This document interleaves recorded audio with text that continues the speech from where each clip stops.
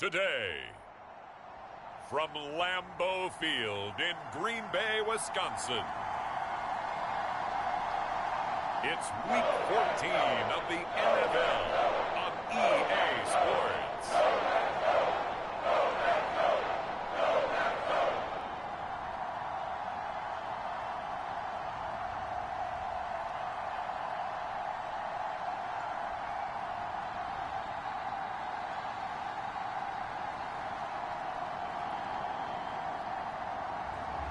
It's the Green Bay Packers taking on the Minnesota Vikings.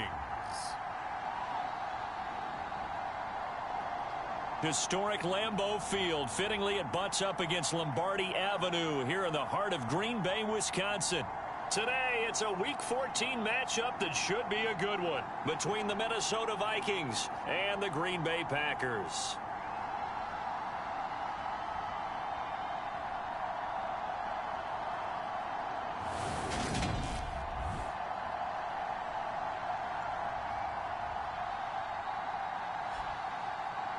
Along with Charles Davis, I'm Brandon Gaudin. And Charles, we look at this Packer team as we interplay here.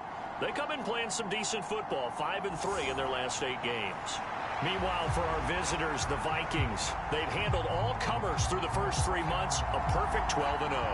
Yeah, they're 3/4 of the way to a perfect season, and now is where it really starts to get into your mind. We'll see if it affects their play in any way. This will be fielded inside the 5. And it takes this near the 25. Just a little pass there. Call it the 26. So here's the Viking offense making their way out. And trotting out there, a guy who's established himself as a veteran in this league. Now in his 5th year at quarterback. And if you go by the numbers, he's had a Pro Bowl type season. And maybe that's even selling him a little bit short. He's the NFL leader in touchdown passes to this point in the year. And with the end of the season not too far away, he's got his guys playing at a very high level. On 1st and 10, Gary. And that nearly intercepted. Oh, the free safety roaming into position almost had it, but it's 2nd down. To throw again, Gary. They'll wind up with positive yardage. It's a gain of 3, but now it's 3rd down. So 7 yards from the 1st down here as they come up to the line of scrimmage. Off the play fake, Gary. And he's got his big tight end here. And he'll take this to the other side of midfield before going out of bounds. So into Packer territory now. Here's 1st and 10 at the 47. They'll send a receiver in motion to the right. Throwing on 1st down, Gary. Looking deep downfield. And it is incomplete. Good positioning there downfield to break that one up. 2nd and 10, a very chilly day here, but no snow. And I got to say, if it's going to be this cold, I want snow. You should see Charles' face. He's looking at me like I'm crazy. And he'll be brought down inside the 40-yard line. Well, this defense for the Packers, they were terrific a week ago in that win over Detroit. Yeah, what stood out to me on tape, the way they were flying to the football. So that tells me that they've got all their assignments down, and they're playing with extreme confidence. And he will have a Vikings 1st down by about a yard as they're able to convert on 3rd and 2. These two teams, you may remember, they met in Minnesota earlier in the year with the Vikings coming out victorious. So a victory here in Lambeau would give them a sweep of the season series. And this is caught inside the 5. Touchdown, Vikings. A great play there with touchdown number 23 here on the year. And the Vikings have taken the early lead on the road here at Lambeau. One of the keys to their long winning streak has been scoring first. An ideal drive right there, getting the first 6 points of the ball game. Do you go back to our meeting with the offensive coordinator? Remember what he told us? Absolutely. With some teams, I script to probe in the early part of the game. Other teams, I script to attack. They've been in attack mode for these ball games and continue that in this one. The extra point splits the uprights, and it's now a 7-0 game. So this drive spans 7 plays, and it all culminates in a touchdown for Minnesota. Minnesota's kick team ready, and the Vikings boom it away. And this will be a touchback as that sails over the end line. So here comes the Packers offense now onto the field. And a glance here at their shifty mobile signal caller. And I thought it was a really nice performance last week by him. 3 touchdown passes. I think that signifies exactly what he was getting done. He did have the 1 interception. But that's the ratio you say you're okay with, right? If you go 3-1, you're going to be pretty happy over the course of a season. And let's face it, he'll never blame the receiver publicly. But behind closed doors, he probably told his agent, hey, what's the deal? I should have had a perfect game.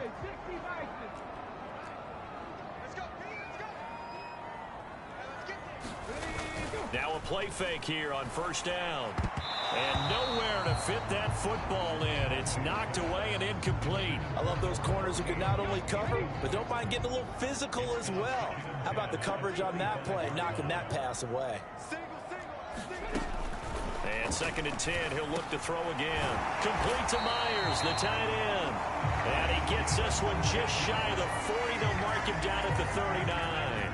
So from the 39 now, they'll come up on a 1st and 10. Looking to throw. Mobley. And this throw a bit late as he couldn't reach back for it. I think he's got to be careful not to force anything into coverage right there. There weren't really any throwing lanes. But the best part for him, he's got 2nd and 3rd down to fall back on.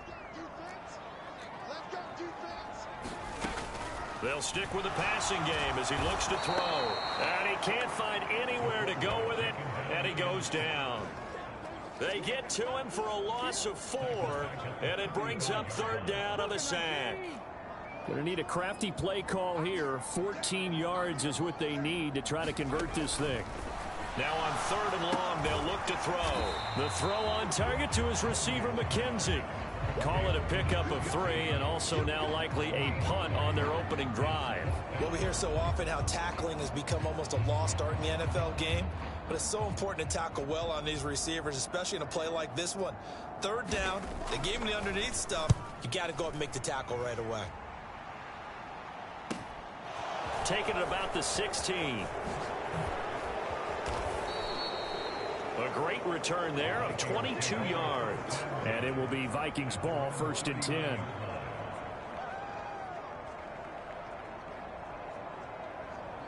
The Vikings offense making their way back out. Now let's give you a look at the playoff picture coming into the weekend in the NFC. Well, we do know, Charles, they will be in the playoffs. They currently sit at pole position #1, but nothing's set in stone right now. They still have to earn that top spot.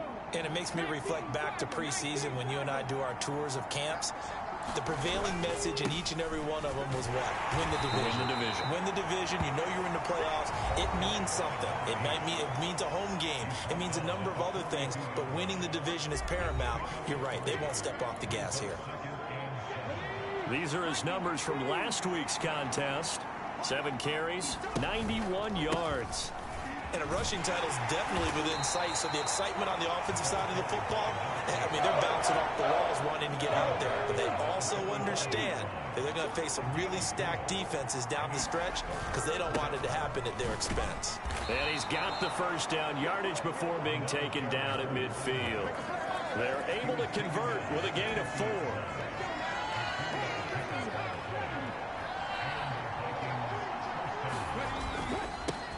On 1st down, they'll go to the ground attack.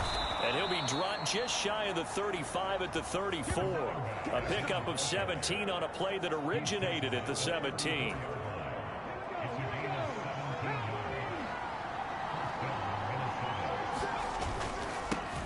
On 1st down, they'll go to the ground attack. And he stopped immediately there. No gain on the play there, 2nd down. Well, partner, this offense 12-0 now on the year following their latest victory. And during the week, a lot of folks making comparisons between this squad and the 1985 Bears. You know, they too were 12-0 at this juncture of the season before losing on a Monday night 38-24 to the Dolphins at the Orange Bowl way back on December 2nd of '85. But then they never lose again en route to winning Super Bowl 20. And when you look back on it, partner, didn't it almost feel like a setup game?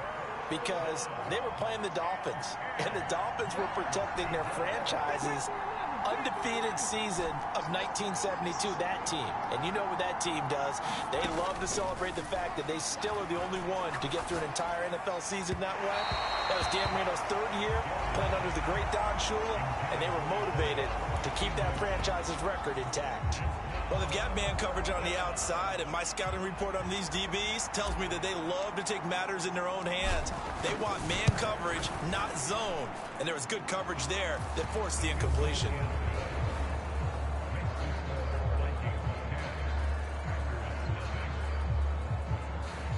So a touchdown on their opening drive and 3 more here, and it adds to their first quarter lead. Yeah, everything's going according to plan so far because the offense has moved the ball, defense able to do their job, and here the special teams unit comes through with their contribution. A field goal to make it 10-zip. The Packers offense here coming back out for their second drive. They'll look to get something started. They need to, down 10-0 early as they've got it 1st and 10. They'll start this drive out on the ground. And he is met in his tracks behind the line of scrimmage. He'll lose a yard there, and it's 2nd and 11. This defense is a difficult one to prepare for, one of the best in the league. They'll come at you from all angles, and they did a nice job there stopping him for a loss.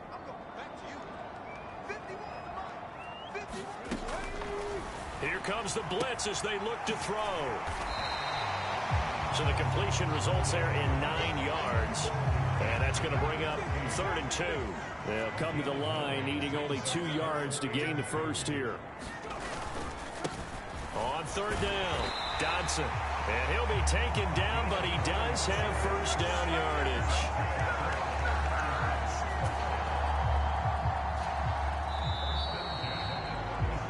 $10-0 the score after 1 on EA Sports.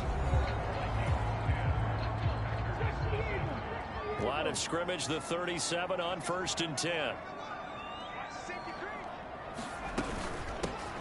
They'll keep it on the ground. Dodson, and that one blown up quickly as he's going to be stopped before he could even get started. A loss of a full 3 yards, and now it's 2nd down. I think we call that season's greetings right there. He came up, pow, knocked him for a loss. Looking to throw on 2nd down. Mobley. And he will find his big tight end over the middle. And they'll get him down on the other side of midfield. From Viking territory now, they'll come up 1st and 10 at the 49-yard line.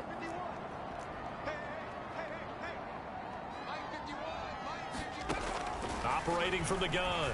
Mobley firing quickly here, and that's complete. And they're going to work this down to about the 32-yard line. That's what we're used to seeing from him right there. Plays like that, why he's number 4 in the league in terms of receiving yardage. Able to make adjustments all along the way. Doesn't matter where he lines up, where he releases from. Working his way into the secondary, figures out defenses and finds weak spots in order to get open.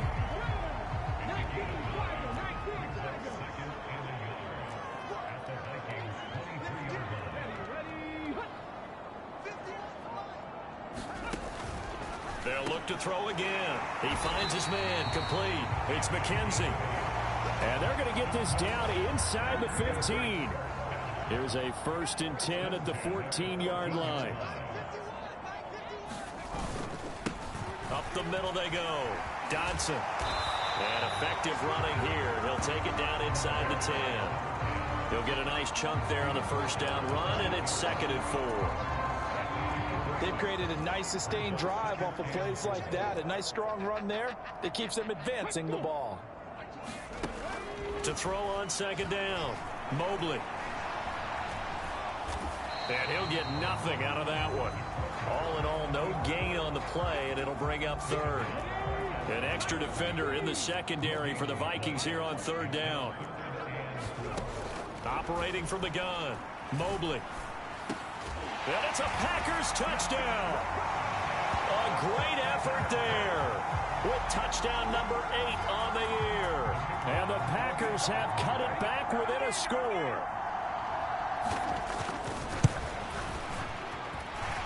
Point after, right down the middle. And that'll cut it to 3 at 10-7. So that one a long 11-play drive. And it ends with a Packers touchdown. And here comes a return from just beyond the goal line. And a good return as he'll be stopped just shy of the 30-yard line. Minnesota now ready for their next possession. Last time out, you remember their drive stalled, but thanks to their kicker, booted a long field goal to at least get them 3. Now here they'll try to do better and find the end zone. And in our experience, how much fun is it for coaches to know that they've got a kicker who can nail it from long distance?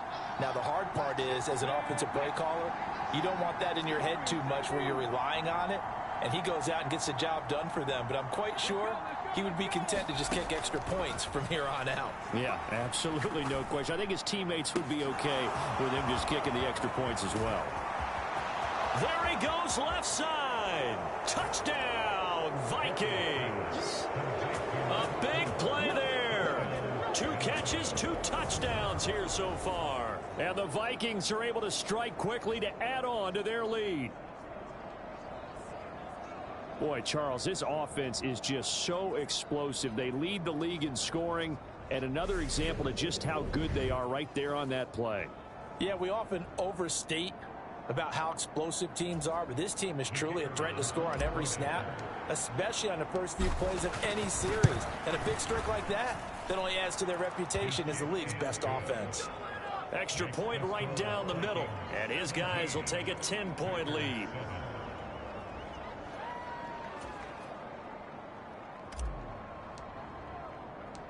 Out is the kickoff unit as they run up and send this one away. McKenzie will not return this, and it'll be brought out to the 25. Out is their quarterback with this offense to take over once more. He threw a touchdown pass last time they had it, and he'll look to get him in the end zone again here as they start with the first down.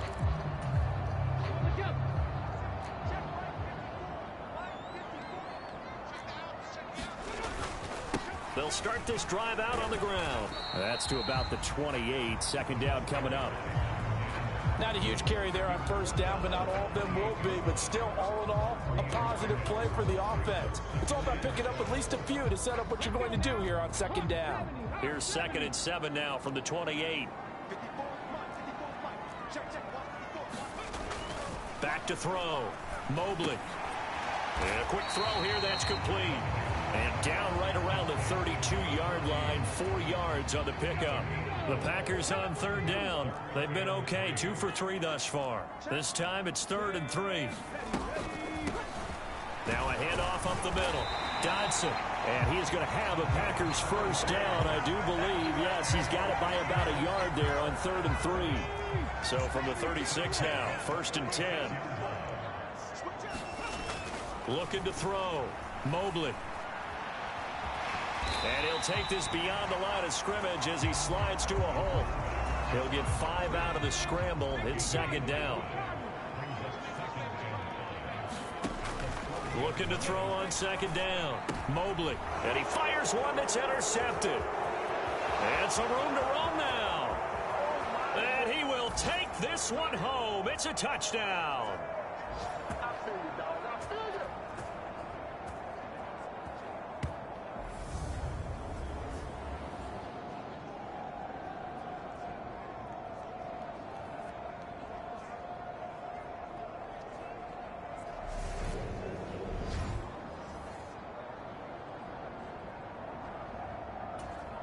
No going for 2. They'll kick the point after.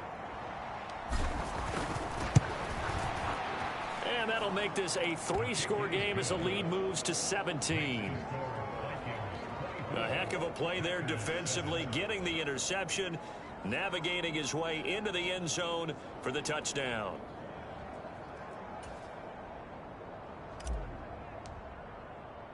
So they throw the pick six. They'll get another shot at it now as this one's in the air. McKenzie will not return this, and it'll be brought out to the 25. The Packers offense now. They get ready to head back onto the field. Now remember, they were just out here a moment ago through the pick six, so we'll see if they can take better care of the football this go-around. Yeah, and sometimes, partner, I think it's almost better that you just throw the pick six and you come right back out on the field. You're not over on the sidelines dwelling for it for very long. You're not hearing everyone say, oh, hey, you'll get them next time. Hey, don't worry about it. Oh, now it's stripped. He loses the football. And this belongs to the Vikings. I know it's a phrase that sounds really cool, strip sack, but all we're talking about is getting to the guy, getting to the passer, making the tackle, making the play, but do a little bit extra, right? Stripping the ball out, working the arm free. That's become a big emphasis for all defenders. Yeah, and as a defender with the emphasis, this is something that's practiced. Practiced all the time. Taking the ball away, creating turnovers, that's really job one for any defense because that's how you win in today's NFL. Following the fumble recovery, Gary, and that is incomplete. Oh, the coverage a little too good there, and it's second down. So now 2nd and 10 after the incompletion on first down. Back to throw. Gary steps away to his left. And that'll be incomplete. And they approach this drive with a lot of confidence after the last one ended up as a touchdown. But incompletions on their first two throws has them huddling up and trying to figure out a big play here on third down to get their momentum going again. It's caught by Jackson. And he will be very close to a first down, but I see the closed fist of the referee, and that means 4th down.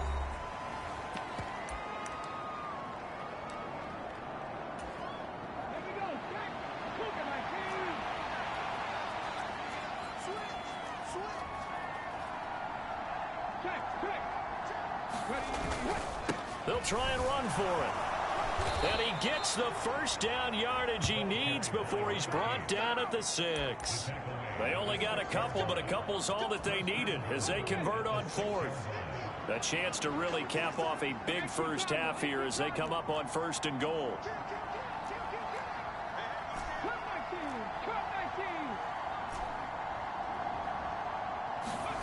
Operating from the gun, Gary.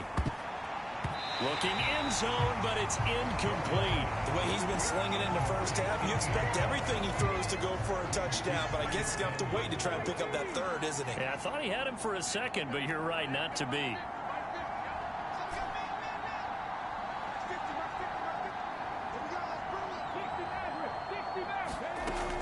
To throw on 2nd down, Gary. In trouble, and he'll go down back at the 12. And not a good time for the sack on 2nd and goal, a loss of 6. And now it's 3rd down. Well, that's what they have to do more of defensively, not just getting sacks, but they have to keep getting in his face, not let him get his feet set and deliver. He's been coughing them up previously. Yeah, already has a couple of touchdown passes. About time they put a few grass stains on that jersey.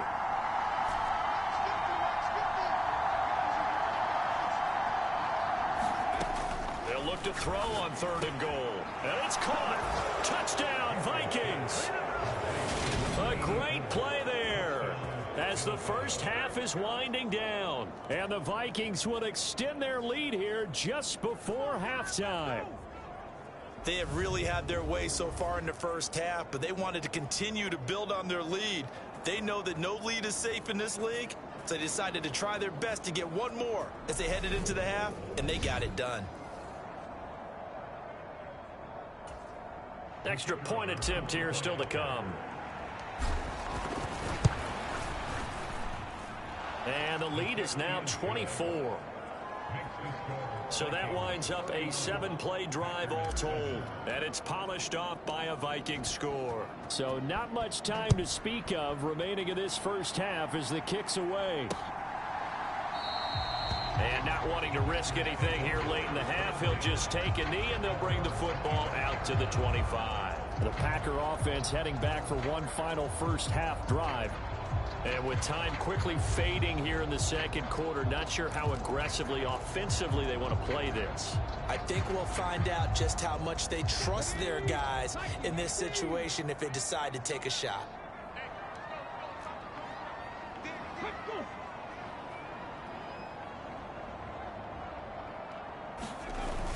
And they'll indeed start on the ground to run that clock. And defensively, they're just looking to keep him contained as they're able to get him down. Now the Packers going to go ahead and use the second of their timeouts as they'll stop it with 14 seconds to go in this first half.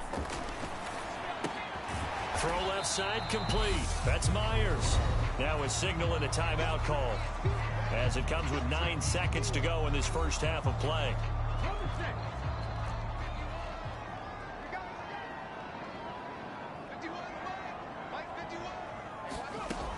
On third and short, they'll try and pick it up through the air. And they'll get this down to around the 47-yard line. So we hit halftime with our visitors, the Vikings, taking the lead to the locker room. As we send you down to Orlando, where Jonathan Coachman has our EA Sports halftime report. Coach. All right, Brandon, we'll get back to you and Charles in a bit. But first, let's get to some of these scores around the NFL here in a busy Week 14. We'll start with two teams that have been division rivals since 1933. It's Chicago playing host to Detroit. And that game tied 21-all in the second quarter. A lot of offense there.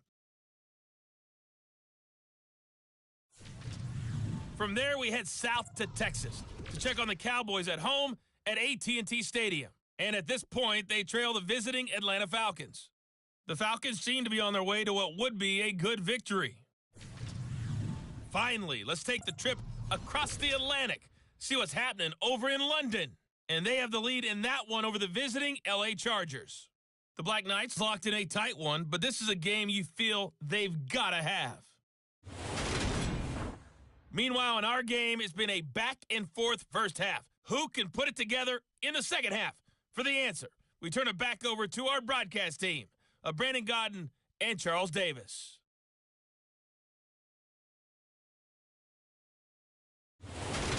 All right, Coach, thanks very much. Fine work as always as we welcome you back for quarter number 3.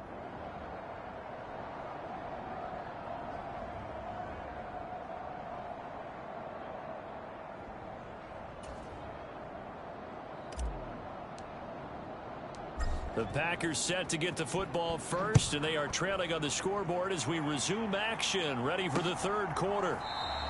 McKenzie will not return this, and it will be brought out to the 25. Now come the Packers for their next drive as we take a look at the playoff race in the NFC coming into the weekend. And as we take a look at the playoff picture, certainly still a lot of jostling to go in these final few weeks. For the moment, they would be a wild card team, far from locked up, but that's why this is exciting. These last few weeks, a lot to play for. So much to play for, and remember, 7 teams in each conference go to the playoffs instead of 6. And not to mention, remember when the league made that move a few seasons ago to put divisional games at the end of the year? So you get to week 16 and 17, you're playing for playoff spots, and you're playing divisional games. Couldn't be more exciting than that.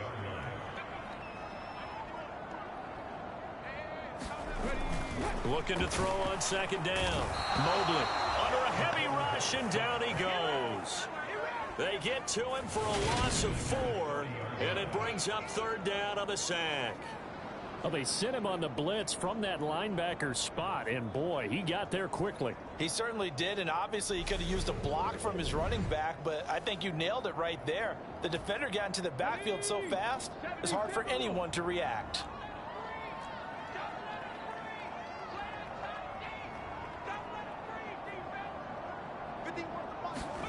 From the gun on third down. Mobley. Is this intercepted? It is. It's intercepted. And the Vikings are going to take possession of the football. Well, I certainly think that we're seeing a big reason why this team has struggled to put points on the board so far, because too many of their drives have ended in turnovers already, and we still have almost a full half of football yet to play. So 1st and 10, and if they score on this drive, might have to start digging in our second half blowout material. One back in the backfield, he'll get the carry. And he can only manage to get a couple. 2nd and 8 coming up. The last run good for 2. Here's 2nd and 8. And they'll keep leaning on the running game. Back to the ground. And an excellent job of finding the opening as he's got this now all the way down to the 22. 50 yards on the ground for him now on 9 carries.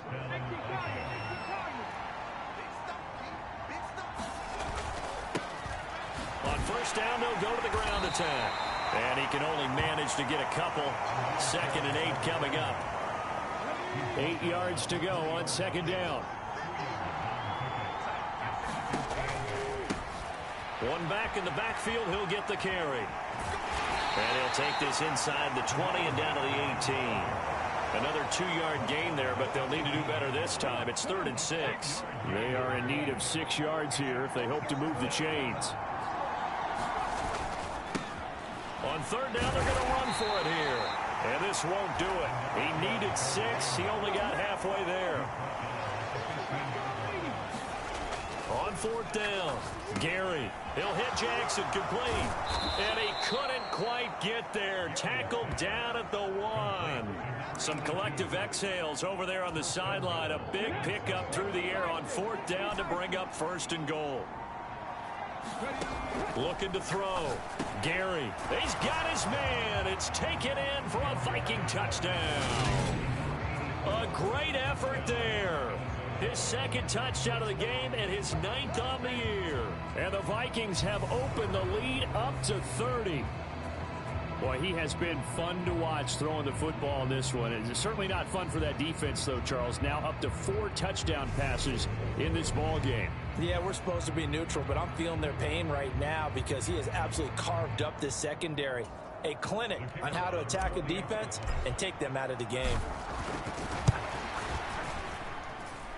Extra point splits the uprights, and the lead grows even larger here in the 3rd quarter. Minnesota's kick team ready, and the Vikings boom it away. McKenzie will not return this, and it will be brought out to the 25. Now trotting out there, the Packers getting ready to go. Well, we haven't exactly been treated to a nail-biter in this one, CD, and if they cannot score here, this one's pretty much all but over. Are you saying that you feel like people are starting to think about getting out of here, maybe beating the traffic in order to get home or to their final destination? Yeah, I don't think there's a whole lot of reason to hang around, especially if they can't score here.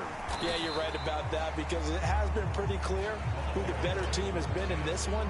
And in a league that we talk about every game being a one-score game as we go into it, watching this blowout, let's just say it's been unusual. To throw on 2nd down, Mobley, and he can't get rid of it. He's taken down.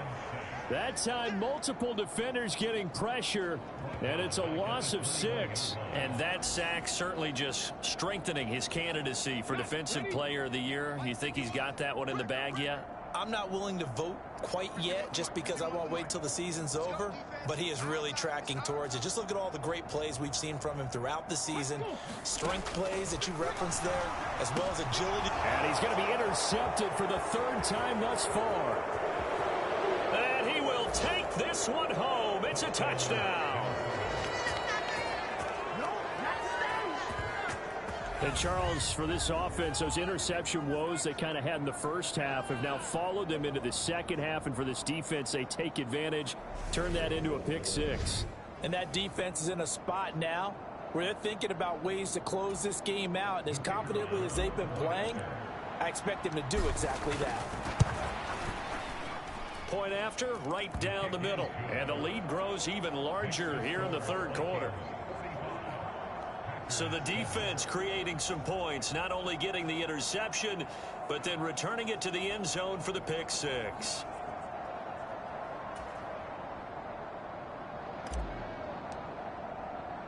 So they'll get another shot on offense following that pick 6, and now the kick is away. McKenzie will not return this, and it will be brought out to the 25. Green Bay's offense ready to go again. Well, we're still in the third quarter, so there's some time to kind of clean this up and make it look more respectable. Now, a win, that's probably gone out the window, Charles, but I don't know. Do you look at this as a time to just improve and maybe start to look towards the future? I think you have to find something to play for, something to grasp onto until the clock runs out. But, Brandon, we've been around this game a long time. This is an outlier. You don't get many blowouts like this no matter how the game looks on paper going in. This one has turned out to be everyone's worst nightmare realized. Green Bay, Wisconsin is the spot. Third quarter inside Lambeau. Glad you're with us. 2nd and 10. He finds his man complete. It's McKenzie. He'll be dropped after a gain of about 6 across the 30 to the 31.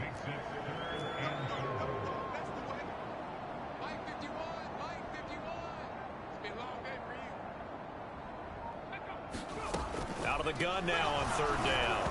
And this is going to be incomplete. But they certainly aren't letting up today, partner, because they've forced big turnovers already. And it's been incredibly tough for them to get yards against, let alone put points up on the board. 46 on his first kick. This one in that neighborhood as well. Fielded just inside the 20. A nice return that time. Gets 12 yards back. And the Vikings will take over here 1st and 10. The Vikings head out to take over once again. Well, this offense, this team, they are rolling right now, Charles. They've scored on 3 straight possessions. You look at the scoreboard, and they pretty much right now got this thing on cruise control. Yeah, and this is that time of game where you and I have to be prepared, right? Isn't this kind of like that empty the bucket time where you have to go into your blowout material and make sure we have some different things? That's what we're staring at right now, the way this one is going. And now the drive starts with a completion out to the right. And he'll be out of bounds, but able to get it up past the 45. The catch and run there, good for 16 and a first. 19 tight. Off play action. Gary. Looking downfield, and that's caught right side. He's got his man. And he'll get into the end zone. Touchdown, Minnesota. A big play there. 53 yards. And the Vikings get another third quarter touchdown to add on to that lead. And this is obviously quite a performance. And most of the time when we talk about someone putting a team on their back, I think we're talking about a guy who runs the football. In this case, it's a guy out wide catching it, and he's done exactly that. Truly leading his team right now towards victory. 3 touchdown catches. He's been the headliner. Extra point right down the middle. And the lead grows even larger here in the third quarter. Minnesota's kick team ready, and the Vikings boom it away. McKenzie will not return this, and it'll be brought out to the 25. The Green Bay offense now about ready to take possession here. Well, this has been a tough one for them, Charles. They've struggled really on both sides of the football. And one thing that's really plagued them, the turnovers. They've had issues keeping the football in their possession. And every game that's ever been played, all coaches talk about taking care of the football and limiting turnovers. And in this one, after we saw that first turnover, we worried that things would snowball, and it certainly did, especially on the scoreboard.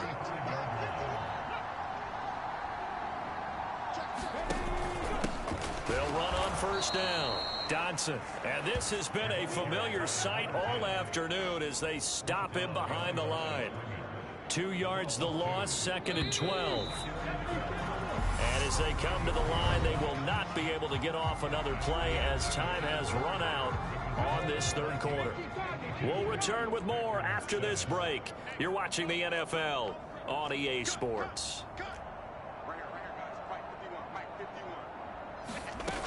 Looking to throw on 2nd down. Mobley. They'll wind up getting 10 back as that sets them up for 3rd down.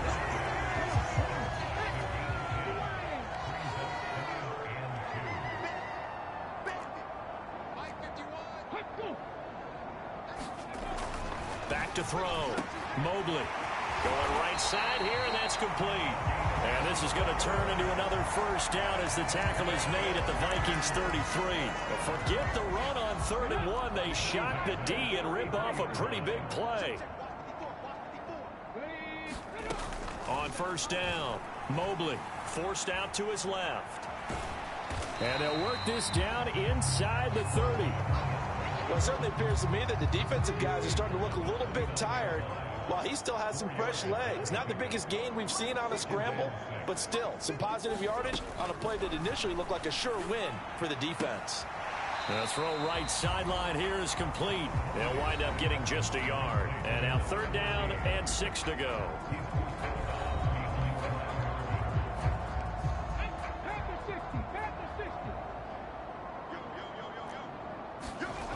Looking to throw. Mobley. And that is incomplete. They lead big, and a major part of that has been how they've taken their play to a whole new level this second half. No points allowed since the break, and you can add another incompletion to the total number that they forced in this runaway contest. And his kick here is good. And they'll get back 3, but this remains a large deficit.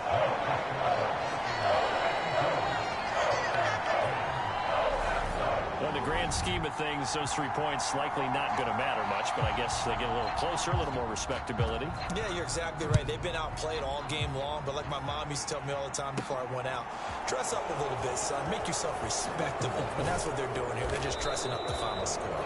A solid return, pretty good field position. They'll start at the 32. And now out comes Minnesota. We find ourselves here in the midst of a one-sided affair. A lot of fill time down the stretch, Mr. Davis. So we could talk about food because that is something that you and I enjoy. We share that. We enjoy our time at the table. So maybe the best steakhouses in the city, but in all seriousness, the performances that we've seen this year, we've seen a bunch of great ones. And it's going to be hard to parse who's going to win the MVP. Yeah, it really is. Is it going to be a runner? Is it going to be a thrower? Can a defender finally win it this season? Those are the things that we could probably discuss. And collectively, this is about as dominant of a performance as you could have hoped for on both sides of the football. Might have to put it #1 for what we've seen this season. 79 yards rushing for him in the ball game now on 14 carries. No doubt those are the types of carries they're looking for here, Charles. The lead in the 4th quarter. This is when coaches that have a reliable running game, they breathe a little easier on the sideline. Yeah, they love the idea that they can take the air out of the football at this point in the game. That means they're really counting on that offensive line, counting on the runners, taking care of the football. Because you're going to tell your quarterback, hey, no time to be a hero. We're not going to throw it here.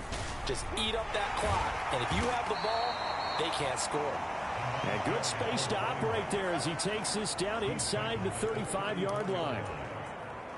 Historically, this is such a tough, loud venue, but you can hear a pin drop right now. A lot of fans long gone, not used to seeing a lopsided score like this.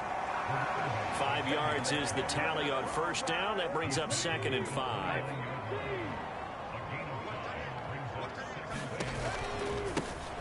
They'll try and run some clock here as they keep it on the ground. And he's brought down, but not before he reaches the 8-yard line. That's good for 21 yards and a first down. At carries like that, that's how they're going to continue to salt this thing away here, Charles, in the 4th quarter. Yeah, how about that? A new set of downs. Clock continues to move. No better way to close out a game than to tap those mastodons you have up front and say, guys, keep pounding them. Let's keep the ball, keep their offense on the sidelines, and let's close this one out.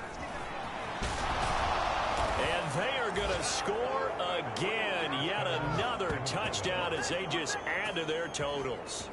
Well, business as usual for them. Well on their way to another victory.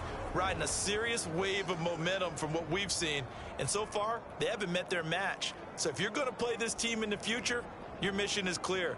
You better be ready to play and match their firepower.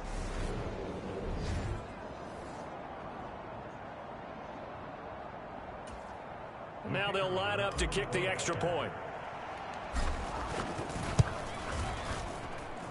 And this one was over a while ago as they just add on to their big lead. So that drives 7 plays in length. And the capper that put it in the end zone, a run of 8 yards.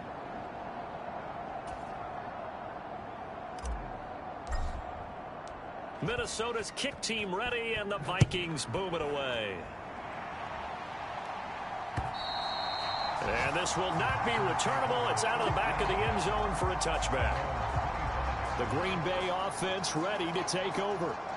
Where we stand right now in the fourth quarter, this one pretty much out of reach. And, Charles, I know they're going to be disappointed about several things with this ball game, but the self-inflicted wounds, they've had several turnovers.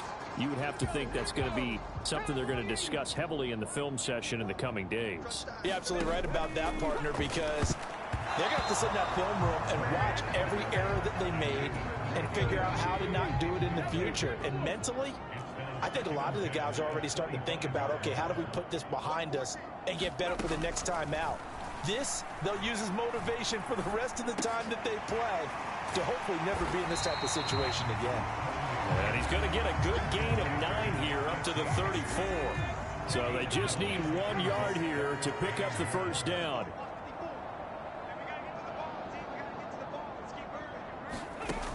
From the gun on third down, Mobley looking middle, and that's complete. And he's going to have a Packers first down as they're able to get the third down conversion. Again, he'll drop to throw. Being chased out left. Looking left side, he's got it, complete. And he'll be tackled on the other side of midfield at the 46-yard line.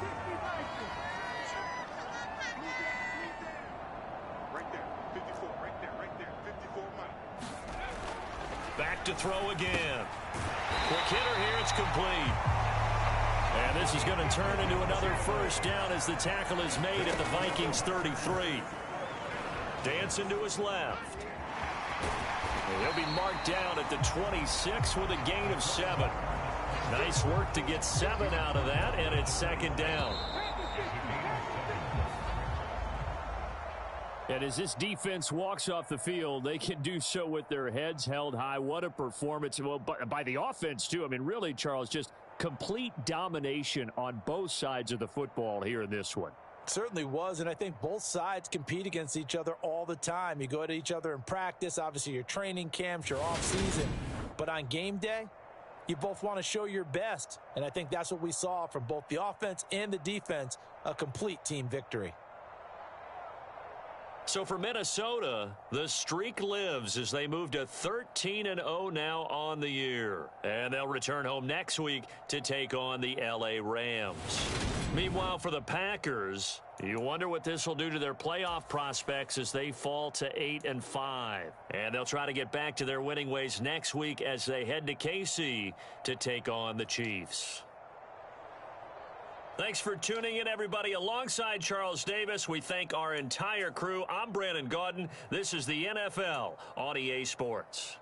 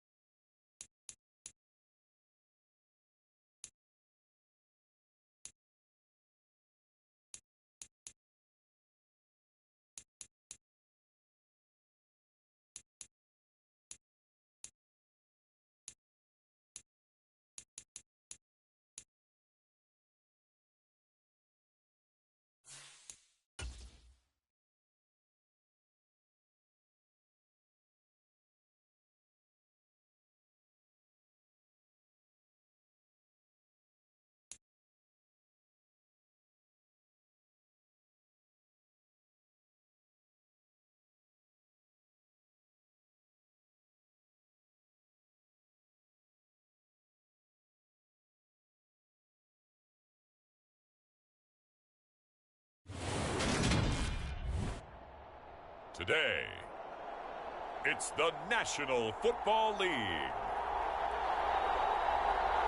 It's Week 15 of the NFL on EA Sports.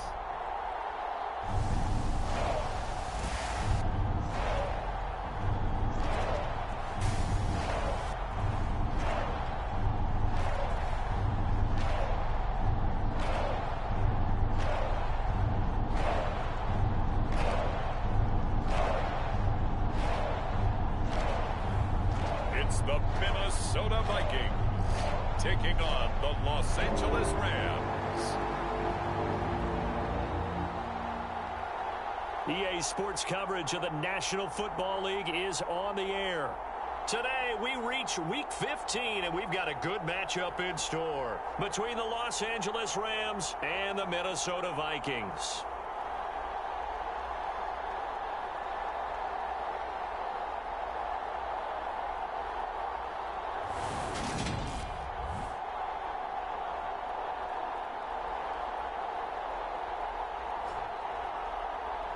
With Charles Davis, as always, I'm Brandon Gaudin. Charles, you talk about storylines in this one. I think it begins and ends with our two quarterbacks, certainly two of the best in the business. And nowadays, I don't think you can get by for long periods of time without a top-flight quarterback. The way the game is played, with all the responsibility he has and how the game flows through him, if he's not on the top of his game, your team's not going to benefit at all. And a decent return out to the 27-yard line.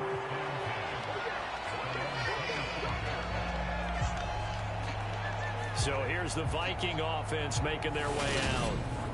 At a glance at the man under center at 6'5", he always demands attention. And if you go by the numbers, he's had a Pro Bowl type season. And maybe that's even selling him a little bit short. He's the NFL leader in touchdown passes to this point in the year. And with the end of the season not too far away, he's got his guys playing at a very high level.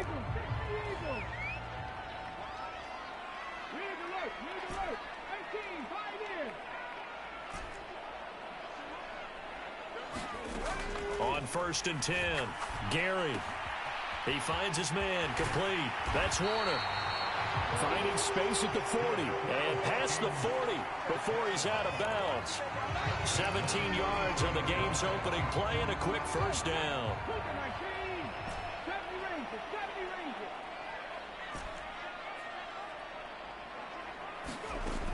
From the shotgun, he'll look to throw. And he's got Booker. On the move past the 40. And they'll get this well past midfield before being stopped just before the 35. It's another first down as this time they get an even 20.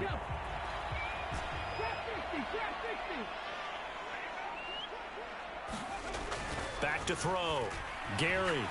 He lets this one fly toward the back of the end zone. And it'll be incomplete. Good job staying with him defensively. And it'll bring up second down.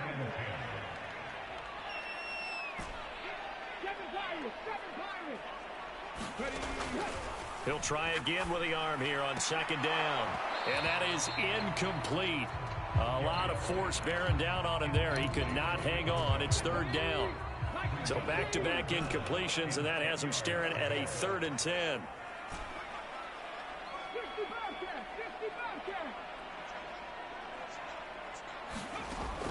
Operating from the gun, Gary. And they're going to move it down to inside the 25. Solid catch there for a man who's been so brilliant this year. Worth pointing out, as we were talking about earlier, there has never in the 60-year history of the award been a pass catcher, tight end, or wide receiver that has taken home the MVP trophy. And the best receivers I've talked with, they know that stat, and it drives them crazy because they understand that without a quarterback, they don't make the plays that they make. But they also don't feel like they get enough credit for bailing out some of the throws that quarterbacks make. Absolutely. Takes two to tango. They go play action here on first down. And he will score. Touchdown, Vikings. A great play there. His 25th touchdown. Tying Emmitt Smith for the 5th most in one season. And the Vikings will jump on top with the game's first score here this afternoon. Well, these guys scored touchdown after touchdown in that win a week ago. So how do they come out this week? Same way. They've got that momentum going, a touchdown on the opening drive. I think it's safe to say that they're in a groove, isn't it? I mean, a lot of times we've seen where teams have scored a ton of points the week before. The very next week struggle to score almost as if they used it all up. Not in this case. This group appears locked in. You're going to have to make some adjustments if you're on the other side of that football.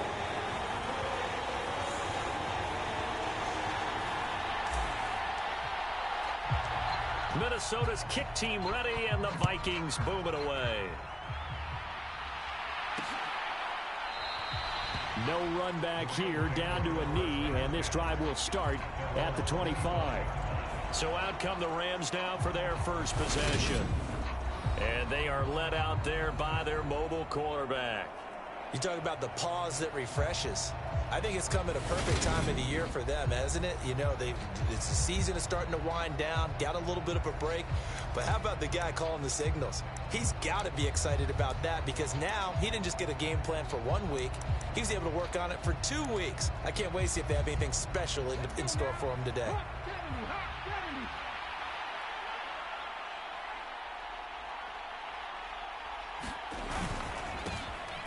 They'll start on the ground here on first down. Trying to find a lane, but instead he'll get back to the line of scrimmage. And no more. No gain on the play. It'll be second down. This defense for the Vikings, they played extremely well last week in that win over Green Bay. I have to admit I was extremely impressed by what I saw on tape because they stayed in the face of the quarterback the entire game, ended up getting 4 sacks total, and made it difficult for him to step up and find receivers downfield. Also made it hard for him to escape the pocket and run. Here's a throw right side taken in by his tight end. And he's going to get a good gain of 9 here up to the 34.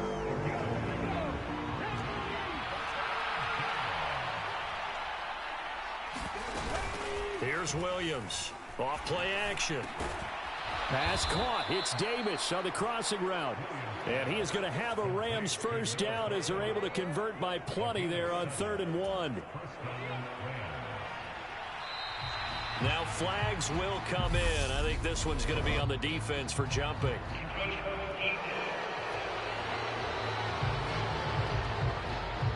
And that'll be a free 5 yards for the offense. Just like a tennis match, that's just an unforced error. Stay alert, don't jump early, and give them free yardage. Up the middle they go. Aiken. And a gain of 4 gets him right to the midfield stripe. Typically, we think it's the strong safeties that are better tacklers, especially closer to the line of scrimmage amidst traffic. But in this case, how about the free safety coming up and making the big-time play?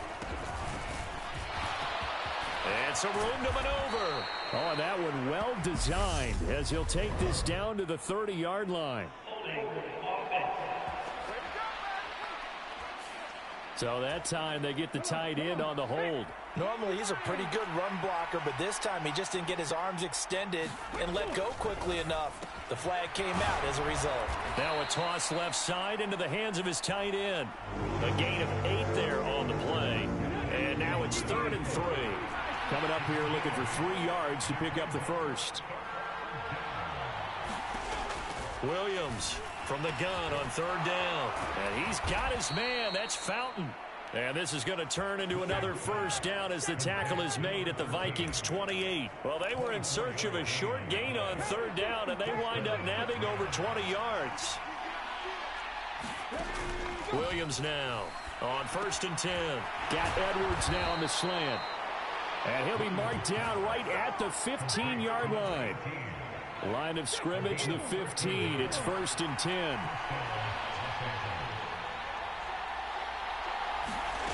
Inside the red zone here. They'll look to throw.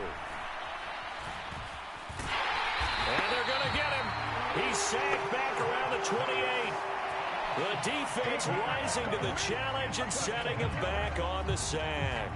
Now that was a passer's nightmare. The front door totally shut down by the defense, so he kept going backwards, hoping to find another avenue of escape. It didn't exist. Firing quickly here, and that's complete. And they're going to get this down inside the 20. And the Vikings are going to beef up their secondary here. 6 DBs on 3rd. Operating from the gun, Williams. Oh, the ball comes out on the hit, but they'll say it's incomplete. So 2 third-down conversions on this drive, but not able to get a third, and now they deal with 4th down.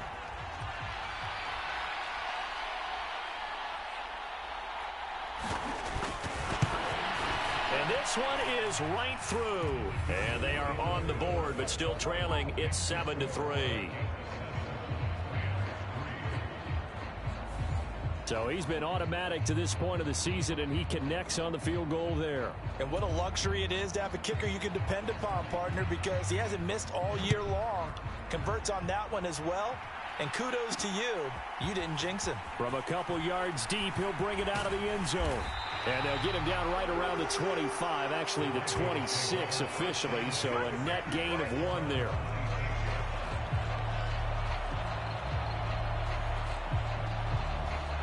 And as this offense makes their way back out, NFC playoff race time, we give you a look at what's going on there.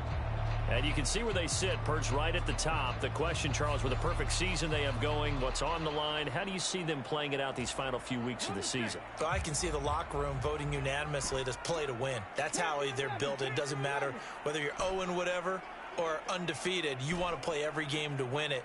But I think from a management and coaching standpoint, you're looking at it and saying how much pressure is on this team to try and keep that record going, and is that really our ultimate goal? They're almost hoping maybe they get beat, and now you can start to rest guys and take the pressure off and just get ready for the playoffs. But one of the ways that quarterbacks keep all the receivers alive in a play, never lock in on any one guy. Make sure you keep your eyes moving, scan the field, and here he finds the open guy for a nice pickup. That's a good acceleration there as he's across midfield to the 48-yard line.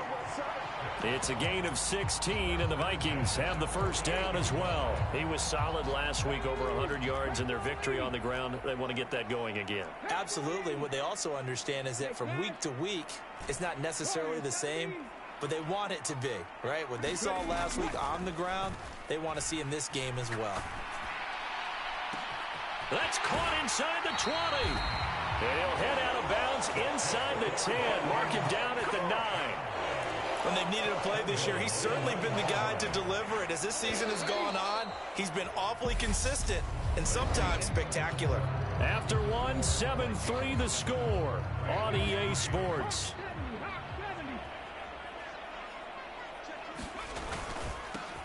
They'll try and run for it on 1st and goal. He pushes forward for maybe 3 down to the 6-yard line. That's good power football on 1st and goal. A lot of teams will throw from there, but that's a nice job to chew up a few more yards and get yourself closer to the goal line. And he gets him a little bit closer. He takes it from the 6 inside the 5 to the 4. His path became similar to almost running a stretch play, didn't it? Trying to find a crease, anywhere to put his foot in the ground and cut back. It just never materialized. Now they'll put a receiver in motion left.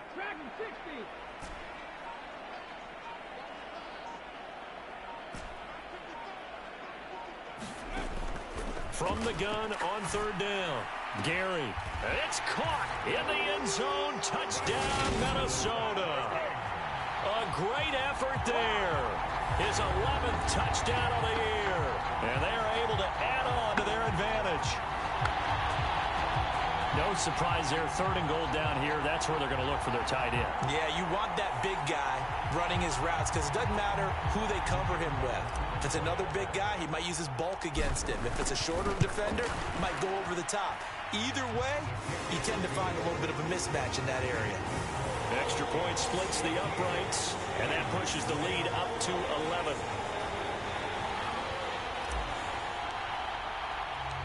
The kickoff team on the field now as they will send this one away.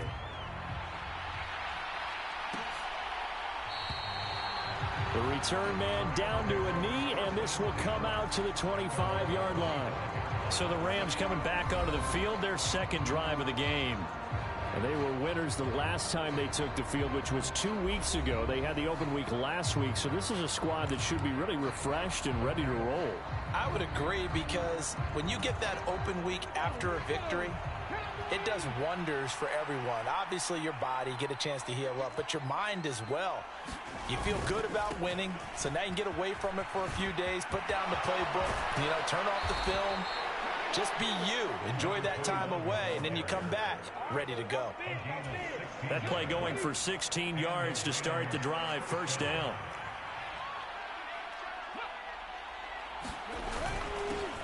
They'll keep it on the ground.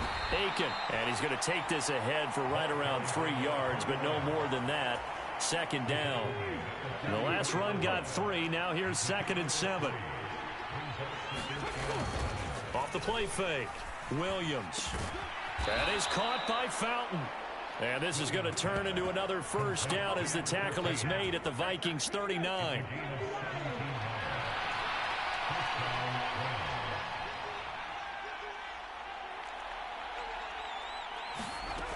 Looking to throw. Williams. And that one off the mark behind him. Incomplete. Nice progress down the field, was halted by that incompletion. They could try for some safe yards here to get things moving again, or keep throwing it and pushing it downfield to try and pick up bigger yardage.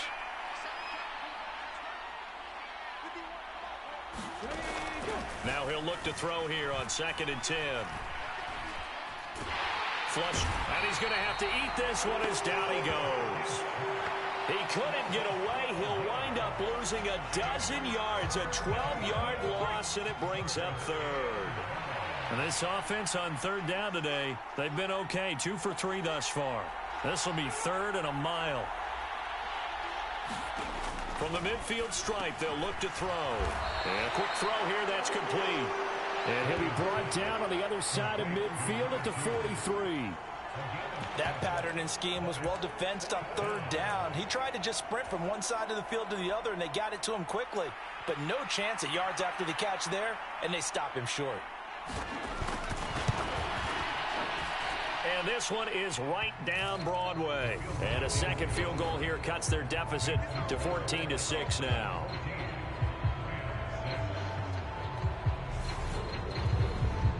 Charles, even as long field goals become more and more common, this is still very rarefied air. Only just over 20 field goals have been kicked from 60 yards or further, and you can add his name to the list now.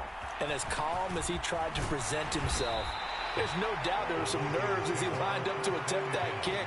But once the ball was snapped, he just swept the leg and boom, over the crossbar. Now the Minnesota offense set to take over again. Well, this offense looks like they have a little extra pep in their step as they take the field here for drive number 3, because remember, Charles, drives 1 and 2 both ended in the end zone. Yeah, and right now they've just got to be careful not to lean into overconfidence, because every drive has a life of its own. But I like the way that they've started, the way that they're going about doing things right now. They've got a chance for that 3rd consecutive touchdown, and that would be a crushing blow to the defense. I see the surprise in your face there, partner. That is a rare incompletion from him. He's been on point this entire game. He has percentage completion-wise way up, not that time.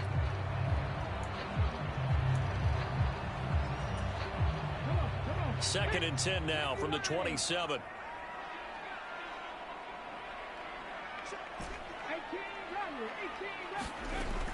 Throwing again.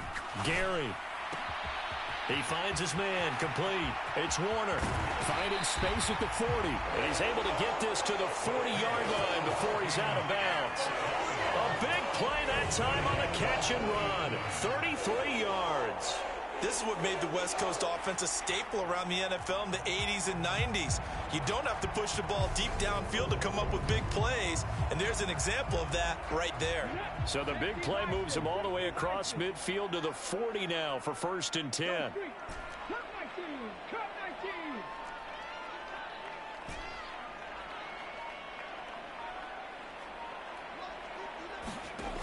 Operating from the gun, Gary.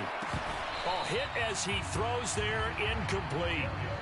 This offense, Charles, we've talked about how well they played all season, sitting now at 13-0 and a finish line for a perfect regular season That's in sight. Some in the media this week were pointing back to the 07 Patriots. Of course, remember, they finished the regular season unbeaten, but they were tested multiple times in that final month plus. Yeah, with something like 4 of their last 6 wins were one-possession games, and they played like a team that was trying to protect something instead of chasing something. And that's what happens when you have an undefeated record. So it behooves you as a team, get a couple blowouts in there so you get a chance to relax and breathe. But that's much easier said than done. Now a 1st and 10 at the 11. Back to throw. Gary. He's got his man. It's taken in for a Viking touchdown. An 11-yard touchdown. And the Vikings have taken a 2-touchdown lead now. Well, just a sensational start for this offense, Charles. 3 drives, 3 passing touchdowns. Is that like mentioning a perfect game in baseball? Or are we cool to do it here in football, partner? No, I think you can do it here in football. I think perfect game in baseball, that's its own category. Yeah, I think you're right about that. Could not imagine a worse start for that secondary. Or let's face it, a better one for this offense. No chance they stop passing now the way that it's going. I think we'll continue to press the ball downfield and hopefully reap the same results. Minnesota's kick team ready, and the Vikings boom it away. And there will not be a return here. It's a touchback, and it'll come out to the 25-yard line.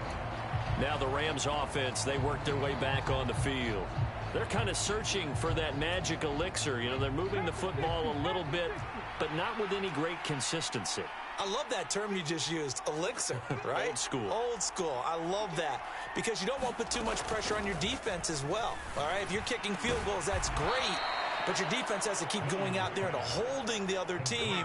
You're not giving them any cushion to work with, and that gets tougher and tougher as the game goes along. Put the ball in the end zone and get 6s. That's the ambrosia that they're looking for. Ambrosia and trying to erase this deficit. And he will lose yardage back to the 34-yard line. 2 minutes remaining in this first half of football. That's going to go down as a loss of 9 on the first down play. So now then the big loss sets up 2nd and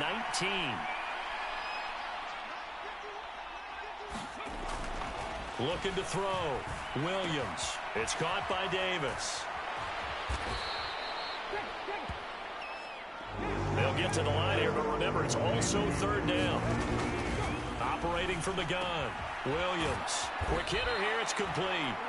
And they're going to mark him down short, maybe by about a yard, if that. That'll go for a gain of 7. And that'll bring up 4th down. Here comes the Rams punter now, as he should be able to pin him back deep here with his first punt. And the punt over the side in the air, and the spot will be inside the 35. The Vikings going to take over now late in this first half. And just inside of a minute left, Charles. They got a pretty long field ahead of them. I'm curious to see how they play this, but you would think definitely enough time to at least try to get 3 out of this. Yeah, you want to move with a nice sense of pace. You want to up the tempo a little bit, but you have to do it with some poise as well. You don't want to go so fast that you hurry yourself into mistakes. There's enough time to put points on the board if they do it right. And even though they have the lead, you know that they would love to extend this lead before heading to the locker room. Down the sideline it goes. Touchdown, Vikings. A big play there. 68 yards. And the Vikings continue to pull away here in this first half. Week after week, Charles, when we see this offense operate, I don't know, they just seem to get more impressive. They certainly do, and let's face it, it's no surprise they're the best in the NFL in scoring. This team designs things well and executes even better. And here, it only takes a few snaps before they're in the end zone. That's how they demoralize teams. That's how they put them on notice. Point after, right down the middle. And the lead opens up now to 22 points. Those are the kind of drives they like on offense, from the coordinator to the quarterback, the line, everybody. One play drive and into the end zone for 6. Set now to kick this one away, and off it goes.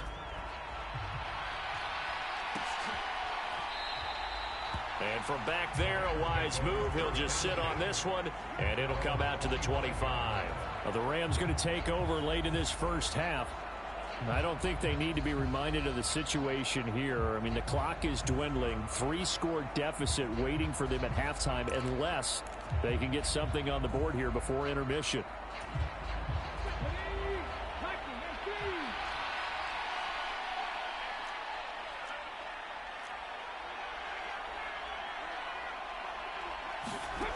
Now Williams throwing on first down. Oh, he dropped it. And that's pretty indicative of the way this one's gone. Following the incomplete pass, here they go again. 2nd and 10 from the 25. Blitz forthcoming as he'll look to throw. And he takes this up to the 40-yard line before being corralled. The Rams going to go ahead and use the first of their timeouts as they stop it here with just under 40 ticks to go in this first half. Here's Williams on first down. Catch left side here by Aiken. And he's got room. And he's got this to the 30 before being taken down. Now another timeout called for by the offense as they get it right at the 32nd mark of this first half. So the big play has them all the way down to the 30 now for 1st and 10.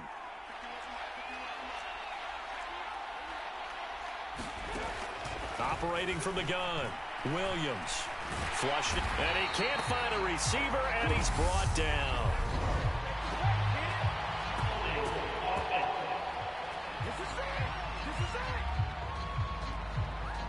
So they will take the sack instead of the penalty. And it takes another down off the series. But the biggest one of all, do you want to tell the guy who just got the sack that it no longer counts? No. No, not at all. Williams to throw on 2nd down. And he's got it complete to Fowler. And they're going to get this down near the 35-yard line. When you're playing a quarterback with some experience and some moxie, you enter the danger zone when you decide to blitz him, because if he's able to diagnose as he did on that play, he can hurt you downfield. He reads defenses so well, doesn't he? He really does, and the best part about that play for him, I don't think that was his primary target. I don't think so either. I think he had the read, figured out where the blitz was coming from, and went to a secondary target for a really nice game.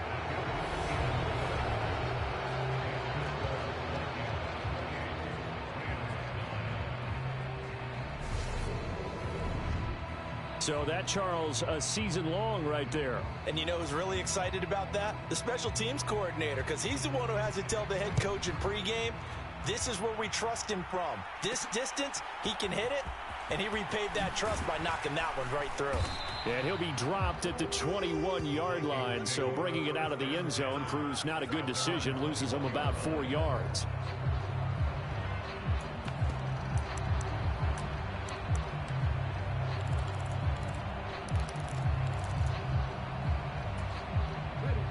The Minnesota offense about ready to get this next drive underway. 1 second, all that remains. A final shot before break. Gary. He finds his man, complete. That's Warner. And he steps out of bounds, but not before he gets inside the 35.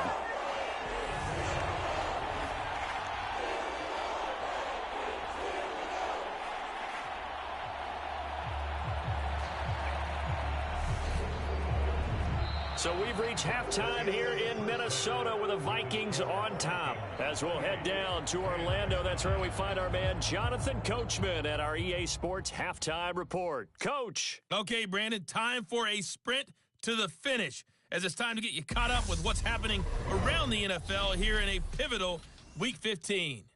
We'll begin out in the windy city of Chicago. And as you see, they were winners back on Thursday night. The Bears continue their playoff push as the victory runs their mark to 9-5 on the year. From there, we're off to check out another game. And you can see, currently they trail in that ball game. The Black Knights looking to sew that one up, and they look to be in pretty good shape. Lastly, let's check on one final game for you. As you can see, the score there in the second quarter. Meanwhile, in our game, it's been a back-and-forth first half. Who can put it together in the second half? For the answer, we turn it back over to our broadcast team of Brandon Godden and Charles Davis. All right, Coach, thank you very much as we welcome you back for quarter number 3.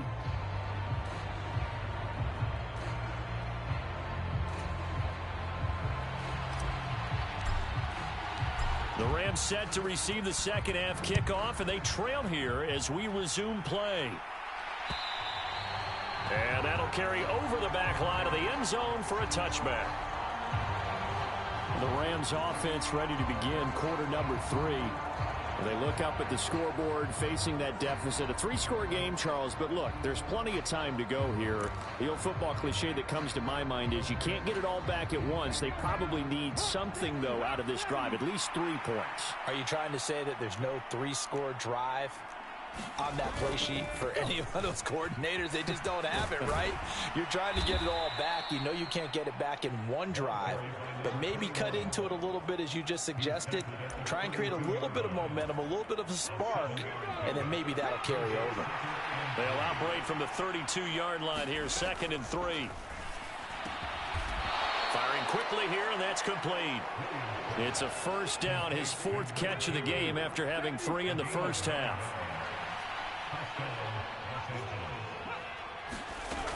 Back to throw. Williams. He finds his man. Complete. That's Barry. And they get to him after a gain of 6 to the 46.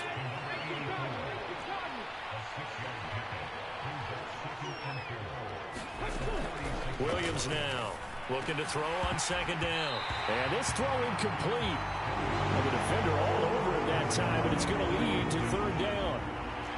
This offense in desperate need of a conversion as they come up on 3rd down. Looking to throw. Williams. Oh, not sure he saw the linebacker there as that's batted down and incomplete. And there's another stop. One of the league's best defenses is certainly bringing it again this week. This is away, but boy, headed straight for the sidelines. And this will be out of bounds, and they spot it at the 15-yard line. Not too bad.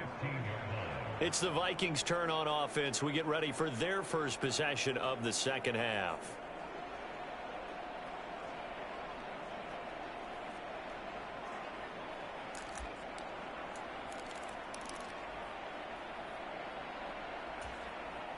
Come on. Set. Set the line. Rig. 19 tight. 19 tight. Throwing on 1st down. Gary. And that's going to be incomplete. Too tough to hold on to that one. It's 2nd down. So after the incompletion on 1st, now 2nd and 10.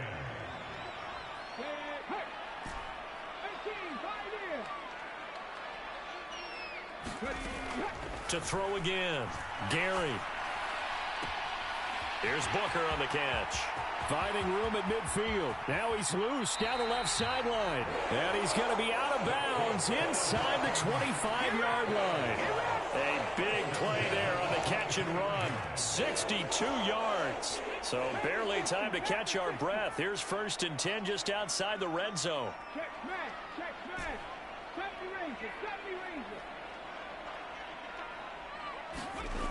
Back to throw. Gary. And he can't find anywhere to go with it. And he goes down. And quickly they get to the line.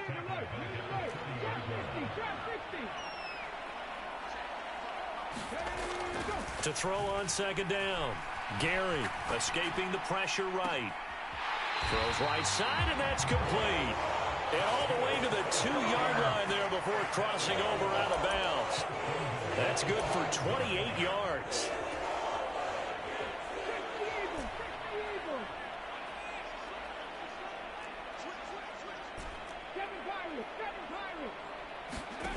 Looking to throw. Gary. And this is going to be intercepted. And a big turnover there as his guys will get the football back. And the Rams are going to get the football here as the ball will come out to the 20. Set to begin their next drive, the Rams offense at the line. I kind of feel like they've reached a do-or-die point in this game, Charles. If they're going to try to pull off an impressive comeback, it has to start right here, right now. Yeah, now they've got a final chance to get out of this situation, but they also understand they've got to move the ball and move it fast. In addition, they need to save as much time so they can get 2 more possessions. Now Williams to throw on second down. And he's left with no option here but to throw it away. Well, partner, they've certainly played up to their top 10 defensive ranking this week. They've stifled this opposing offense throughout this game. This contest is now lopsided because of their efforts, and there's still a quarter to go. And that's going to be incomplete. The contact there enough to jar that ball free, and it brings up 4th down. Here comes the Rams punter now as he's on to kick it away. Taking it about the 36. And he'll take this to the other side of midfield before going out of bounds. A good return there, 17 yards. And the Vikings, they'll be set up well as they take over in great field position. 1st and 10. Minnesota's offense takes over possession as this offense takes the field against CD. Remember, last drive, they were moving the football, but then they threw that costly interception, so we'll see if they can right the ship here on this drive. And doesn't that just sum up football? We see it all the time, don't we? The defense goes from losing the battle to making a huge play and stealing the momentum. So you know they're riding high right now, and they're ready to challenge this offense and that quarterback one more time. And we'll see if the offense is up for that challenge here as things start to get more interesting here in this second half.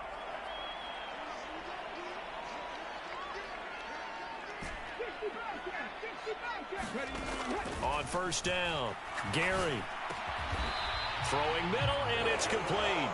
And they've got this down to about the 12-yard line. They'll come up now on 2nd and a yard.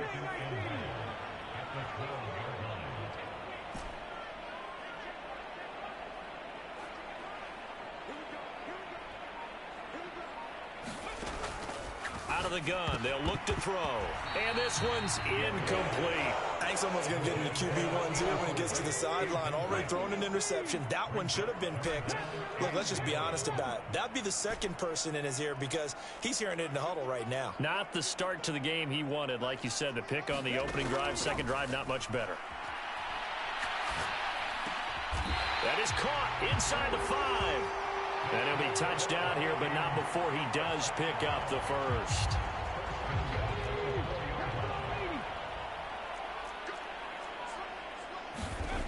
Back to throw. Gary eluding the pressure right. To the goal line, but it's incomplete. That was a touchdown if he could have hung on. Instead, it was a well-timed collision to jar that one free.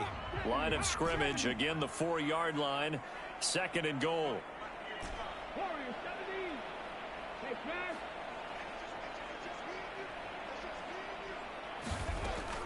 Looking to throw. Gary. And that's going to be knocked away in the end zone. It's incomplete. A chance to really put this game out of reach. Here's 3rd and goal. Back to throw. Gary. And a quick throw here. That's complete.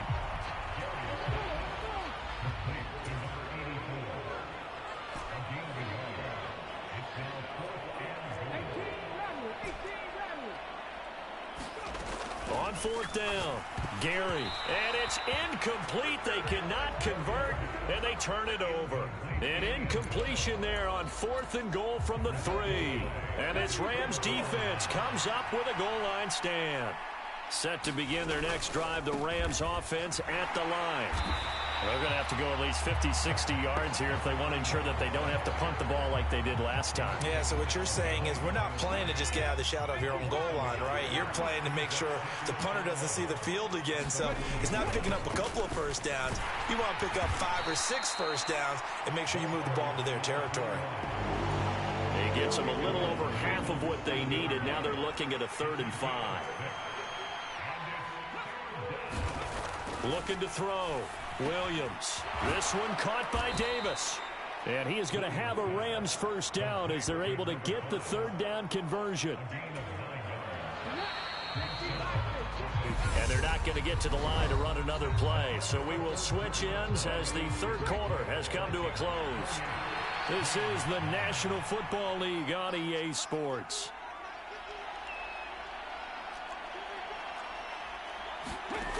Here's Williams on 1st and 10. Looking left side, and he's got a man. That's Barry.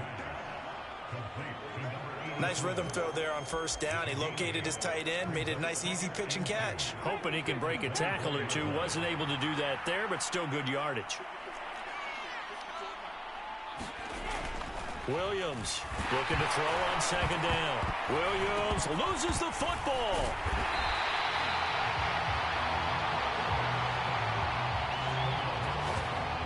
Much like a running back going through the line, quarterbacks have to be aware of protecting the football as well. He left it exposed that time, wound up having it knocked free, but fortunately had an alert teammate who was able to get it. And he'll get this up to the 30-yard line. The Rams, they are on the move. They've got another first down. You can... Plenty of shouts from this crowd as they watch the replay. They want a challenge, and they're going to get one. The thing that they'll be looking at is a spot of the football, and this is always such a tough one for officials to get exactly right. Not just because of how fast the game's going, but so that challenge not successful there, and that's going to cost him the first of his timeouts. Williams now throwing on 1st down. Throwing for his running back, and he's got him complete. And he'll be brought down right around the 37. That will go as a pickup of 7 on the 7th play of the drive. Looking to throw on 2nd down. Williams. 5th catch of the afternoon, and that gives him a first down. This has to go down as one of the simpler routes in the playbook, but oh so effective. Nice completion there. Keeps the sticks moving. Now Williams on 1st down. Got his man complete over the middle. It's Barry. And they're going to get this to about the 44-yard line. So on the other side of the field now, it's 1st and 10 as they've got things rolling on this drive. Now a throw here to his running back. And he'll be brought down inside the 40-yard line.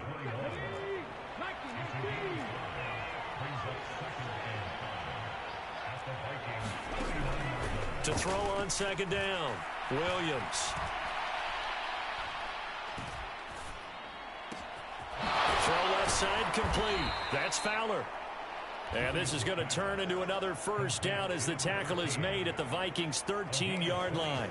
A good pickup there, 26 yards.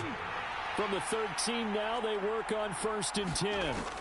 From the red zone now, they'll look to throw. And he can't get rid of it. He's taken down. The defense rising to the challenge and setting him back on the sack. So after the sack, a scenario you certainly don't work on too often. 2nd and 24. Back to throw. Williams looking left side, and it's complete.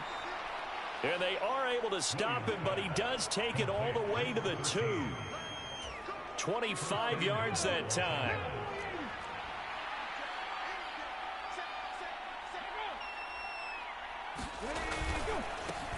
They'll try the left side.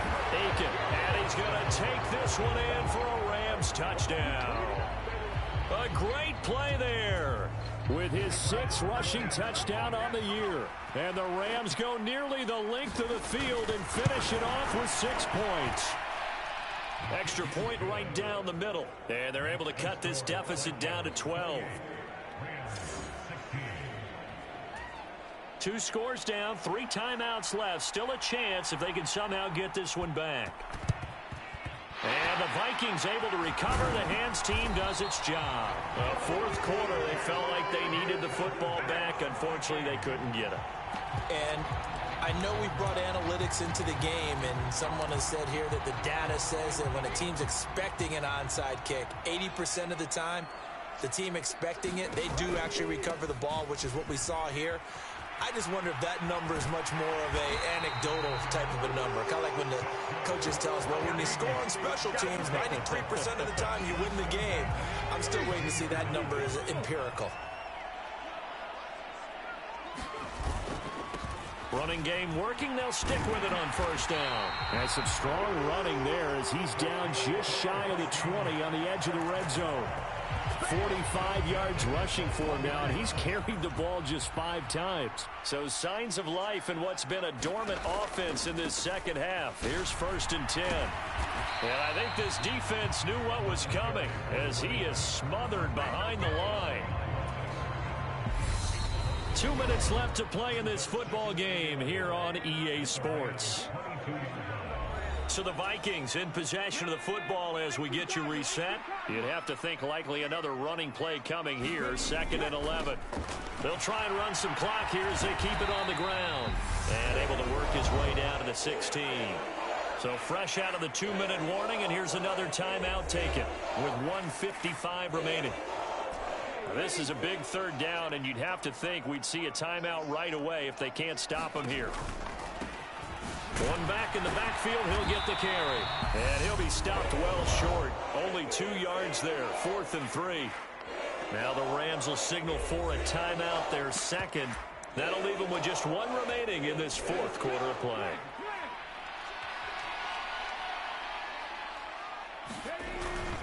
Here we go on 4th down. And he gets the first down yardage he needs before he's brought down at the 6. Now the defense will burn their 3rd and final timeout. And they'll be disappointed to have to burn one there after giving up the first down. That one looks like he'll throw here. To the end zone, but it's incomplete. Not too many missteps in the red zone thus far. He was going for his 5th touchdown pass. His man couldn't shake free there, but boy, you know he's going to take another shot before this one's over. Yeah, exactly, because you know 3 is good, 4 is excellent. You get 5. That's a whale of a game. Toward the pylon, caught. Touchdown. A great effort there. A beast in the red zone with his 2nd touchdown of the game. And the Vikings add on to their lead, and it's looking like that win streak is going to extend another week. Another touchdown here in the 4th quarter, and Charles, I think we can start to consider that this undefeated streak of theirs is going to be safe for another week. And partner, you don't make it this far into a season without a loss unless you're getting contributions from both sides of the ball, and sometimes even your special teams, and that's been true today. Each side helping guide them to this late lead. Extra point splits the uprights, and that will make this a 19-point game. So that drive takes him down the field in 8 plays. And it all culminates in a touchdown for Minnesota. Minnesota's kick team ready, and the Vikings boom it away. And from back there, a wise move. He'll just sit on this one, and it'll come out to the 25. L.A. readies for its next possession. They were coming off the extra week of rest, but this team started sluggish, and it really didn't get any better from there, and trailing big here in this 4th quarter.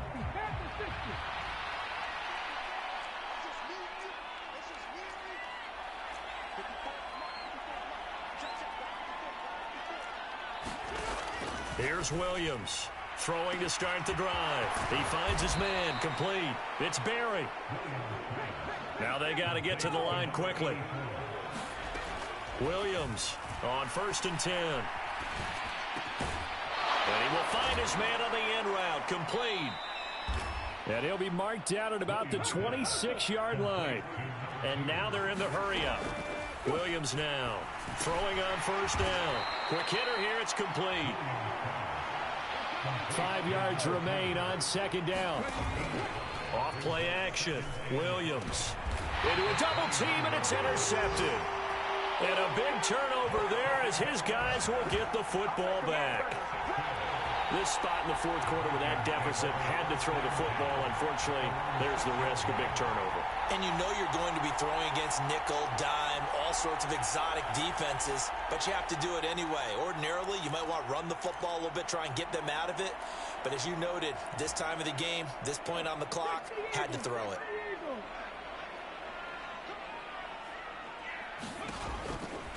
They'll start this drive out on the ground. And he fights forward for a modest 2-yard gain, second down. The last run got a couple. Here's 2nd and 8. And they'll give him another shot here on the ground. And he's only able to work this from the 8 to the 10 for a pickup of 2.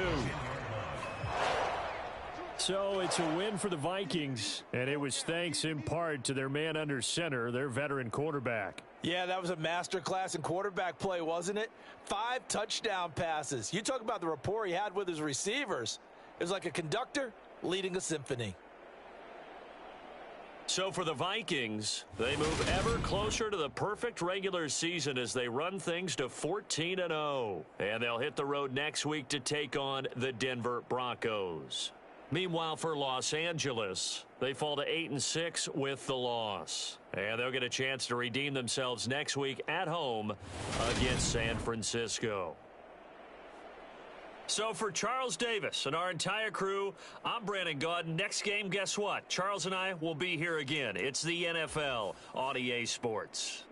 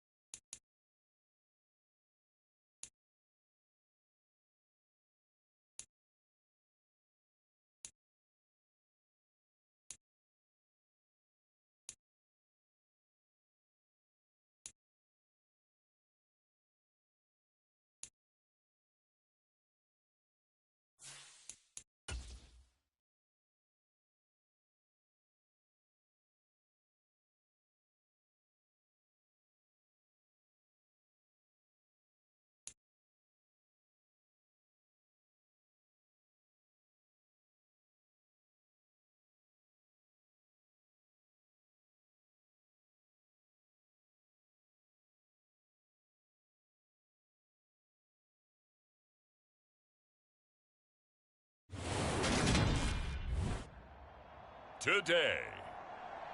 It's Madden NFL football. It's week 16 of the NFL on EA Sports.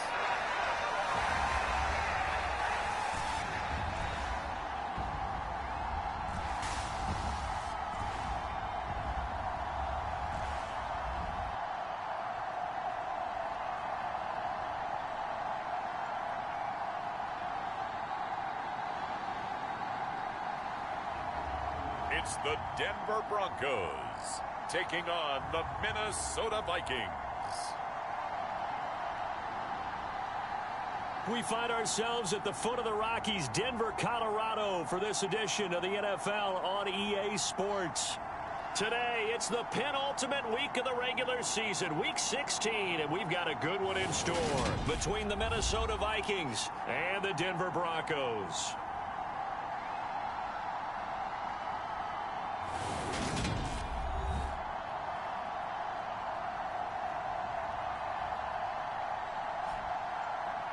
And hello again, everyone. Brandon Gaudin alongside Charles Davis. And, Charles, we look at this Bronco team, and losers their last time out, so they'll look to make amends here. And one of the best ways you can do that is to be at home, and they are. They're going to try and ride that home crowd and that wave of emotion to a victory in this one.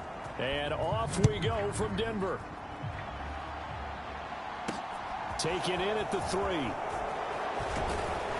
And they'll get him down inside the 30 at the 27.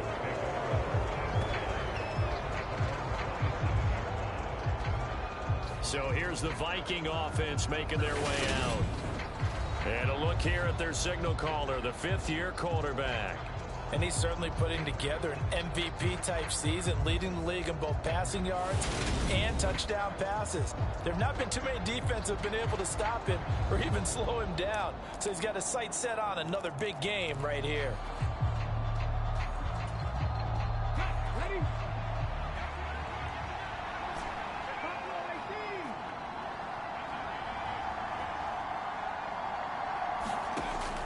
Off the play fake. Gary. Flush to his right. He finds his man, complete. It's Warner. 19 yards right off the bat, and a quick first down. We talk about mobility on quarterbacks all the time. Here's where it really pays off. Able to move, evade, and is accurate throwing on the run and picking up a first down.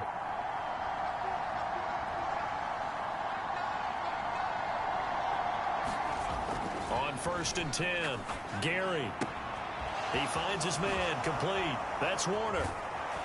And they're going to get this down to about the 37. So we just called his name on the previous snap, and they go right back to him, Charles, for a second consecutive completion. Yeah, I think what we're discovering on this drive is that he feels like he has answers no matter what defense you throw up there. He reads it, finds the open spot, and is available for the completion. It's caught in the end zone. Touchdown, Minnesota. A great play there. His 26th touchdown, drawing even with Marshall Faulk for the 4th most in a single season. And the Vikings march right down the field in 3 plays to claim the early advantage. They're the favorite, no question. And when they score like that on the opening drive to set the tone, you're the underdog on the other bench. That's hard, isn't it? Yeah, because you can't bring the home crowd into it, because you're counting on that to be a part of your equalizer, ride their momentum, but you have to give them something to cheer for. So now what you're worried about is they're better than we are. We can't get going. Are we about to get blown out? Good news, still a long way to go.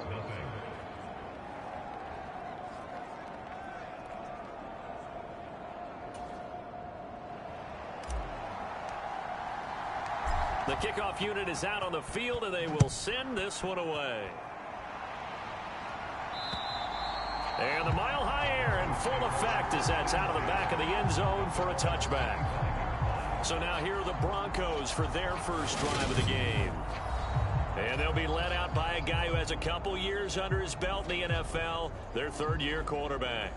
And he's had a great season so far throwing the football. Very likely could go over 4,000 yards with a good performance here. And even in an age of passing first, that is no small accomplishment.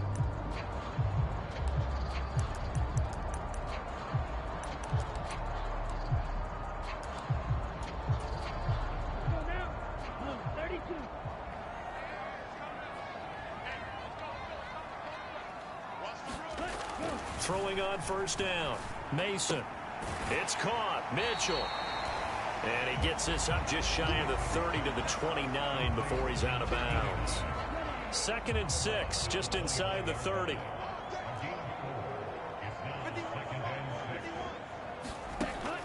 Operating from the gun. Mason. And this one incomplete. Too much contact to hold on to that one, and it's 3rd down. So after the 2nd down incompletion, they'll come up now against a 3rd and 6. Operating from the gun. Mason. And this time he's got the hookup. It's complete.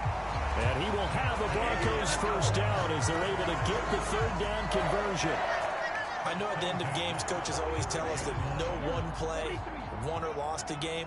But this seems pretty important early, doesn't it? Their ability to pick up that first down on 3rd down, I thought that was key. Well, you're already in the hole after the touchdown on the other side. How will you respond? We talk about that a lot, and they responded pretty well there. You go 3 and out, I think you give up a lot of momentum. You get down 2 scores, could be an entirely different game. So they've got a nice drive going now. They're in good shape. What's interesting to me is they're also in that spot of the field where you would take a shot. Do you change that up just because you're down a touchdown? And this is going to turn into another first down as the tackle is made at the Vikings 35. 17 yards on the pickup there, and the drive will continue.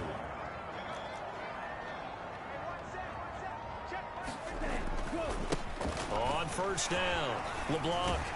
This will be a gain of about 8 to the 27-yard line. This defense for the Vikings, they were terrific last week in the win over the Rams. And what I saw on film was a nearly unstoppable pass rush. 5 sacks last week, plenty of hurries given up. So now what do you do on offense? You just max protect, keep everyone in and run the ball? Or maybe just 1 or 2 receiver routes in order to try and keep your quarterback upright? On 3rd and 2, Mason. And that is incomplete. Well, how about the coverage we just saw him break out on 3rd down? Dime defense, blanketed the field with extra defensive backs and speed, unable to find an open hole to complete that pass. And his kick is good. And they are on the board, but still trailing. It's 7-3.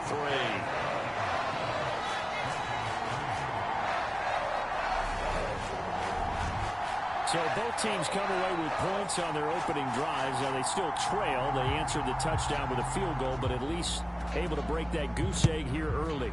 And that is what's important, right? Because they didn't let that initial touchdown go unanswered. Took the ball themselves, moved it downfield, and put it through the post for 3 points. Game on.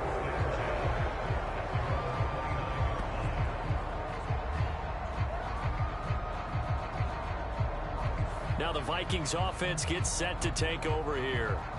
And as we count down through the final few weeks of the season, these guys have nothing to sweat about. They've clinched the top spots, so the road to the Super Bowl, it runs through them. And there's a natural inclination here, partner, to say, okay, a lot of guys aren't going to play down the stretch. We've clinched. We're ready to go. But there's another part where you say, let's show the league why we're the #1 team. Maybe you intimidate someone. Maybe you dissuade them from thinking that they can beat you in the playoffs by going out and being really impressive down the stretch. Absolutely, and you want to take moment. Oh, wide open, complete. And he's going to be taken down at the 28-yard line. We see this happen so often. If you're a defender, it's like watching a bad movie over and over. The pressure's good, forcing the quarterback out of the pocket. But it's a lot to ask for these defenders to stay plastered to receivers long enough. And sure enough, they let a man come open, and the connection leads to a big play. On first down, Gary. And it's a short one here, complete to the tight end. And he takes it down to the 10-yard line.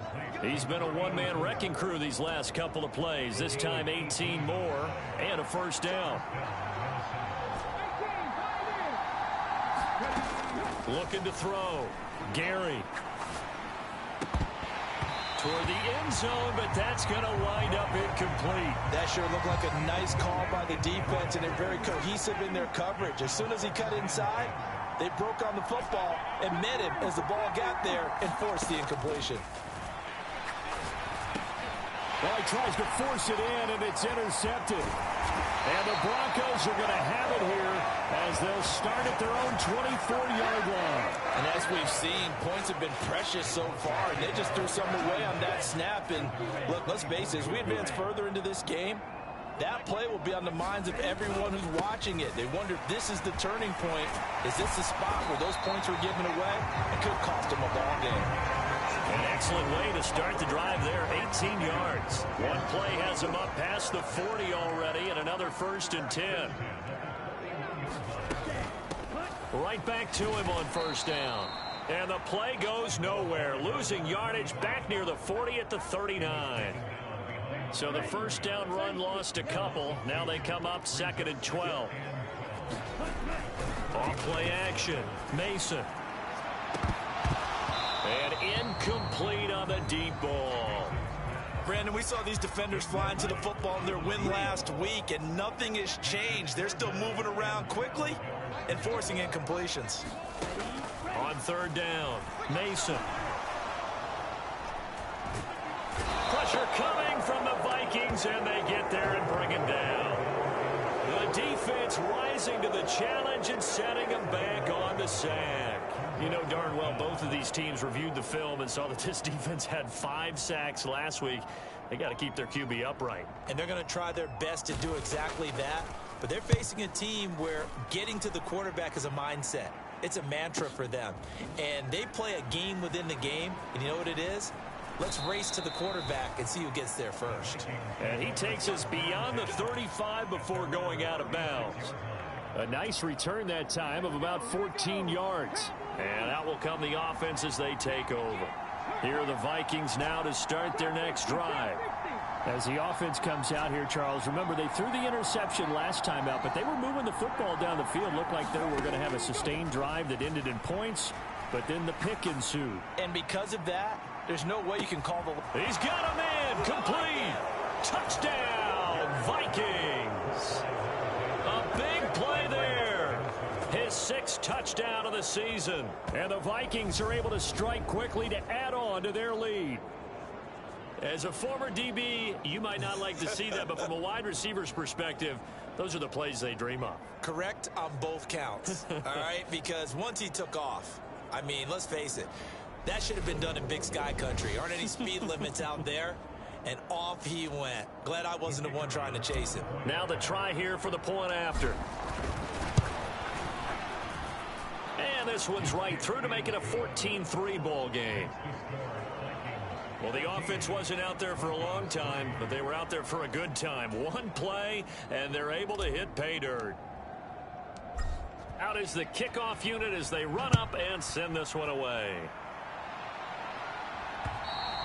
And they will not get a chance to return this one as it's through the end zone for a touchback.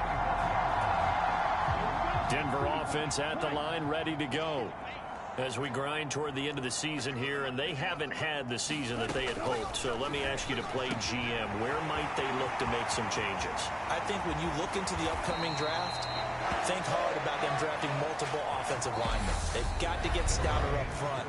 And as a GM always tells me, Charles, this is a big boy league, and big people always end up winning games for you. On 1st and 10, Mason. And they're going to move it down to inside the 25. Seems as if the passing attack's starting to heat up a little bit here in the second quarter.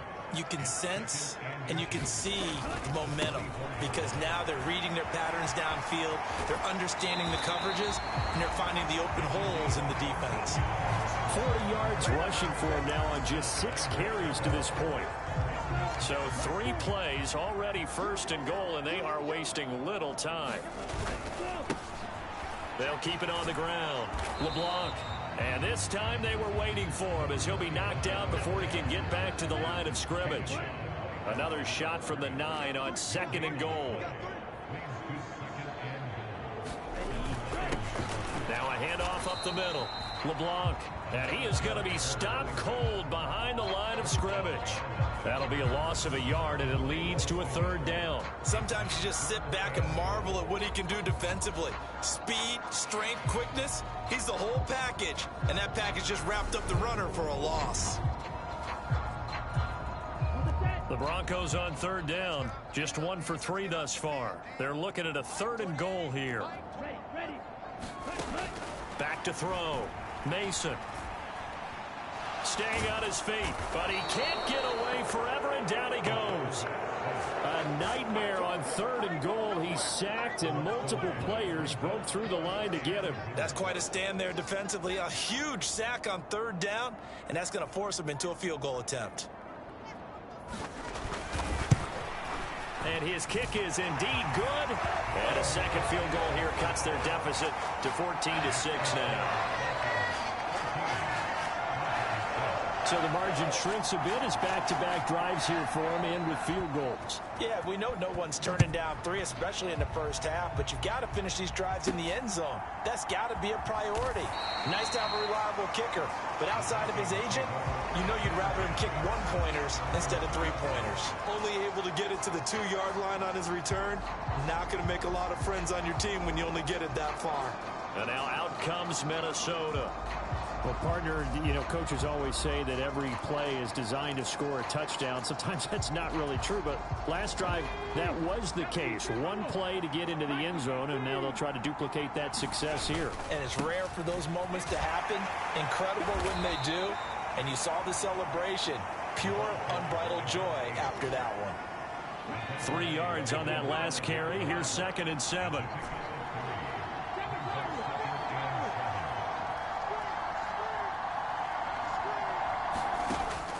Operating from the gun, Gary. He's going to loft one deep left side here. A contested ball here, and it's going to be caught. And he steps out of bounds, but not before he gets inside the 35. A big play there for Minnesota.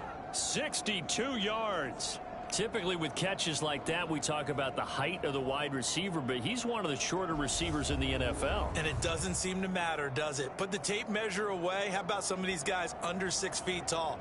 Antonio Brown, T.Y. Hilton, and Super Bowl 53 MVP, Julian Edelman.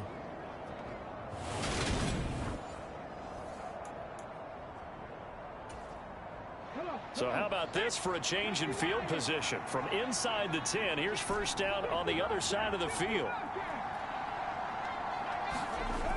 Off the play fake, Gary.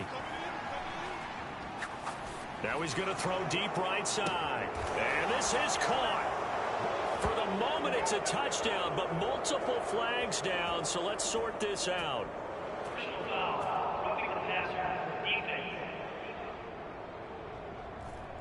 So obviously they will decline the penalty there, and the result is 6 points. That penalty is declined.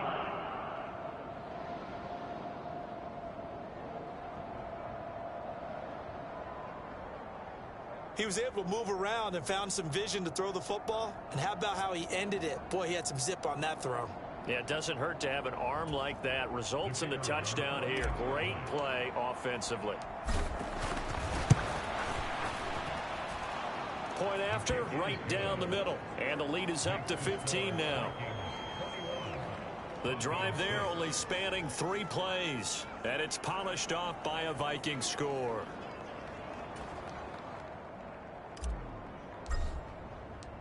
The kickoff team on the field now as they will send this one away. And he'll decide to not bring this one out as their drive will begin at the 25. And coming out now, the Broncos. Now they're about to come up on drive number 4, but so far just 2 field goals on drives 1 through 3. Wondering if the head coach has talked with his offensive coordinator and said, look, let's go ahead and press this a little bit. I'm giving you 4 downs on just about every occasion to try and get this offense kick-started and have it culminate in touchdowns. You know, maybe something to press it a little bit. This might be the case. The Vikings after him, and they get there for the sack. It'll be a loss of 7 on the sack, and it brings up 2nd.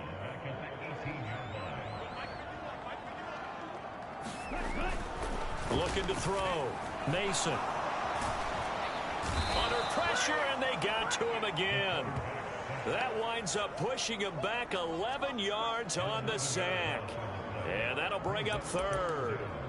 He's the NFL sack leader coming into the game, and now that's 2 more that he's added to his total. He wants some separation from spot 1 and 2 in that sack category. Firing quickly here, and that's complete. It'll go down as a gain of 6, and that's going to make it 4th down.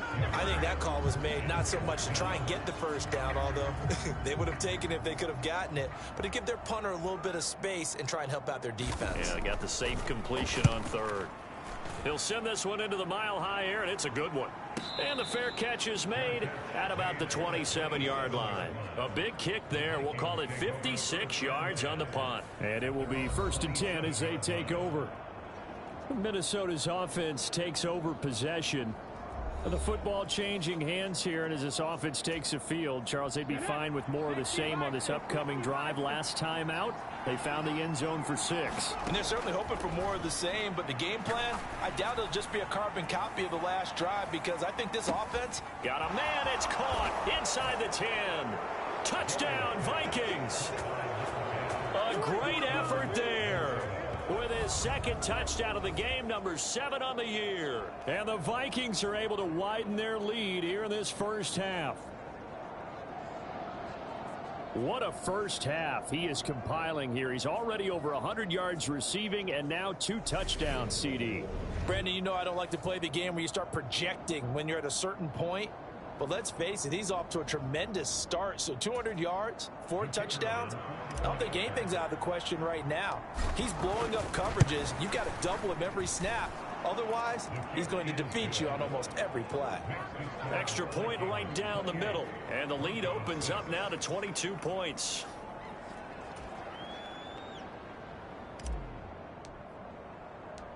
Set now to kick this one away, and off it goes.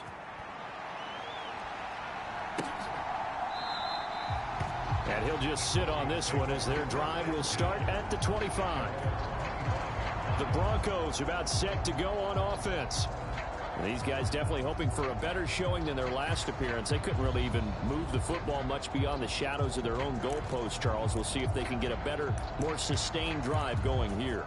Yeah, and every team that we ever talk to says the exact same thing. When you start a drive from that deep in your own territory, the goal is a minimum of at least 2 first downs, because even if you have to punt then, nowhere to go here. He lost the football.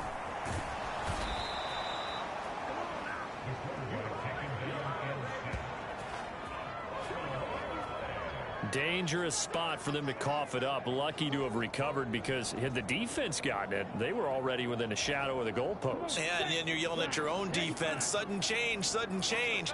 That's not what you want to hear on your sideline. That means you got to run out there and try and stop an offense who has the ball in a very advantageous position. And he drops it incomplete, and their struggles continue here. The offense on 3rd down, just 1 for 5 to this point. This will be 3rd and forever. Operating from the gun, Mason. And this turns into disaster. He's not going to get forward progress. That'll be a safety.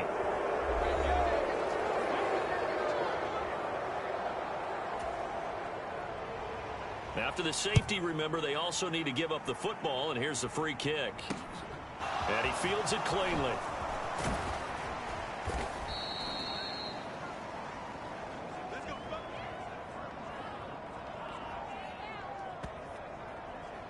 And the Vikings now heading onto the field. Charles, this offense, they've been on a roll. 2 drives ago, they scored. Remember, last drive was that 1-play touchdown strike, so now they're looking to make it 3 for 3. You know, I talked to a Hall of Famer one time about, hey, when you're on defense and these types of things are happening to you, what goes through your mind? And he told me at that point, it's not about schemes. It's not about what's called from the sideline. It's about players. Who's going to make a play, make a stand, and stop this offense from doing what they've been doing?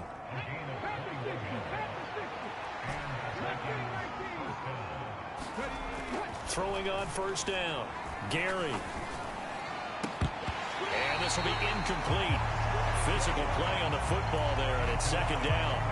And Charles, you think about this offense, and it's kind of a tricky time of the season because you're 14-0, looking to see this one out to the end, but you start to run into situations where guys are getting a little banged up. Maybe could use some time sharing, some time on the bench just to rest. How do you approach the rest of this regular season? I'm telling you, you don't ask the easy stuff, do you? I mean, you created a heck of a situation there, and actually you didn't create it. You presented it, and you're exactly right. It is tricky because your eye has to be on the ultimate prize, which is the Super Bowl. That's paramount. But at the same time, how much fun would it be to go down as one of the all-time great teams and join the 1972 Dolphins as the only undefeated team to win a Super Bowl? They'll send a receiver here in motion right. On first down, Gary. Looking left side, and he's got a man. That's Potter. It's so close, he gets it to the 1. Out of bounds right there. A chance to really cap off a big first half here as they come up on 1st and goal. They'll try to run this one in, and he'll get in. Touchdown, Minnesota. A great play there. That's his 19th rushing touchdown on the year. And the Vikings will extend their lead in the final minute of the half. That score that they just gave up there, that's a tough one for their defense to swallow because they've had a tough time through the first 2 quarters. They really were determined to get a stop there, unable to do so. That makes their comeback hopes that much more difficult. Extra point splits the uprights, and the rout is on here in this first half.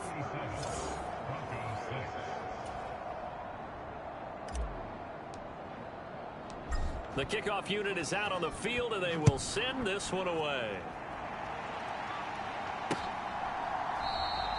And this will not be returned. It'll come out to the 25. The Broncos going to go on offense now late in this first half. And with the score where it is, even though I think they'd love to get back to the locker room, they may be forced to try and get something out of this drive.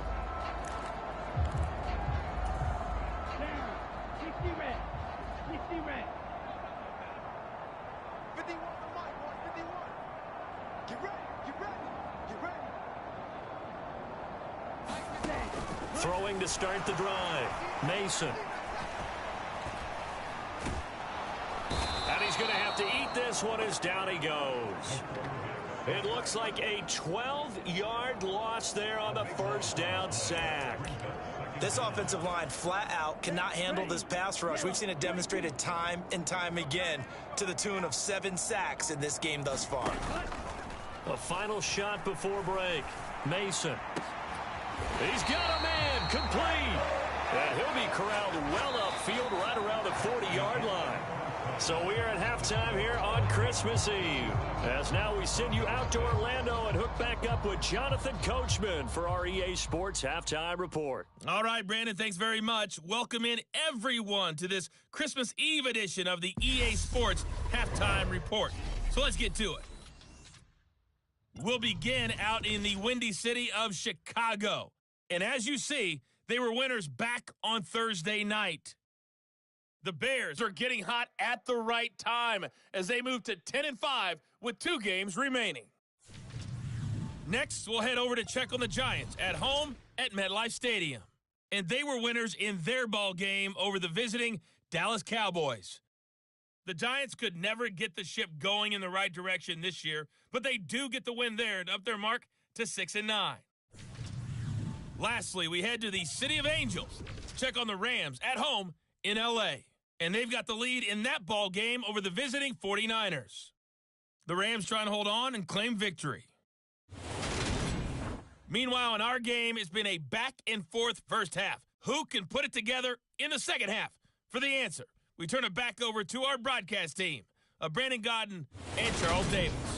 All right, Coach, thank you, and we welcome everyone back for quarter number 3.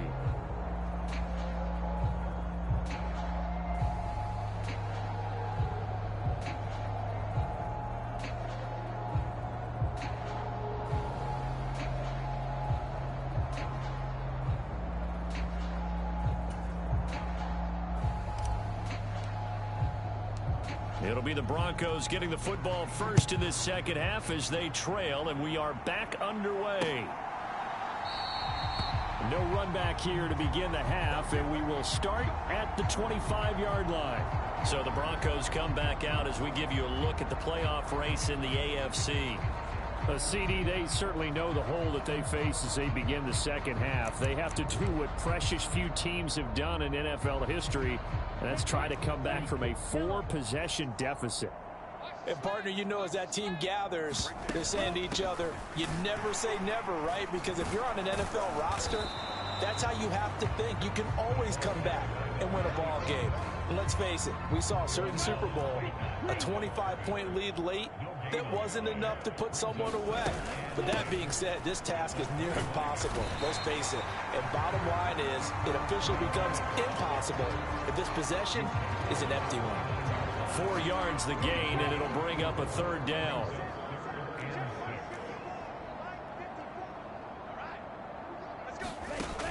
Operating from the gun. Mason, nowhere to go here. He lost the football. Now he's stripped. He lost the football.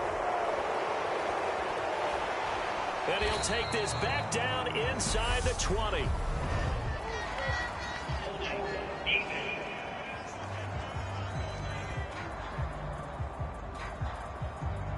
So holding on the offense, they go ahead and decline the penalty, and the ball will change hands on the fumble recovery. So here's a 1st and 10 now, down inside the 20.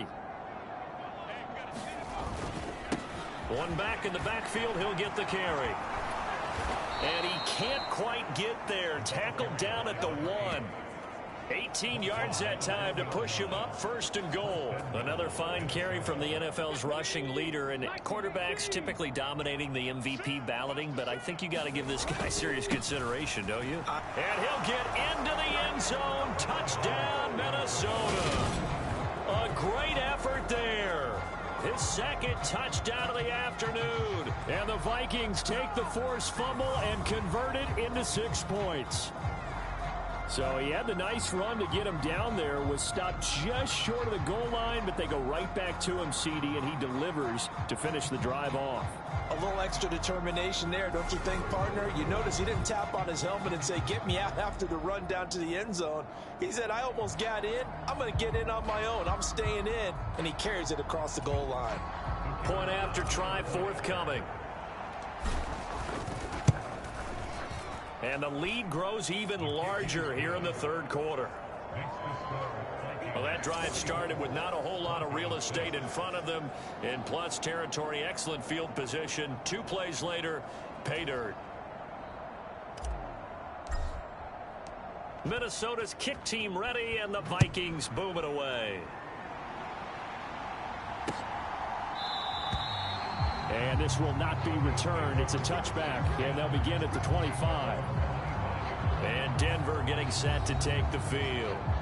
Last time out, they had the fumble. That led to the touchdown. Not a great look on either side of the ball as the defense gave up the points too, Charles. But they've got to take care of the football and do better here on this possession. It's certainly been a tough stretch, partner, for both of those units, and they kind of put their defensive mates in a really tough spot there by dropping the ball on the ground. But an easy way to make it up to them, get out there now and get some points on this drive. And not much to speak of. Call it a 1-yard gain up to the 26. The last play got just a yard. Here's 2nd and 9 from the 26.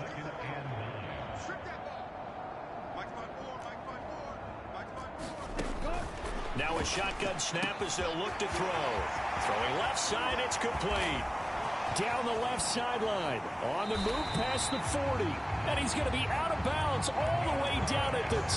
So close. A big play there on the catch and run. 71 yards. Well, partner, I'm not sure how this drive's going to end, but how about the way they flip field position there? A nice attacking play. They picked up a heck of a chunk of yardage. They'll run on 1st down. LeBlanc, nothing doing there. They're going to wind up holding him at the 2. 2nd and goal, and they will try again from the 2-yard line. Off play action. Mason. And he can't find a receiver, and he's brought down. A disastrous loss there on 1st and goal on the sack. Sets them back big time. You can just see it in their body language. They're starting to see victory on the horizon now. And if it comes to fruition, they got to give a game ball to the front 7. Defensive line has taken charge and controlled this game. Face a challenge of stopping this opposing offense. Into a sea of defenders and intercepted. And the Vikings are going to get it back here just shy of the 20. Well, when you start thinking of guys that are in the mix for Defensive Player of the Year, I think you use him as Exhibit A. Maybe he's not the leading guy right now, but he's at least on the periphery and deserves to be in the discussion. And because of that, he's looking at a game today where in order to make that big move and maybe become the guy, he needs multiple takeaways, multiple big plays, things that get our attention and reverberate for weeks to come. Throwing to start the drive.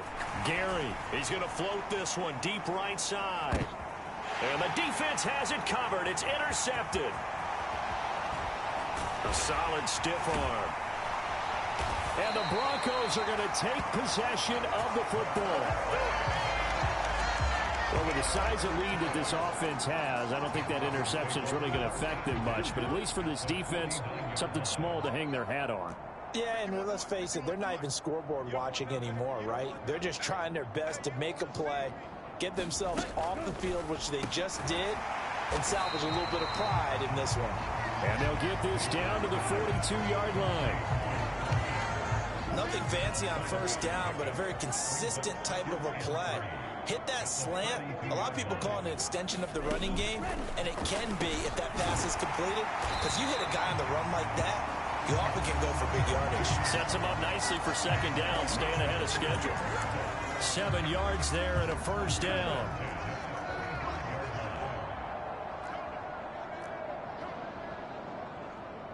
Right there. 54. Right there. 54. Now they'll throw here out of the gun. Pressure coming from the Vikings, and they get there and bring him down. It looks like a loss of right around 11 there on first down to set him back on second. Well, this has to count as a great team effort today, but this man, he's been at the center of all of it. Really special day for any defense to have this many sacks in a game, even more so for this player. One of the best individual efforts of the season. And a quick throw here, that's complete. And he's going to be taken down right at the 40-yard line.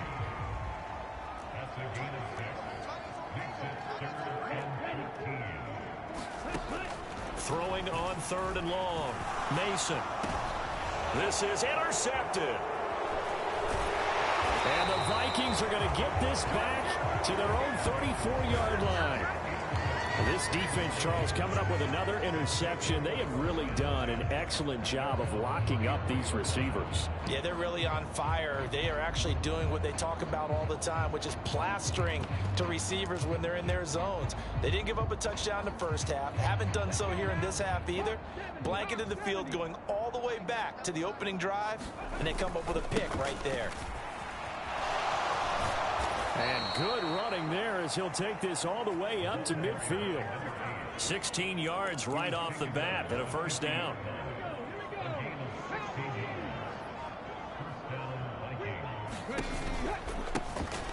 And they'll keep leaning on the running game. Back to the ground. And good penetration here. He'll get this down only to about the 49-yard line. Here's 2nd and 9, just a yard on that last run. One back in the backfield, he'll get the carry. And he'll be down close to the first down marker as he gets this to the Broncos' 41. On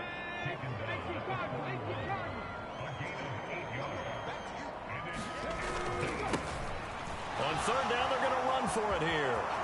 Oh, he's got some breathing room. And he's out of bounds, but not before a big pickup that time on what's going to wind up being the final play of the 3rd quarter.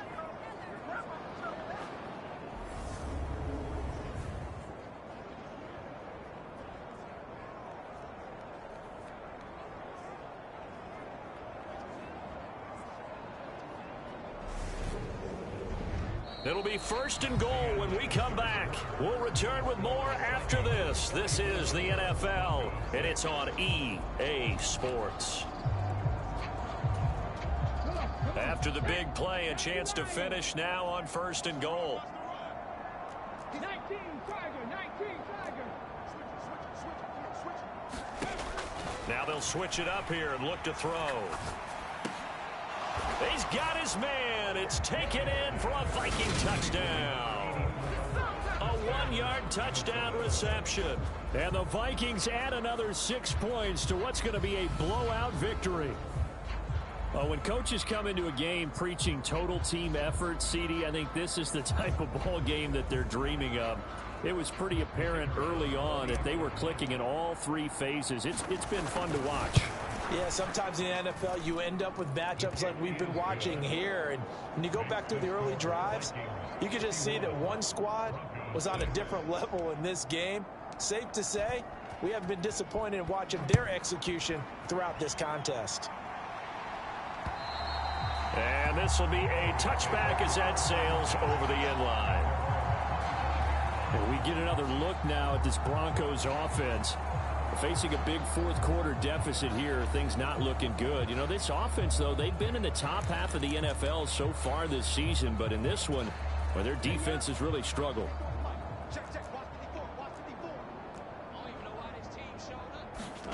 Trying to shake off the interception from the last drive. He'll look to throw. Throwing right, and that's complete. And he's able to get this one up to his 30 before he's out of bounds. Ball on the 30. They'll come up with a 2nd and 5.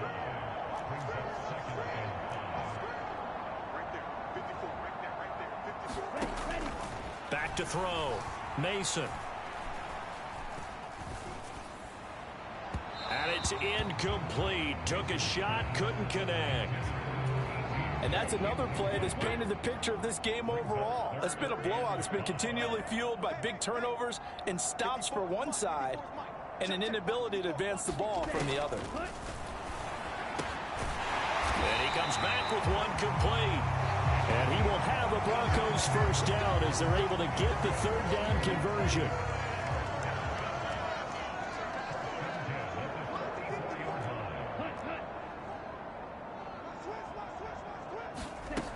Operating from the gun. Mason. Over the middle, the catch made by Mitchell. One thing I think that's safe to say defensively, the tackling's been really good. And because of that, it's been very, very hard for them to move the ball because you're not getting the benefits of run after catch. They're tackling them almost on the spot. That means you have to run extra plays, harder to move it. Now a dump off here complete. And they're going to work this down to about the 32-yard line. Well, a touchdown here on this drive, it wouldn't really put much of a dent in the score, the deficit right now. But as you mentioned in the past, CD, their coach is probably just hoping to see something executed correctly on this drive before we close out the ball game. Yeah, and I think that every guy who's on the field has to feel exactly the same way, because if not, they might be looking for replacements. Treat every drive as if it's your last and make it a successful one in some small way. From the red zone now, they'll look to throw. And he takes a shot on the release as this will be incomplete. I'll tell you what, partner, after he ices down, he's going to need a nice long soak in a hot tub after this one. He's been under duress the entire game. And once again, hit as he throws. Fortunate that one wound up incomplete. On 2nd down, LeBlanc. And not even back to the line of scrimmage this time as they're on him quickly once more. It'll go as a loss of a yard, so now they deal with 3rd and 11. I think this offense, specifically this running game, they're going to have to find a way to turn the page because they haven't found a way to run it effectively thus far, and it's cost them. This is caught. Touchdown, Broncos. A 20-yard touchdown. And the Broncos are finally into the end zone here in this 4th quarter.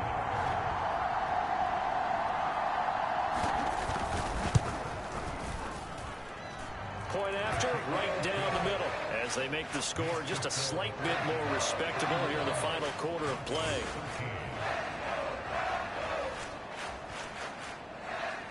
The Broncos kickoff unit out there to kick this one away. This will be fielded inside the 5. Now a crease here as he's past the 30.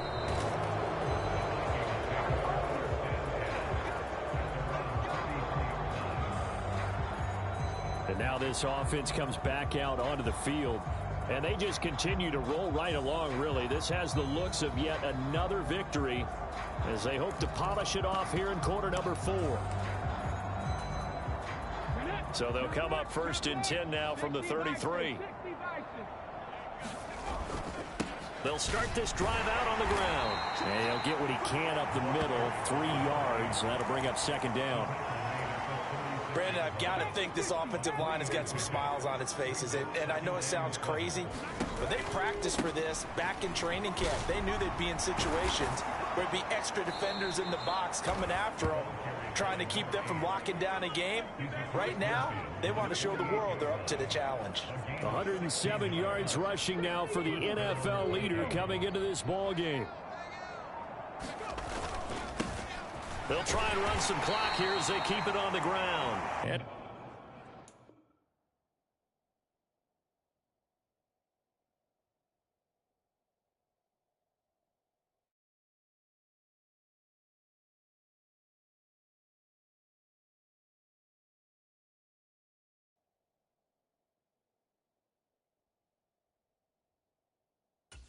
sneaks his way forward only for a couple here. Second down. You've got to be impressed by that defensive front on reps like those. They were not being moved off the line, kept their shoulders square, and gave their teammates time to fight to the ball and limit that gain. 13 yards as the Vikings pick up the first down. Well, that's a carry they have to be satisfied with, and throughout this game, they've been satisfied with what he's given them. Whenever they've needed a big run, a first down, he's the guy they've turned to, and it doesn't matter what the defense thinks. They feel like they've got the confidence to keep handing it to him and keep picking up good yardage. On first down, they'll go to the ground attack. And able to get this to the 31. This drive is pretty clear. Almost feels like old school fundamentals, doesn't it? Want to impose their will on the defense. Was that 5 straight runs? Yeah, 5 straight carries to start this drive. And like you said, the way it's working, they may just stick with it. Give him 3 on the run there. Now they're looking at a 3rd and about 5. They'll need 5 on this play to move the sticks.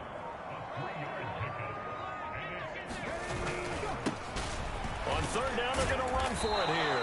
And this effort won't be enough as they rally up to stop him a couple of yards short.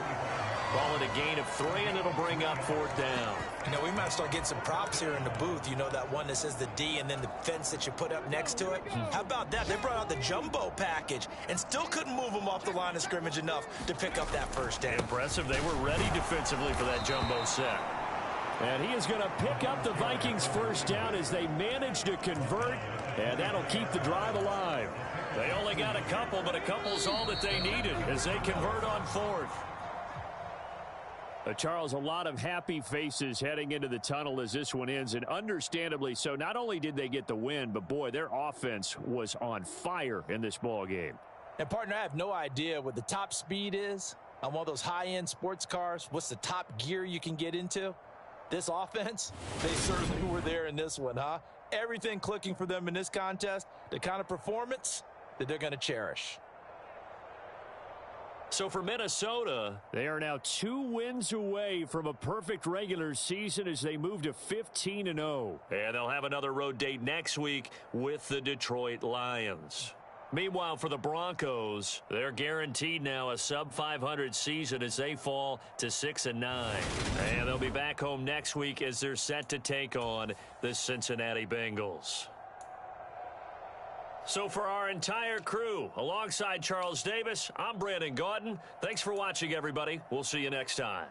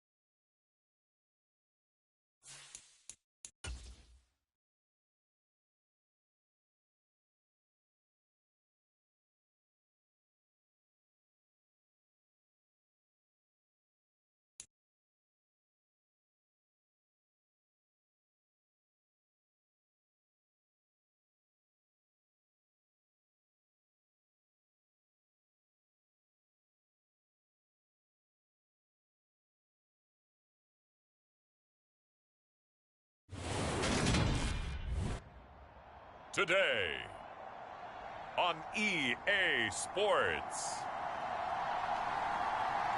It's a special New Year's Eve edition of the NFL on EA Sports.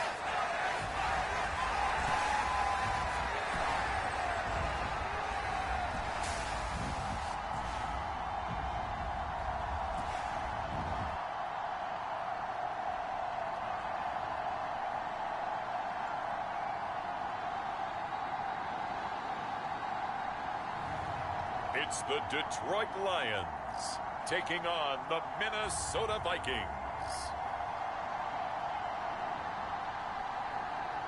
EA Sports coverage of the National Football League is on the air. Today, it's a black and blue matchup in the NFC North between the Minnesota Vikings and the Detroit Lions.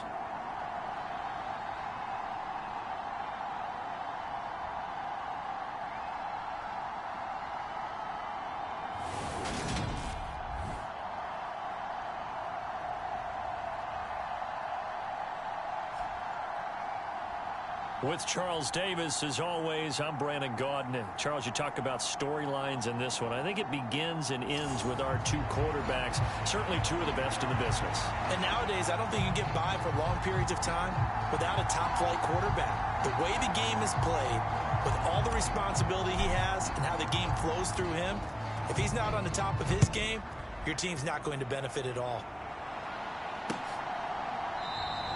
And no run back on the opening kickoff. It'll come out to the 25. So here are the Lions now coming out for their opening drive. And led out by their veteran quarterback. He's been around a while. They don't celebrate birthdays for him. They just cut him up, see how many rings he's got around the middle. He has been in the league a long time. You know what I did in pregame? I made sure I touched him as he went by. I want a little bit of what he's got. The golden arm from last week. Oh, how much fun was that to watch that game tape, all right? The number of touchdowns, what was that, 5 last week? Yeah. But 0 interceptions. So you think he's due to throw a pick? But I'm betting that he continues the streak in this game. All right, rifles one, and that's going to be intercepted. And he will take this one home. It's a touchdown. So a big defensive play there on the opening drive, no less, as they make the interception and bring it back for the score. And I think that's a signal for how this defense wants to play. They want to be disruptive, and you know they're going to take some chances. Well, sometimes it can burn you, but right there, it paid off. Extra point attempt to follow here. He hasn't missed an extra point all season, and he won't miss this one either, and it's 7-0. A heck of a play there defensively, getting the interception, navigating his way into the end zone for the touchdown.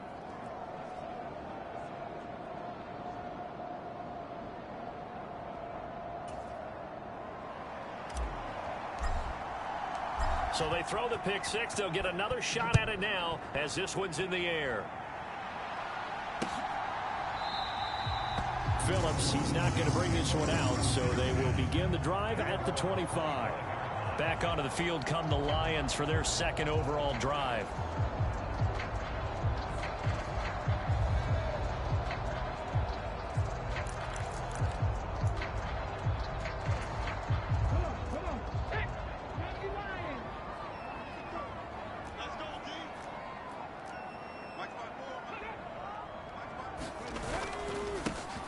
They'll start on the ground here on first down. And he's going to take this ahead for right around 3 yards, but no more than that. Second down.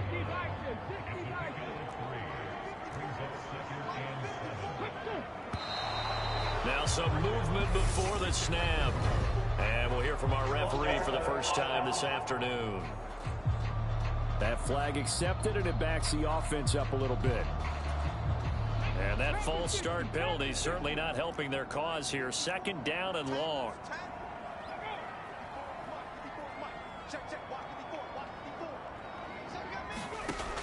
They'll set up a throw. It's a short one here, complete to his tight end. It'll be a gain of 5. 3rd and 7 now.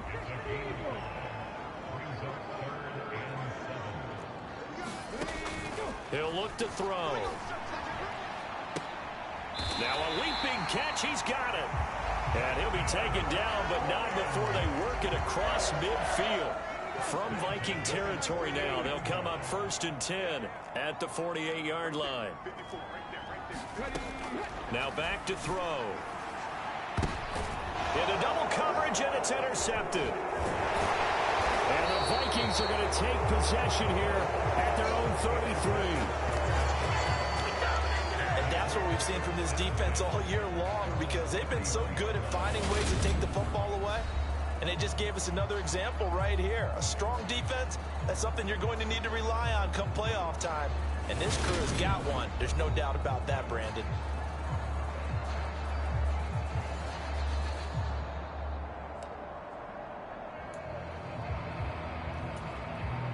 So they'll come up 1st and 10 now from the 33.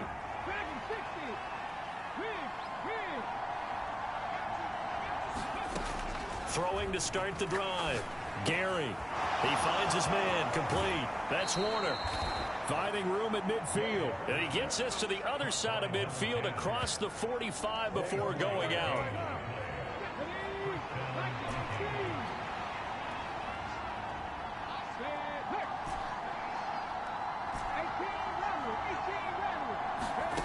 On 1st and 10. Gary. And too much juice. It'll be out of bounds, incomplete. So, Charles, for this offense, we've been talking all year about how difficult it would be to run the table. And you gave me your chances early in the year. You thought maybe 25%. A few weeks ago, you thought closer to 50, but not quite 50. Now, here they are, 15-0. This is happening, isn't it? I think it is, Brandon, because I do believe this team is too invested, too well coached to fall asleep at the switch now. And I think it ultimately benefits them to stay engaged all the way through the season, because make it to the finish line, then they get the open week to refresh and re-energize. But if you get off the gas now, that can really hurt you come playoff time. And that is caught at the 10-yard line. And he is out of bounds right around the 10-yard line. An excellent pickup of 34 yards. So now following the big play, they've got a 1st and goal all the way down at the 10. Looking to throw. Gary. To the end zone, but knocked away and incomplete. Quarterbacks work all the time on manipulating a defense with their eyes and their head movement. In this case, he just stared the receiver down. That allowed for excellent coverage, able to knock that one away. And finding room to work, he's down to the 2-yard line. That'll leave him with a 3rd and 2 coming up. They got 8 yards there. And they'll give him another shot here on the ground. And he will take this one into the end zone for a Viking touchdown. A great play there. His 21st touchdown of the season. And the Vikings go up by 2 touchdowns. But just power football there down near the goal line. Give it to him. He's able to push his way across. Yeah, they went heavy there. Sometimes you have those big offensive linemen come in, have to report like they're eligible. But all they're doing is getting a good stance, blocking, and getting their runner across the goal line. Extra point right down the middle. And it's now 14-0. So this drive spans 7 plays. And it's culminated by a 2-yard touchdown run.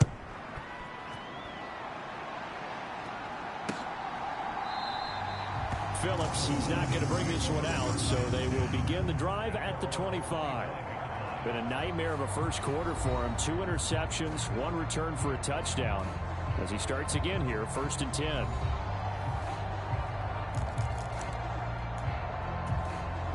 go now. Hawk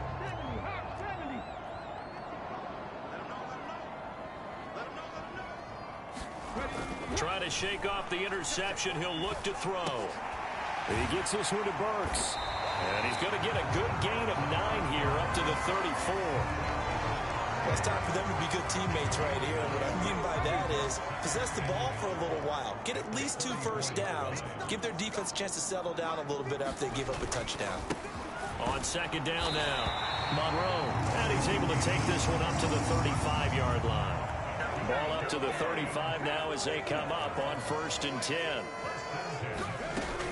They'll look to throw. Flushed out right.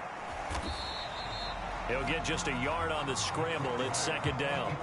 Well, these two teams, they met up way back in the season opener, and it was the visitors getting the win there, so they'll be looking for the sweep back here at home.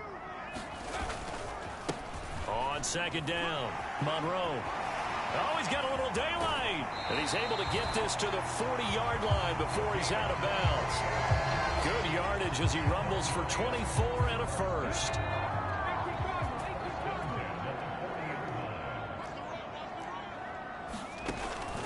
Back to throw here. And that one drops down, incomplete.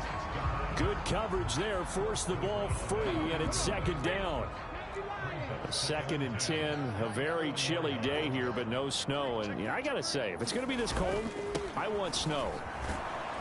You should see Charles' face. He's looking at me like I'm crazy. And this time he's going backwards. So after the no gain on the last attempt, here they get him behind the line.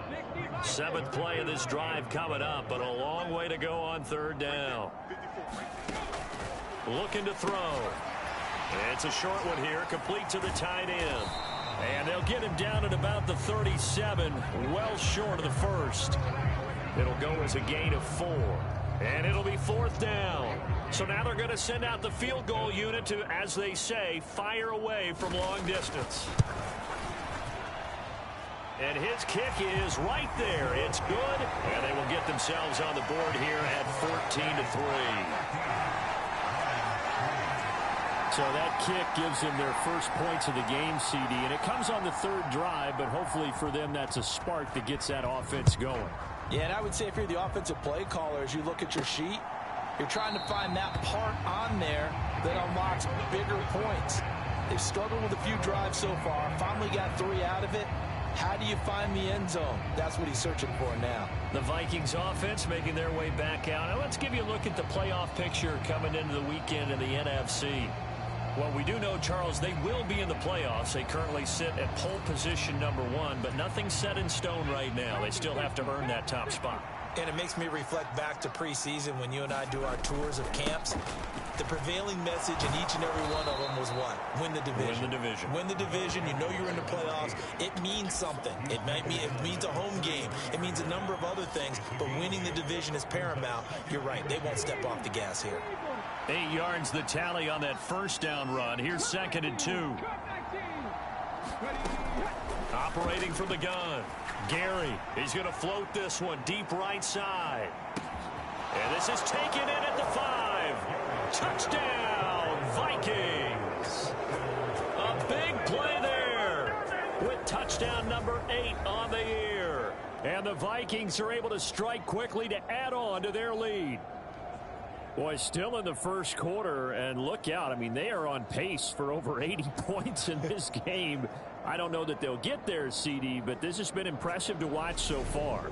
That certainly would be history in the making, wouldn't it, partner? I'm glad we're here to actually watch and see if it actually happens, although, like you, I have my doubts, but they are firmly in control of this game. Extra point attempt to come here.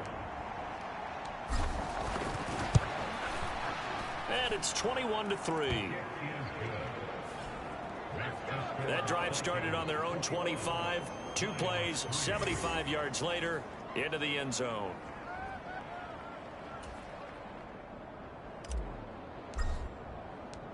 Out is the kickoff unit as they run up and send this one away.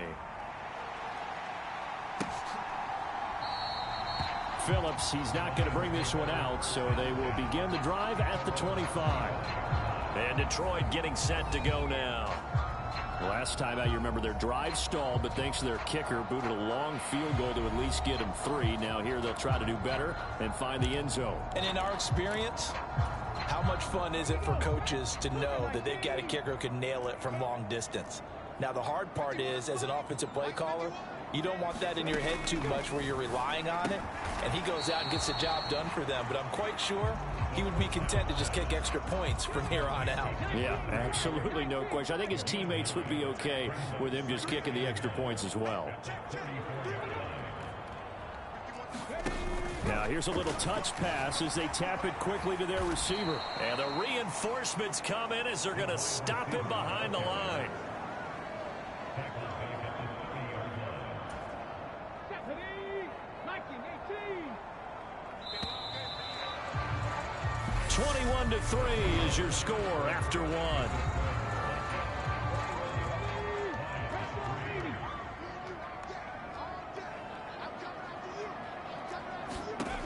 They'll drop to throw. This is Phillips yet again. And this will not be enough. On 3rd and 5, he only gets 3. Well, it looks like they got what they wanted. They got the completion, but they weren't able to break any tackles or gain nearly enough yardage to pick up the first down. Now to be 4th and short. He was only asked to punt once in the victory last week as he sends this one away. Fielded at about the 28. They'll score that a 36-yard punt. And they will take over 1st and 10. The Vikings offense now heading out to take over.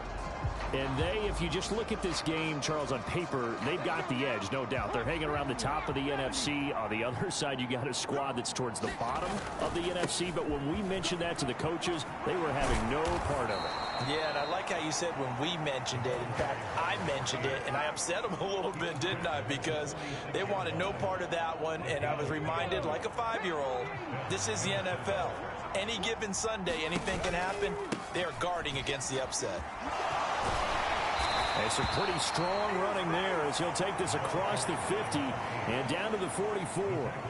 10 yards, and it's good for a Viking first down. For a lot of people, MVP award means a quarterback award usually, but over 100 yards again last week. They're going to have to look his way more than once when giving out this award this season, I think. Yeah, it's not just the consistency. There's been some plays that we've seen where we talk about it for weeks thereafter. That's what we're getting out of him. Over 100 yards last week. Expects to continue that in this game, too. And he'll take this one down to about the 40. A 1-yard gain there following the 3-yard pickup on first down. The first down line at the 34 here on 3rd down.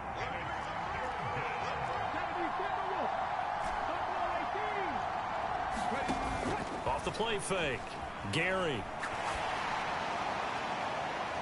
And able to catch it on the left sideline, but they're going to rule him out of bounds. So it'll be incomplete.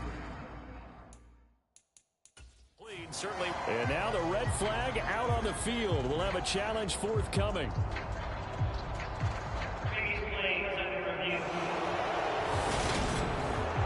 And we'll get a moment here as they look this one over. Yeah, remember now, the call on the field is what they'll stick with unless they have clear video evidence to the contrary. And I give these officials a lot of credit. Such a tough and demanding job. You and I both know that. Yeah, they make the right call way more often than they get it wrong.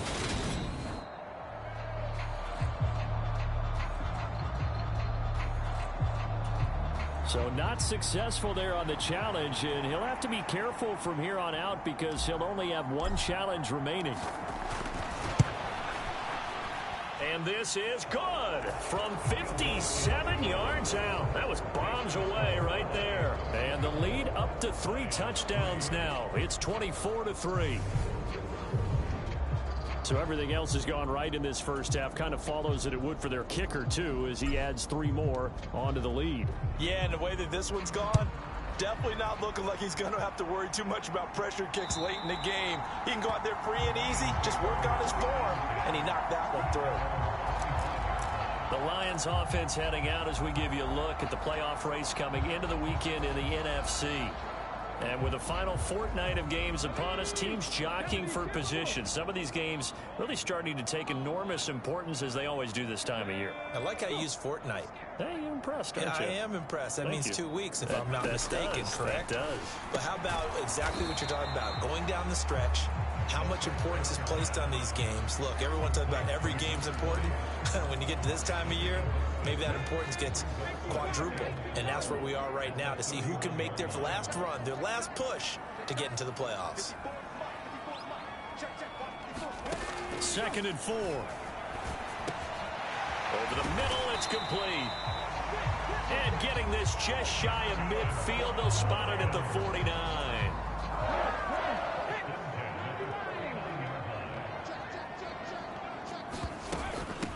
On on first down. Monroe, and he gets forward up the middle, but only for a couple. It'll be second down.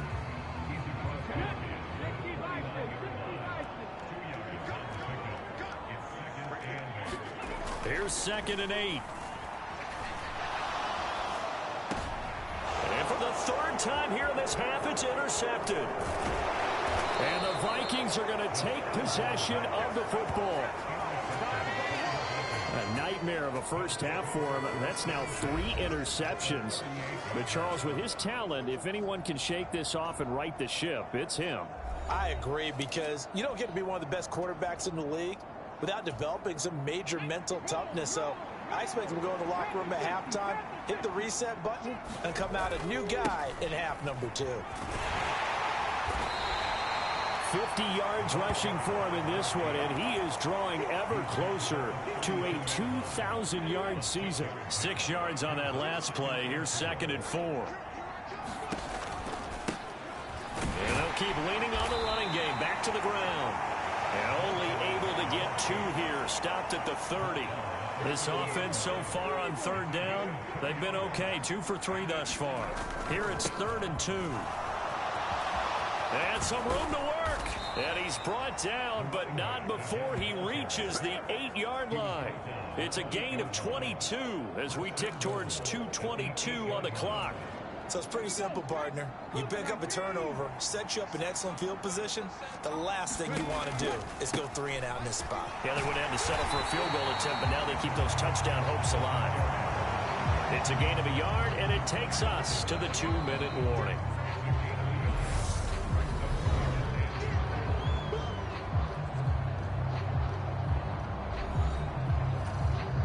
They'll try again here from the 7 on 2nd and goal.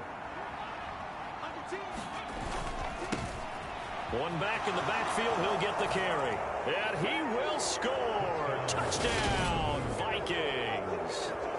A great effort there with his 2nd touchdown here in this first half. And the Vikings are able to add on to their first half lead. And always a good first half when you can hit pay dirt twice. And it never hurts to have that good feeling as the game moves on. Just think about halftime. If that's all he gets, he'll just sit there at the half and think, all right, 2 already. I can get some more. I can get some more. And he'll be encouraging his offensive line to create some space. Extra point splits the uprights. And a rout is on here in this first half.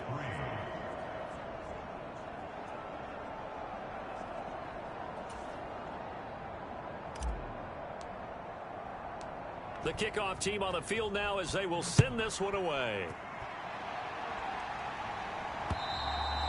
And this will not be returnable. It's out of the back of the end zone for a touchback. The Lions offense set to take over.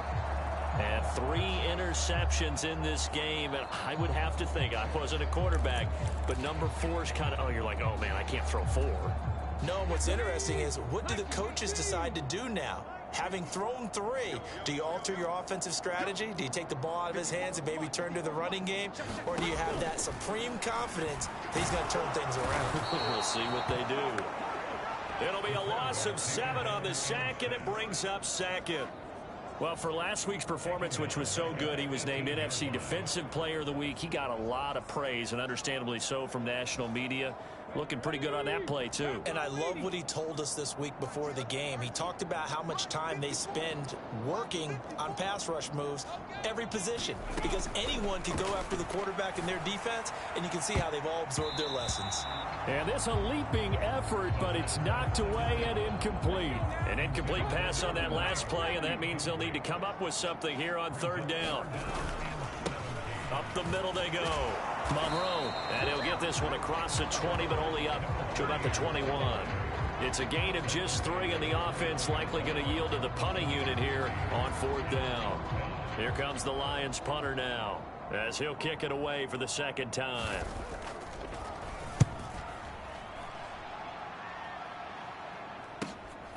Take it at the 37. A very good return that time. 18 yards. And this offense, they're going to have excellent field position. They take over with a 1st and 10 on the short side of the field. A look at the running back, the man out of the backfield as he gears up to go again. He's in his zone, second quarter, already closing in on a 100-yard game. And that's the magic number for a running back. Anytime you get to that triple digits, that's all you're looking for. But he's got a chance to really exceed that in this one. Yeah, he does. That's been the gold standard for a long time, hasn't it, that 100-yard mark? It really has, and that never has to shift because it's in a game. It's a 1,000-yard mark. I'm wondering, since we've gone from 12 to 14 to 16 games, maybe we need to up that a little. And they'll need to get to the 35 if they want to keep this drive going on third down. So we've reached halftime here on New Year's Eve. As we'll send you down to Orlando, and we check in with Jonathan Coachman for our EA Sports Halftime Report. Coach. All right, Brandon, thanks very much. We'll get back to you and Charles in a minute. But first, time to give the folks at home a look at what's going on around the NFL. We'll begin with an always physical one in the NFC East. Heated rivals, Dallas and Philadelphia, at it again. And it's the Cowboys on top as they play the second quarter. The Cowboys seem to be on their way to what would be a good victory. From there, we head down south to Atlanta to check on the Falcons at home at Mercedes-Benz Stadium. And right now, they have the lead over the visiting New York Giants. The Falcons trying to gut this one out, as it would be a good victory for them if they could get it. Lastly, we head to Gillette Stadium in Foxborough to check on the Patriots. In that game, level, as they take on the visiting Indianapolis Colts. Meanwhile, our game has been a boat race, very one-sided to this point. And for the call of the second half, let's get it back to our commentating team, Brandon Godden and Charles Davis.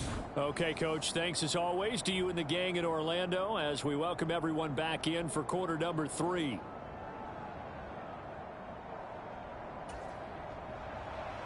The final 2 quarters of the NFL regular season are upon us as the second half of Week 17 is underway. This will be fielded inside the 5. And a nice return sets him up pretty good here right at the 30-yard line. And the Vikings set to go on offense to begin the third quarter. Well, it's hard to imagine the first half going any better for them, CD, and now here as they begin their first series of the second half. I mean, they score here. This one, it's pretty much out of reach. We honestly might already be at that point, partner, because this team, they were dominant in the first half, continue to be dominant now, and I think they're viewing this as a put-away drive on their way to a lopsided victory. And the result here, a pickup of 8. Leaves them with 2 to go on second down. 8 yards the gain on that last run. Here's second and a couple. And they'll give him another shot here on the ground. And he is met quickly in the backfield. Down he goes, folded like a lawn chair. 2 yards the loss, and now they go from second and 2 to a tough third and 4. One back in the backfield, he'll get the carry. Room here to run. And out of bounds on the other side of midfield at the 45. 107 yards for him on the ground now as he has been terrific here this afternoon. So first and 10, and if they score on this drive, might have to start digging in our second half blowout material. They'll send a receiver in motion left. Throwing on first down. Gary. He's got a man. Complete. Touchdown, Vikings. A great play there. 45 yards. And the Vikings have taken a 5-touchdown lead. Boy, another score. This lead gets even bigger. And, Charles, we haven't even hit the fourth quarter yet. Well, forget the deficit, right? They're really not going to cut into that a heck of a lot. But how can they get out of here with some dignity? Can they get a stop or two? Can they make a play on offense themselves? Anything to start to feel better about what's happened to them here in this one. Set now to kick this one away, and off it goes. And that'll carry over the back line of the end zone for a touchback. So we get a look at the Lions offense as they get ready for their first possession of the second half.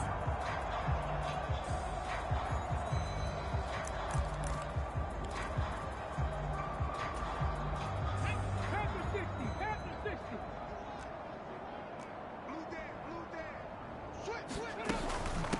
They'll start this drive out on the ground. And not much to speak of. Call it a 1-yard gain up to the 26.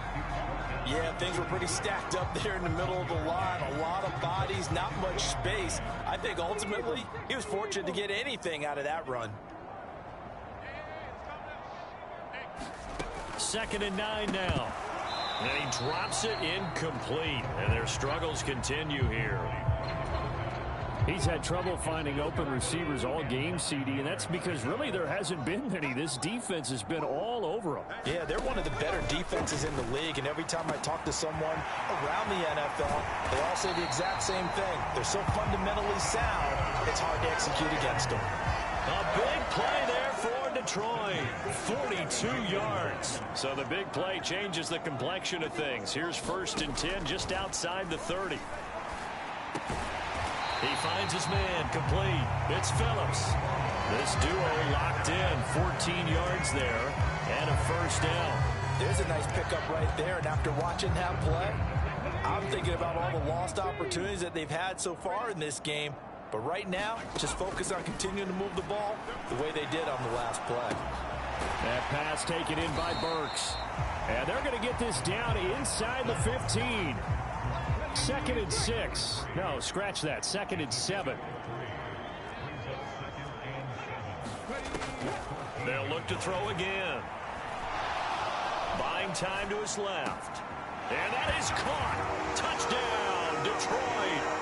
A 14-yard touchdown. And the Lions are able to eat in just a bit to this sizable deficit.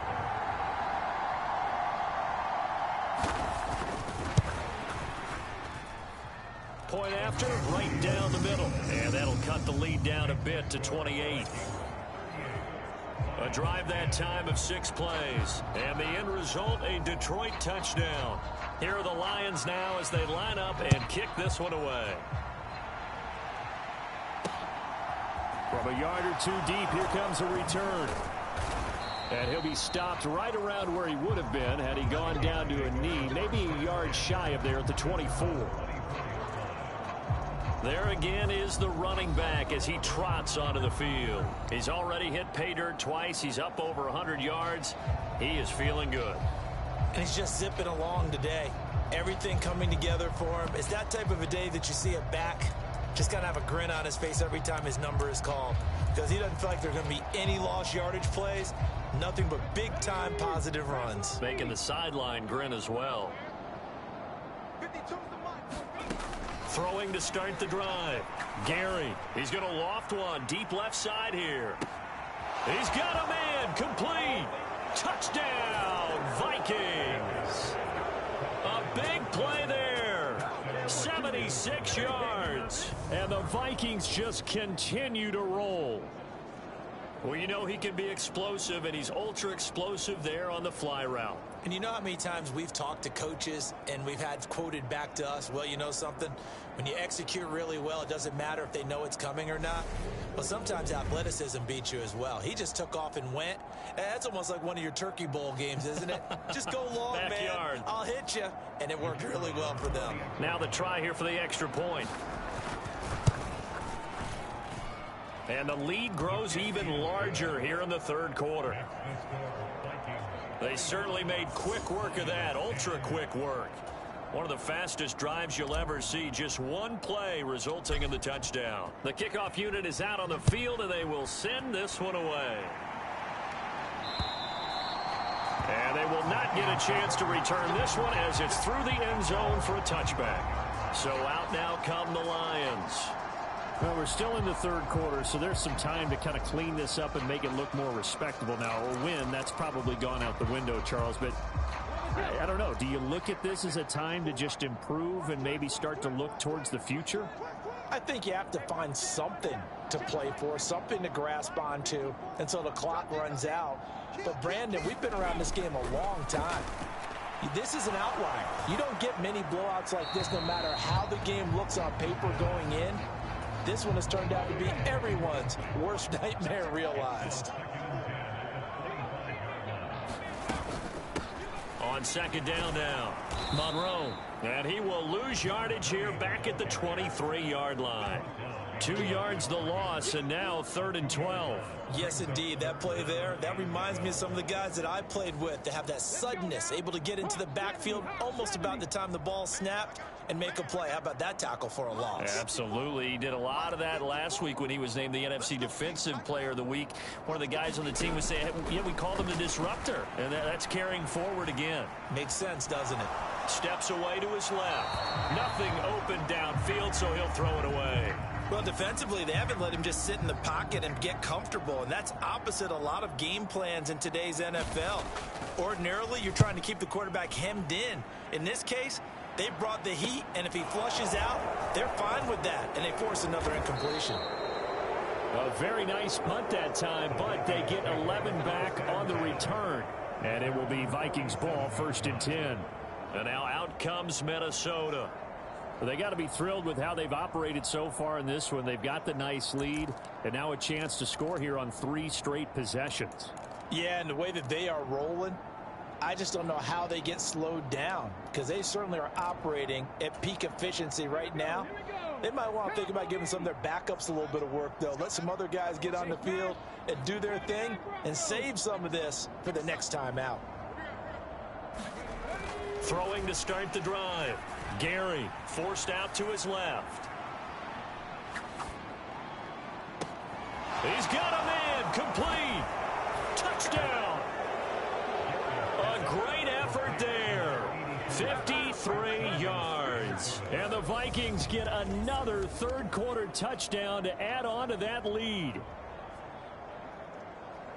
Even though he was forced from the pocket, still able to adjust, make the long throw, and it ends with a really big touchdown. Yeah, moving to his left. The key to everything when they're moving outside of the pocket, doesn't matter which side, making sure those shoulders get around and you get back square so you can get everything on the throw and create the big play we just saw there downfield.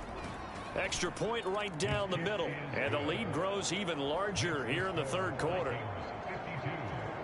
Those are the kind of drives they like on offense, from the coordinator to the quarterback, the line, everybody. One play drive and into the end zone for 6.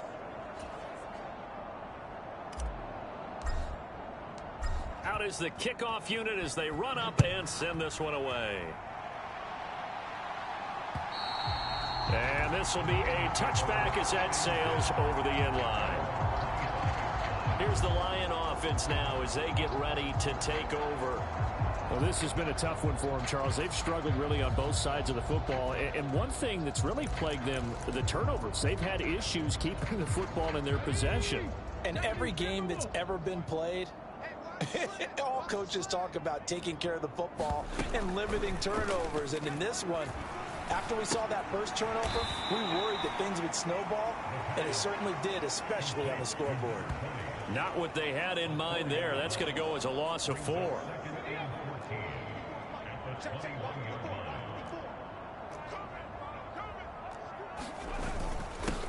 On second down, Monroe. And he'll take this to about the 24, a gain of 3. Oftentimes we praise an offense for their variety of being able to hit people with the run in the pass, but in this game, how about what we're seeing from the safeties? They are all over the field. Doesn't matter if they threw it or if they're trying to run it. And his pass is intercepted for the 4th time today.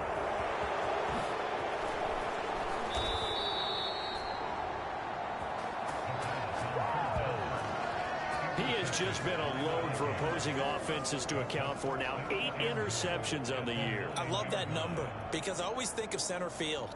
You know, when I hear 8, because that's the position you write in the scorecard in baseball. And what do good center fielders do? Take away all the alleys, right? They range deep and make a whole lot of great catches. Suddenly it's 1st and goal after the interception. A quick change in the situation. And he'll get into the end zone. Touchdown, Minnesota. A 9-yard touchdown run. And the Vikings take the interception on defense and convert it into 6 points. A familiar refrain, a turnover leads to a touchdown, and that lead grows even wider now here in this third quarter. Yeah, partner, I'd say there are a lot of grins breaking out on that sideline because, let's face it, they came in thinking they were in for a real fight in this game, but this one's been about as one-sided as we've seen in a while. In addition, if you're a backup, time to start stretching and loosening up. You may get some playing time in this one. Extra point splits the uprights, and the lead grows even larger here in the third quarter. Minnesota's kick team ready, and the Vikings boom it away. And this will not be returnable. It's out of the back of the end zone for a touchback. Detroit's offense ready to take over. It's a game that they would rather probably forget about, at least to this point, Charles. And one reason is turnovers. The turnover on the last drive, they had the issue in the first half as well, and that's really, unfortunately for them, helped to put this game out of reach. And you know they won't admit it to themselves, but we know that winning the game is pretty much out of the picture now. So their bottom line is, how do they play a clean game the rest of this one, right? Take care of the football, no more turnovers, and see how that works.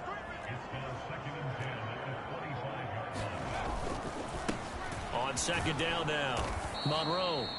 And this one goes nowhere. Losing yardage back at the 22. This will be a loss of 3, and now a much tougher third down looming. And not an easy spot here. They'll be in search of 13 yards to try to pick up the first. Now on third and long, they'll look to throw. Over the middle, complete. That's Phillips.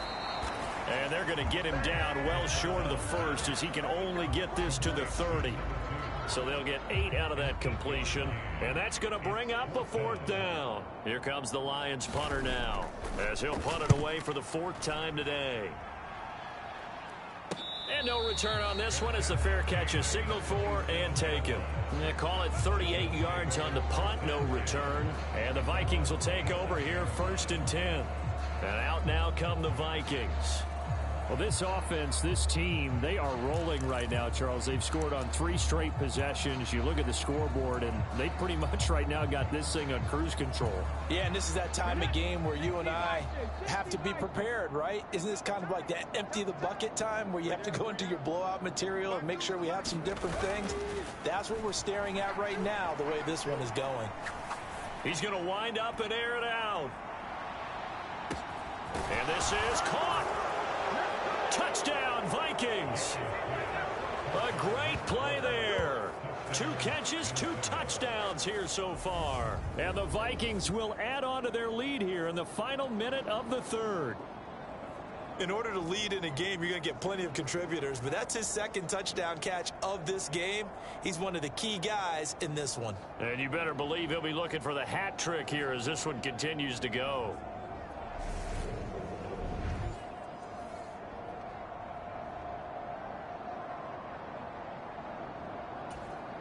A try here for the extra point.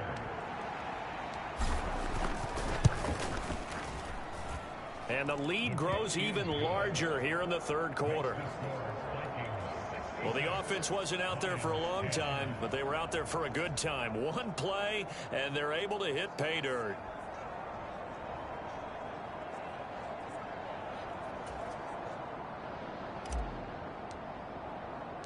Minnesota's kick team ready, and the Vikings boom it away. And that'll carry over the back line of the end zone for a touchback. And Detroit getting set to go now. See if they can put this drive in the end zone, Charles, because it's been a little bit of a rough go at times. They've had to punt the football a ton in this ball game because of stalled out drives. So are you saying that you're kind of tired of seeing the punter run out there and do his thing during this game? Is that what you're trying to say? Well, I mean, I'm okay with it. I have a feeling that this offense, they don't want to see the punter again. And frankly, the punter doesn't want to run out there anymore himself. He'd love to see his offense put together a drive and give his leg a rest. And he's going to be dropped following a pickup of 7 past the 30 to the 32. I think the defense surprised him there with that blitz on 1st down, but give him credit. Stayed cool under pressure and still found a way through the extra rushers for positive yardage. Well done. And as they come to the line, they will not be able to get off another play as time has run out on this 3rd quarter. You're watching the NFL on EA Sports.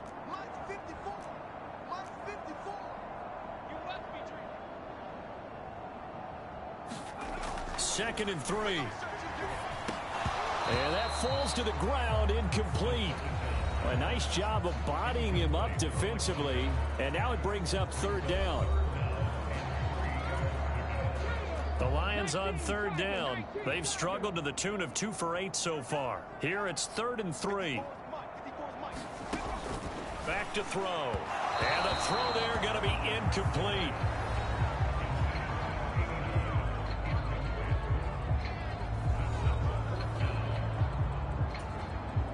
Here comes the Lions punter now, as he's on for the 5th time here today.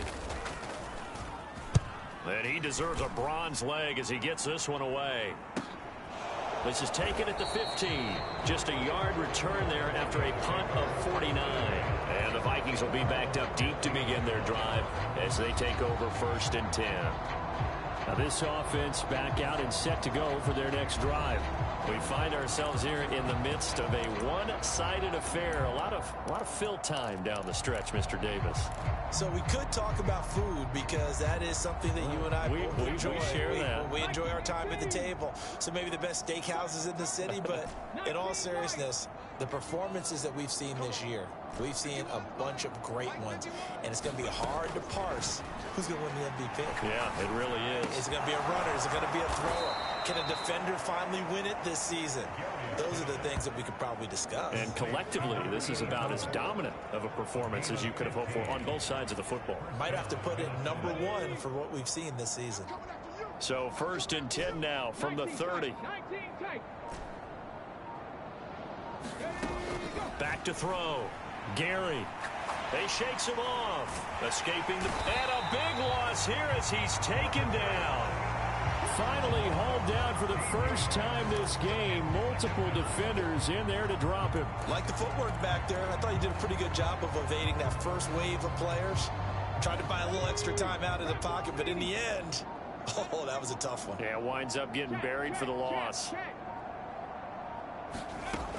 Looking to throw on 2nd down. Gary being chased out left. Now he'll let it go deep down the left sideline. I know conventional wisdom says, hey, don't get it all back in one play.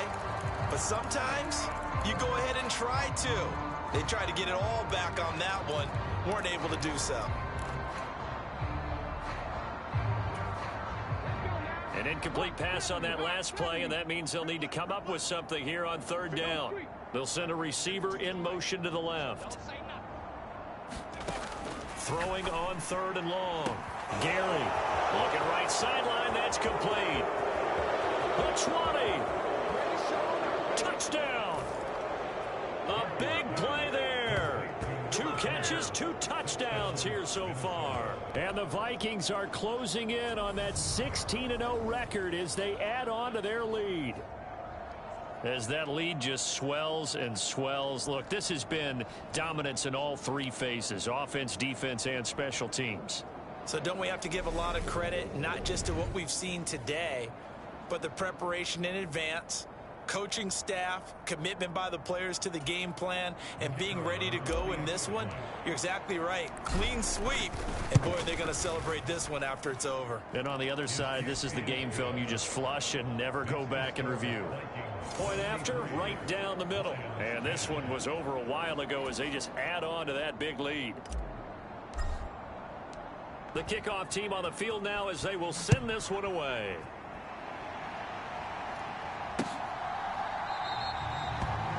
Phillips, he's not going to bring this one out, so they will begin the drive at the 25. And Detroit back in possession of the football. Their mini 2-game win streak appears it might be going by the wayside unless they can pull a rabbit out of their hat.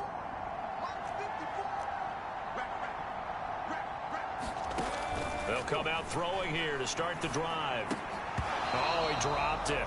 And that's pretty indicative of the way this one's gone. An incomplete pass leads to 2nd and 10 from the 25.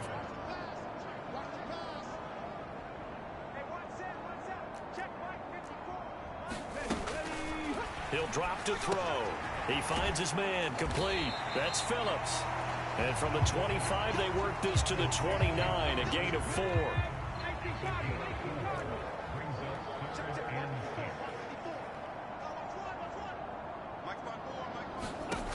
On 3rd down, he'll drop to throw. And my goodness, another interception. And he will take this one home. It's a touchdown. Well, what has been a fantastic game for this defense has been rough for this offense, and certainly a signal caller, Charles, that's thrown all these interceptions. Another one there, and this one taken all the way back for the score. Partner hoping they're holding a nice little spot in the post-game highlights to show this rip of interceptions and great plays this group has made. They've been on it from snap one. Extra point right down the middle. And this one was over a while ago as they just add on to that big lead. So the defense creating some points, not only getting the interception, but then returning it to the end zone for the pick six. So they'll get another shot on offense following that pick six, and now the kick is away. Phillips, he's not going to bring this one out, so they will begin the drive at the 25. So here come the Lions now. Well, I think that the folks here had hoped that maybe this home atmosphere would carry their guys to a surprise victory, but it does not appear that that's going to be the case. There's too much to handle on the other side in this one.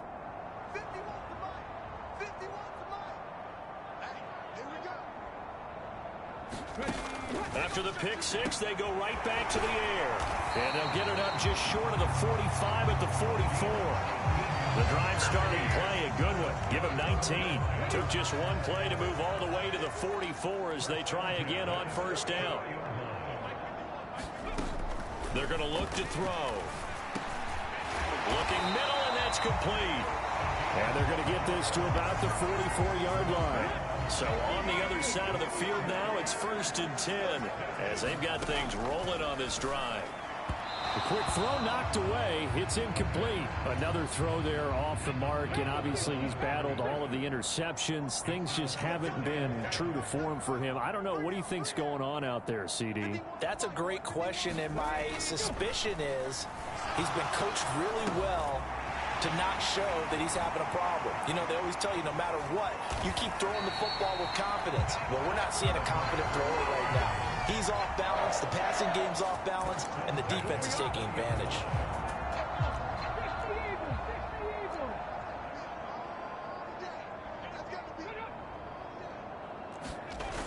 Well, they'll run it here on the jet sweep. Call it a gain of 4 on first, and that'll make it 2nd down.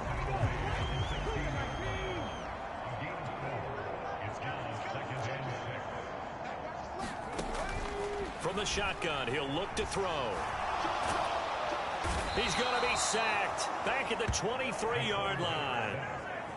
It'll go in the books as a 7-yard loss on the sack, and it's 3rd down.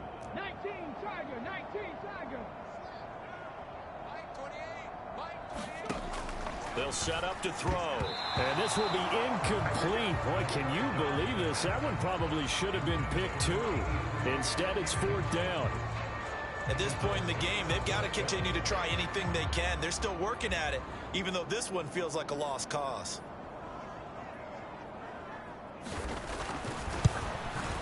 And his kick is good.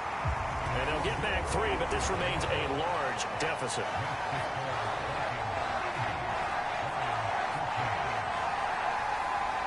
So the 3 points there, and CD, that helps them inch a bit closer. Yeah, partner, when you're losing, any points you see go on the board in your favor, you're happy to take them. And this will not be brought out. It's a touchback. And the football going back to the Vikings offense. Well, they don't really need the points here, Charles, given what we're looking at on the scoreboard, but they've scored on 3 consecutive possessions, 3 consecutive drives, and I'm sure that they would like to keep that streak going here and continuing to pour it on. And things have gotten that way in the NFL, haven't they, partner? Because in the old days, people would, they'd get off the gas a little bit, right? But now, people continue to accelerate. But we'll see what they decide to do as they come out for this one. But the way that this game has gone, they've got to be awfully happy with their execution overall. Ball on the 30. They'll come up with a 2nd and 5. Just 2 minutes remaining here in the 4th quarter of what has been a one-sided affair. So the Vikings in possession of the football as we get you reset. They've got a 2nd down now as they look to salt this one away. They'll try and run some clock here as they keep it on the ground. They're going to snuff this play out behind the line. We have not seen that much today. That's a big loss of 3, and it brings up 3rd down. Well, that was one of the few times they've been able to contain him thus far. He's over 100 yards for the game, but he lost a bit off his total on that carry. Off play action. Gary. And that's going to be too high. Out of bounds and incomplete. Up huge on the scoreboard, and they're still trying to add to their total. That shot doesn't connect, but I don't think it'll dissuade them from attempting another one.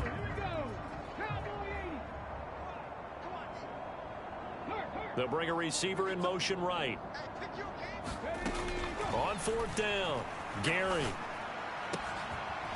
Throw left side complete. That's Potter. And he is going to pick up the Vikings' first down as they manage to convert, and that'll keep the drive alive.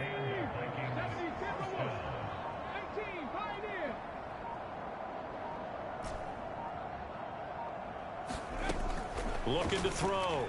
Gary. He's going to fire this thing deep right sideline. That's caught inside the 20. And they'll have it in the red zone before he crosses over out of bounds. And give him a gain of 37. So the big play means just like that, they'll operate from the red zone now on 1st down. Back to throw again. And he's got Booker. And he will get into the end zone. It's another touchdown. This thing is ugly. Well, this is long since over, and some might see this as overkill, but remember, this is a team that puts on the hard hats, grabs the lunch pail, and tells everyone, we're going to give you a full 60 minutes. And that's exactly how they're playing this one out. Extra point splits the uprights. And this one was over a while ago as they just add on to that big lead. Minnesota's kick team ready, and the Vikings boom it away. Phillips, he's not going to bring this one out, so they will begin the drive at the 25.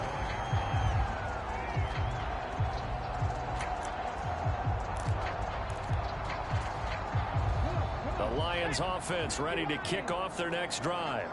Where we stand right now in the 4th quarter, this one pretty much out of reach. And, Charles, I know they're going to be disappointed about several things with this ball game, but the self-inflicted wounds, they've had several turnovers.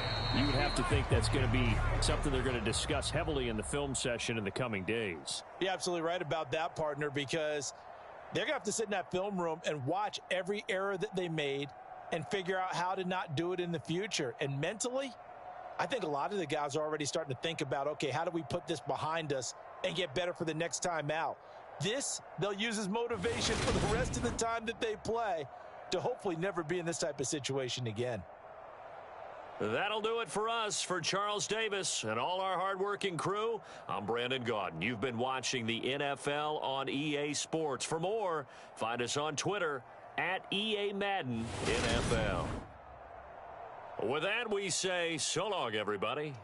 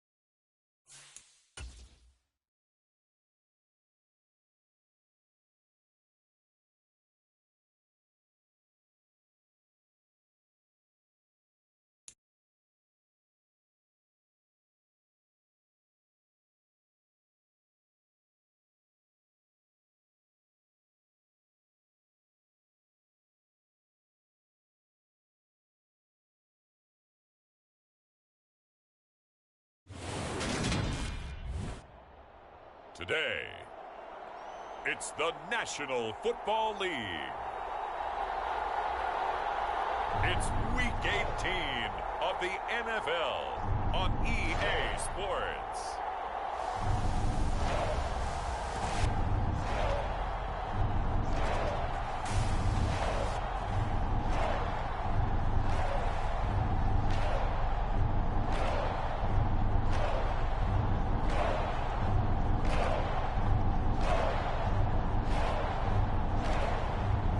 The Minnesota Vikings taking on the Baltimore Ravens.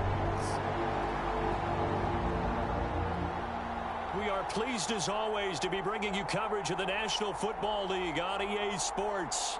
Today, the curtain falls on the regular season, and we've got a good one in store between the Baltimore Ravens and the Minnesota Vikings.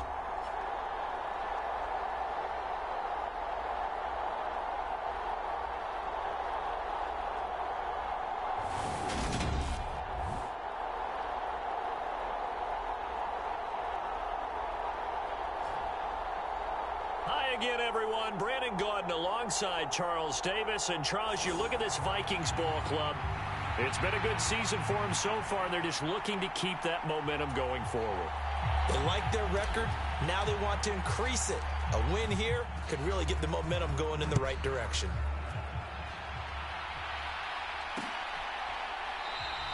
And he opts to not bring this one out. The first drive will start at the 25. So here come the Ravens with their first look on offense. And they will be led out by their 6'4" quarterback. I love just about everything about him. Love his game, love his makeup, love his moxie. One of my favorite words. This guy's a competitor. Gritty, tough, you name it, he's got it. But he did throw an interception in last week's game. That contributed to a loss. And despite the fact he threw 3 touchdown passes, he's going to be out there redoubling his efforts and trying to play better.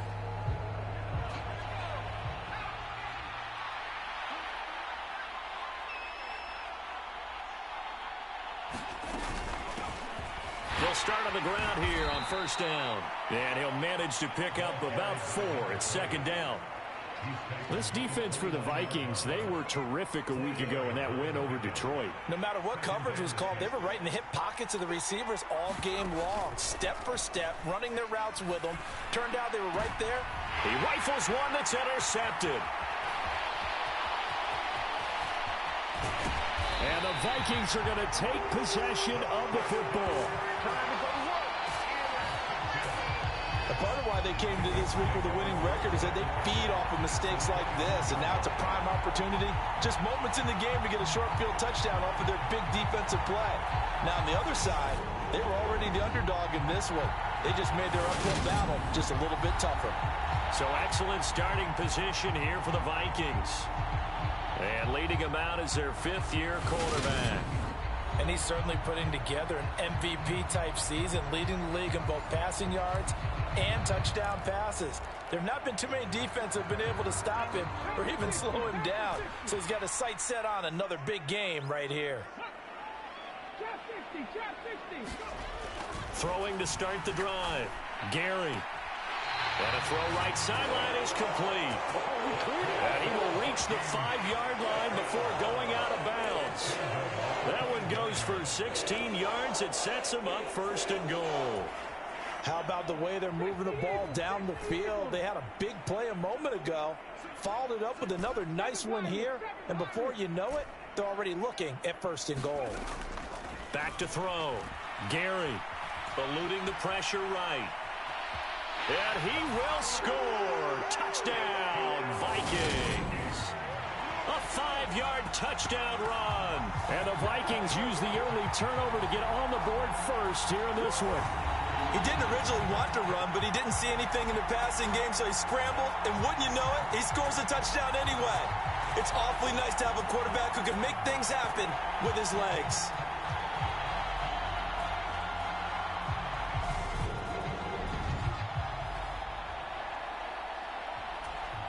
The call is to go for 1 and kick the extra point.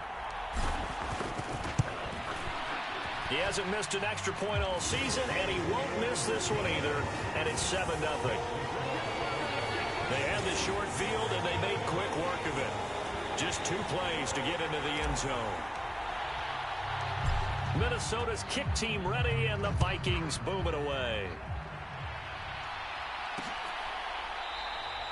And no thought to bring this one out. He'll just go down to a knee, and they'll take over at the 25. Baltimore set to take over here for their second possession of the game. They threw an interception the first time they had the football, wound up leading to a touchdown the other way. How do you approach drive number 2? Going back to your game plan coming in, everyone has matchups that they like better than others, where they think they have an advantage. Dial up some of those plays. Try and go to those spots and get your offense moving. A throw left side to start out. That's complete. And he's upended after a gain of 2 out to the 27. They'll break the huddle, come up on 2nd and 8 at the 27-yard line. Looking to throw. Bowman. Oh, that'll be incomplete. Well, he took a shot as he let that go. And it's going to bring up a 3rd down. So the failure to connect on 2nd down, that leaves him staring up here at a 3rd and 8. Back to throw. Bowman. And that's going to be incomplete. The coverage too good there. The contact popped the ball free, and it's 4th down. Every offense tells you they want to come out and start fast. That's not unusual at all. But this group, they've yet to get much rolling through their first 2 drives. It looks like they're going to have to give up the football again after this one. The Ravens send their punter out now as he's on to punt for the first time this afternoon. The call for a fair catch, and it's made at about the 23-yard line. So possession goes over here on the punt, and out will come the offense as they take over.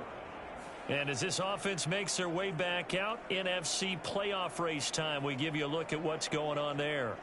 And it's all come down to this, hasn't it? Final week of the regular season, as this year's playoffs play out anything like the regular season has gone, could be in for a wild and fun month of January. And we can break the rules because we can look ahead.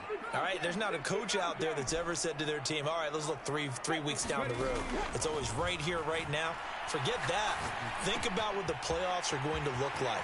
The teams that we see that are already in, the teams that are trying to get in, we could have some great matchups. That good for 21 yards on the catch and run. And this was a nice example of an offensive coordinator scheming his guy open. Just a little underneath route, just trying to free up some space, and it worked awfully well. Got him not just space, but plenty of room to run after the catch to pick up really nice yardage. Now a first down throw complete downfield. Touchdown, Vikings! A great effort there. His 14th touchdown now on the year.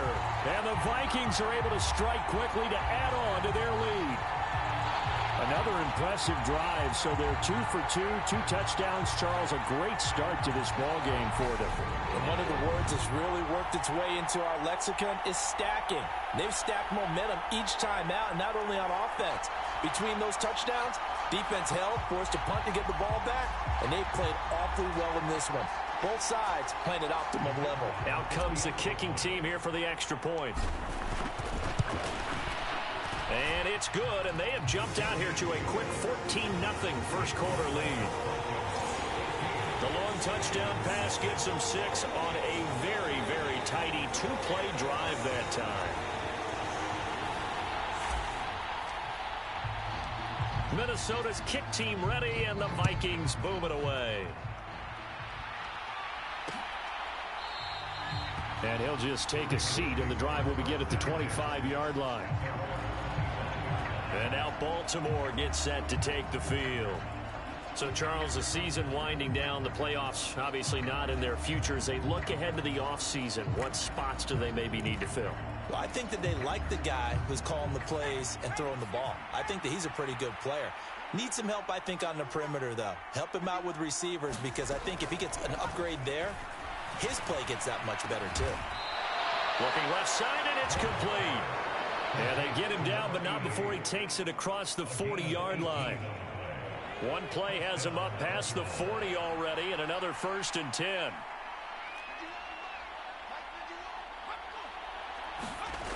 Well, they'll run it here on the jet sweep. And he's going to take this one up only to about the 44-yard line. Just a yard on the first down carry, so it's 2nd and 9.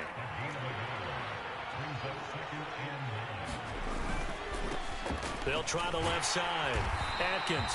And he'll lose yardage here. Back at the 41. They wind up losing a couple there, so they go behind the original line of scrimmage, and now 3rd and 11 coming up. Plays like we just saw there, that's why they're up right now. And the defense, they're doing their job. Yeah, it starts with the guys up front, so when you talk with GMs or putting together a team, a lot of them say, we're going to build from the end. And he fires one that's intercepted. And the Vikings are going to take possession of the football. CD, I know it's just his 2nd year in the league as a quarterback, but that's going to be one when he flips on the tape. He's like, I shouldn't have thrown that ball. No doubt about it, and his coaching staff will be emphatic about he shouldn't have thrown that ball. But remember, 2nd year, as you noted, on-the-job training, so he's got to take this feedback that he's getting, negative or otherwise, and turn it into positives moving forward.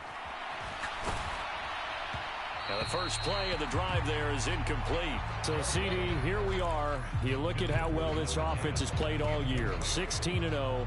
Now, in most years, they'd be at home right now enjoying time off for their perfect season, getting ready for the postseason. But this is the decade of the 2020s, so that means 17 games are what's needed to get to a perfect season.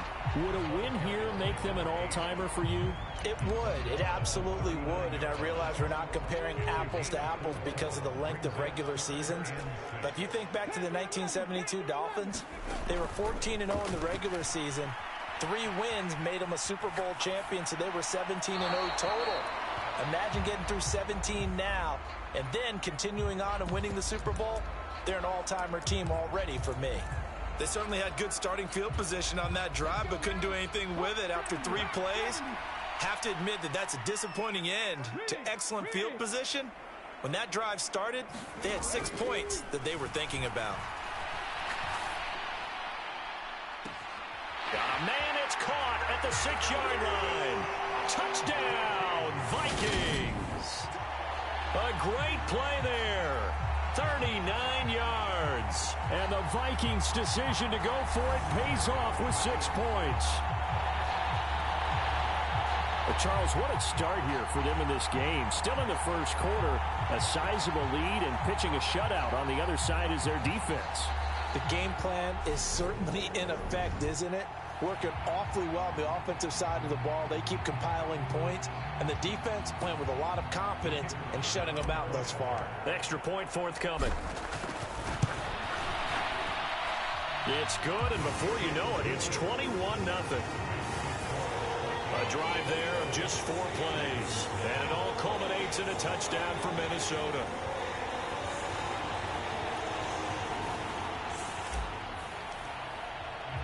So how about this for a start? 21-0 here in the first as they kick this one away. And no effort to bring this one out. It's a touchback. Things, unfortunately, continuing to implode here. The interception he threw on the previous drive, of course, led to the touchdown. And that deficit widening a little bit further. 1st and 10. They go back to the air here after the INT on the last drive. And he'll be upended at the 28-yard line. Just a 3-yard gain there. I think defensively you're okay with that. You're in the first quarter. He's going to get some catches, but they rallied to him quickly. And that's what you count on, and I like what you just said. First quarter, can you do it all game long? They catch it, you tackle them, they go down on the spot. Because when you're able to do that, you don't give up big chunks of yardage after the catch. Now you put the offense in a position where every series they have to work hard to pick up first downs, and you tend to stall them out when you do that.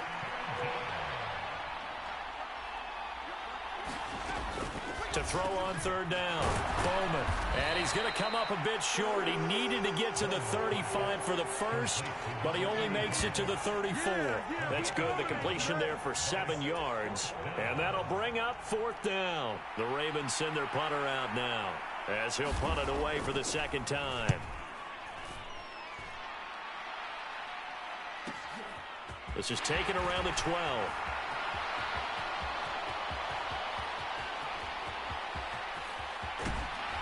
And he's going to be out of bounds inside the 25-yard line. Well, that looked for a second like he might take it all the way, but as it stands, it's still a massive return. And the Vikings, they'll be set up well as they take over in great field position.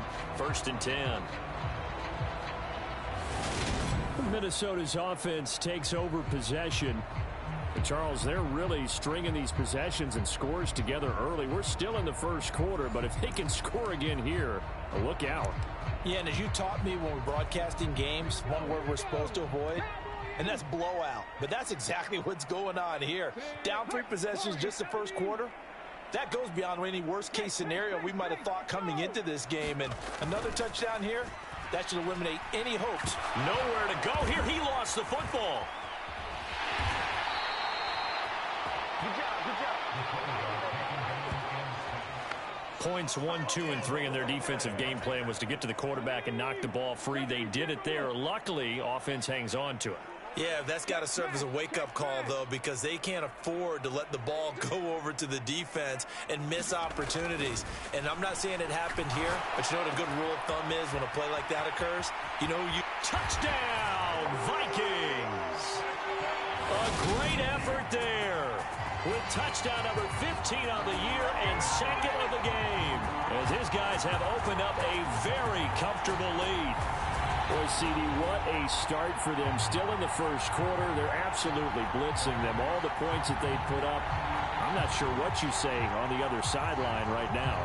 I think it's as simple as this, partner. The way that they're playing, there's no limits on what this lead could become. Point after here coming up. It's good, and they stretch their lead to 28-0 now. Pretty clean and simple there. Just 2 plays. The long pass resulting in the touchdown on play number 2. So this not what we expected. 28-0 here in the first as another kickoff is away. And from back there, a wise move. He'll just sit on this one, and it'll come out to the 25. The Ravens offense now, they get ready to head back on the field. They've got to be absolutely reeling right now. Couldn't have expected to be down this big, this early. But that's the spot they're in as they come up to try again here.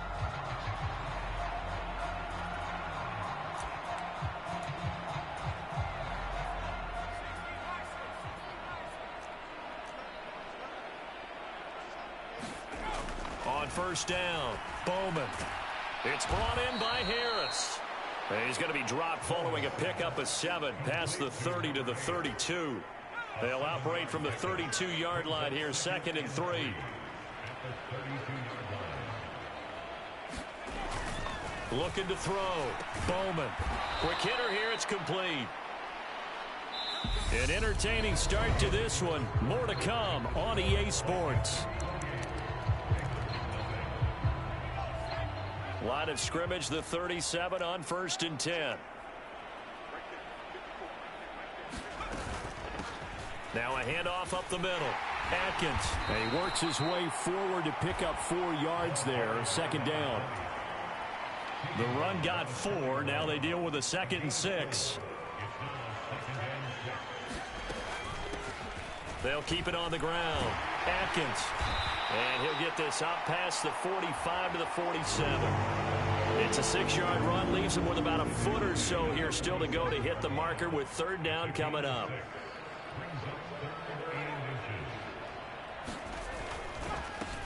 Up the middle they go. Atkins. And he's got some space here. And he's going to get this all the way down to the Vikings 22.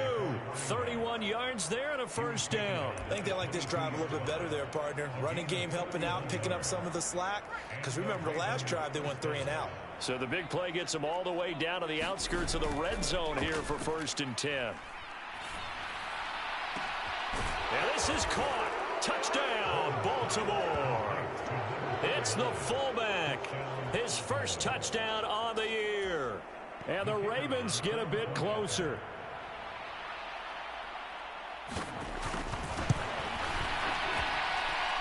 Point after, right down the middle. And it's now a 28-7 ball game. So the drive there took 6 plays, and it's capped off with a Ravens touchdown. Here's the kick unit now for the Ravens as they'll send this one away. And here comes a return from a few steps into the end zone. And a nice return sets him up pretty good here right at the 30-yard line. Now the Vikings offense gets set to take over here. Well, here we sit, week 17. Just one more week in the regular season after this one. So if you're one of these teams trying to make a move and improve your spot or jump in from the outside, Charles, you better make that move now. And these final games are often a good barometer for all those teams fighting for position or a wild card spot. They have to be able to get the job done these last 2 weeks before things get even tougher when the playoffs officially begin. And the defense loses him. It's complete. Touchdown, Vikings. A big play there. 70 yards. And the Vikings continue to pull away here in this first half. Okay, we need to double check here with Marvin because he keeps all of our good stats. But what I've got is 5 drives, 5 touchdowns, and they've got a nice, healthy lead. Well, after the first drive, we thought things might be clicking. They're really clicking at this point. They're clicking about as much as they can click. And right I just said click a lot. Yes, you did, but that's okay because the guy who's coordinating the defense, trying to slow them down, good luck. He's going to have hair that looks like mine very soon. Not much of it. Extra point right down the middle. And a rout is on here in this first half. Set now to kick this one away, and off it goes. And he'll very wisely take a knee here as they'll bring this one out to the 25 on the touchback. Now the Baltimore offense heading back out onto the field. Right now, Charles, it just feels like they're trying to keep pace. They did score the touchdown last time out, but they still trail by double digits here. We'll see if this offense is once again up to the task. Yeah, and I think that after the last drive, they've got to be pretty revved up, don't you think? Everything they were doing was working pretty well. They go back out there with the same mindset, play at the same tempo and the same pace. Still a lot of time left to make something happen in this one. The last run got 6, now 2nd and 4. From the shotgun now, here's an inside give. And this won't be enough to pick up the first. A gain of 2, 3rd and 1. But not much on that run, Charles. No, that's exactly the way to execute a run blitz there. They guessed correctly that they would move the ball on the ground, honed in on it, and stopped them. Mark that down for a win in the defense's column.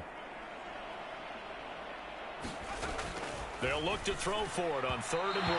And that will be incomplete. Well, it's looking like another 3 and out here, and at some point, you got to be able to put together a drive to keep your defense from having to go right back out on the field. I feel like things are starting to unravel a little bit, and we're not even at halftime.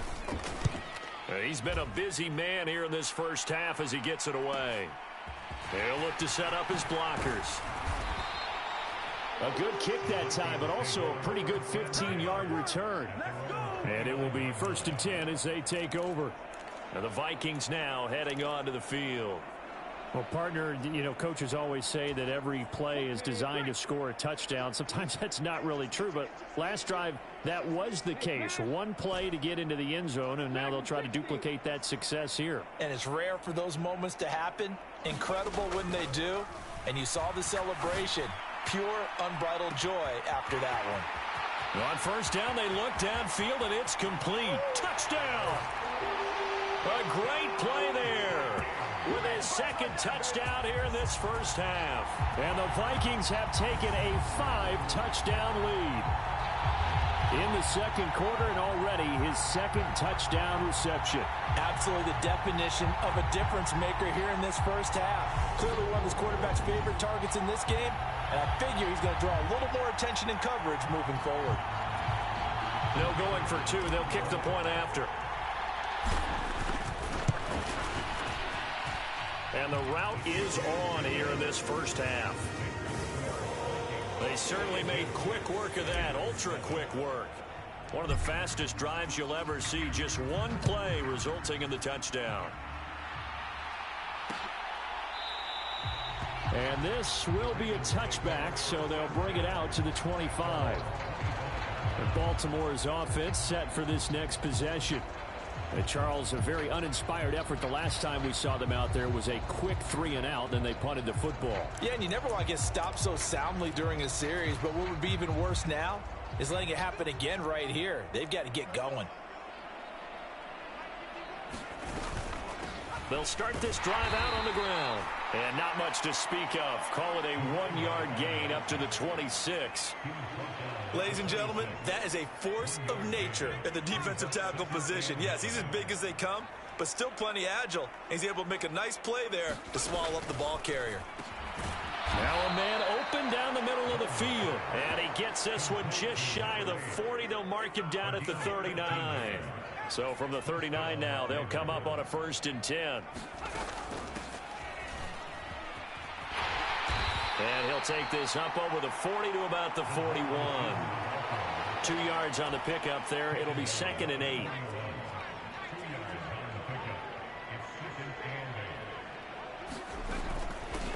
Now a handoff up the middle. Atkins.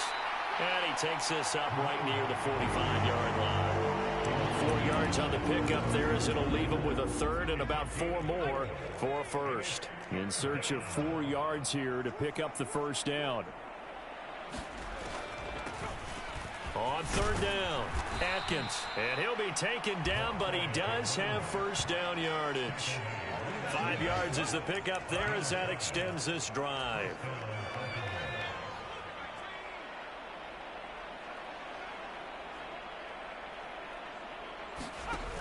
From the shotgun now, here's an inside give. And they're going to stop him right at the line of scrimmage. Just no cutback lane to be found whatsoever. 2nd and 10. Officially no gain on the play, and it's 2nd down. And we've hit the 2-minute mark in this first half of action. We remind you that coming up at halftime, Jonathan Coachman will be alongside. He'll have highlights and analysis from Orlando of this first half of action.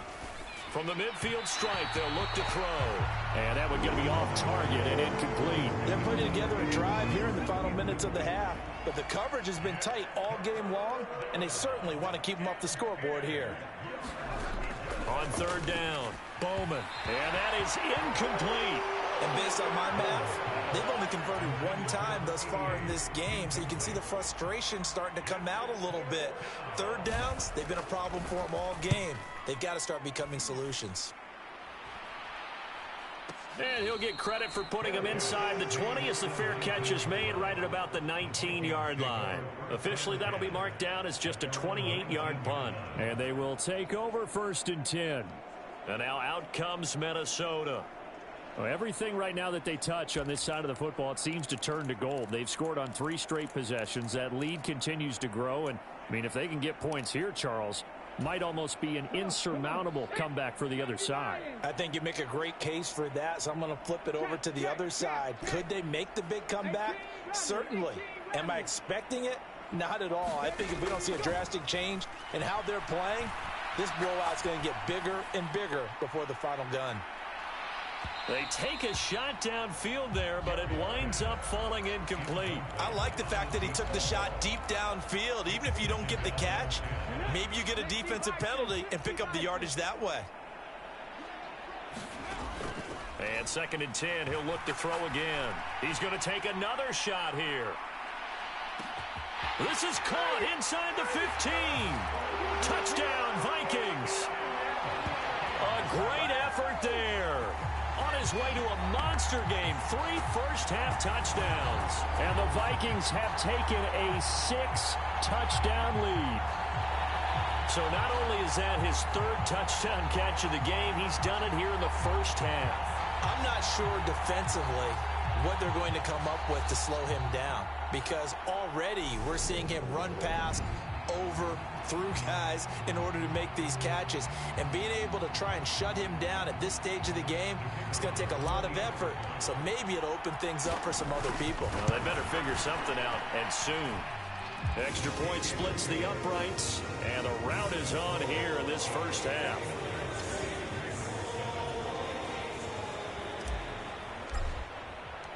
Minnesota's kick team ready, and the Vikings boom it away. And they will not get a chance to return this one as it's through the end zone for a touchback. Baltimore about ready to go on offense. The last series for them, a little disappointing, forced a punt. And now they'll try to do better here and come away with some points as they begin this drive, 1st and 10.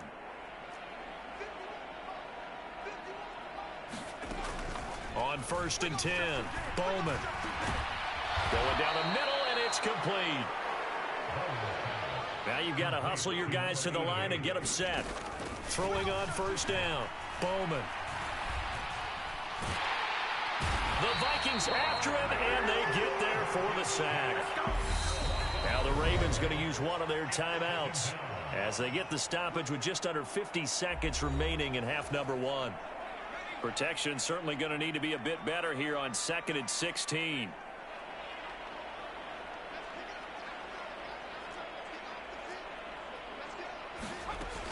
Back to throw. Bowman got his man complete over the middle. That's Kelly. Now another timeout called for by the offense as they'll stop it with just over 40 seconds to go in the first half. Off the play fake. Bowman. Trying to lay one up deep. And for the 3rd time here in this half, it's intercepted. And the Vikings are going to take over once again with a football at their own 20-yard line. Boy, so another interception, CD, and it feels like he's starting to unravel a little bit. And as you would expect, still a work in progress here in his 2nd season. He has to start ironing out some of these mistakes, though, because now his head coach, his offensive coaches, they have to evaluate whether you keep playing him and let him work through it, or you start thinking about going to his backup. On 1st down, Gary. He's going to loft one deep over the middle. That's caught inside the 20. Touchdown. A big play there. On his way to a historic performance, 4 first-half touchdowns. And the Vikings will extend their lead in the final minute of the half. One play, 80 yards. Pretty easy drive to recap.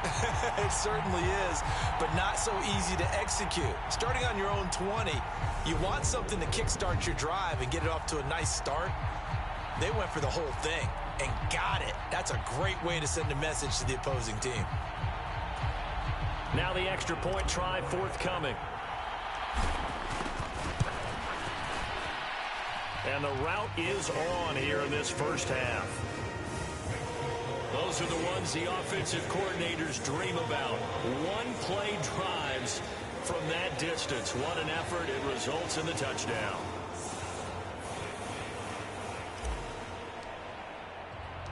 Minnesota's kick team ready, and the Vikings boom it away. And not wanting to risk anything here late in the half, he'll just take a knee, and they'll bring the football out to the 25. The Ravens going to get one more drive here in this first half. And with time quickly fading here in the second quarter, not sure how aggressively, offensively they want to play this. I think we'll find out just how much they trust their guys in this situation if they decide to take a shot. And he's taken down, but able to slip across the 35. Ravens going to use their 3rd and final timeout as they stop it with 19 seconds to go in half number 1. On 1st and 10, Bowman. And his pass is intercepted for the 4th time today.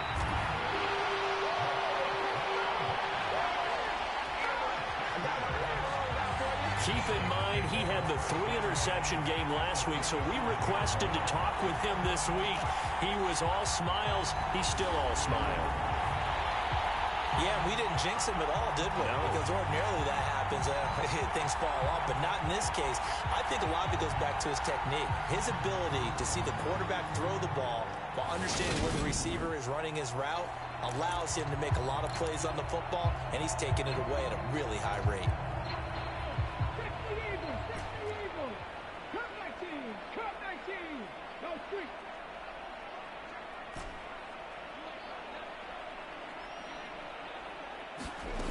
Throwing on 1st down, Gary. And now this is intercepted. My goodness. And the Ravens are going to take possession of the football. Their passing game has been spectacular this afternoon. Finally, a win for the defense. You think maybe there was an adjustment there. Finally gained a measure of, I don't even know if you call it revenge, but got a play done against him, and that's been difficult for them all game long. So we've reached halftime here in what is quickly turning into quite a rout as we send you down to Orlando where Jonathan Coachman has our EA Sports halftime report. Coach. All right, Brandon, thanks very much. It's all down to this. Week 18 of the NFL regular season. Lots to be decided, so let's get right to it. We'll begin up at legendary Lambeau Field in Green Bay. And it's the Seahawks who have the lead as those two teams approach halftime. The Seahawks locked in a tight one, but this is a game you feel they've got to have. From there we say, so long, America. Hello, England. As we head over the Atlantic to check out the action in London. And they trail the visiting Chiefs in that one. The Chiefs looking to sew that one up, and they look to be in pretty good shape. Finally, we finish at MetLife Stadium to see what's going on with the Jets. And in that one, it's the visiting Dolphins who are out in front. The Dolphins trying to hold on and claim victory. Meanwhile, in our game, it's been a back-and-forth first half. Who can put it together in the second half? For the answer, we turn it back over to our broadcast team of Brandon Godden and Charles Davis. All right, Coach, thanks very much. Fine work as always as we welcome you back for quarter number 3.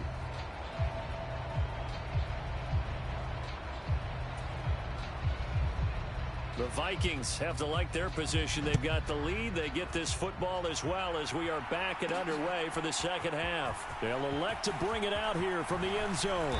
And this return will net positive as he gets past the 25 and up to the 27-yard line. Out come the Vikings. They'll have it first on offense as we begin the third.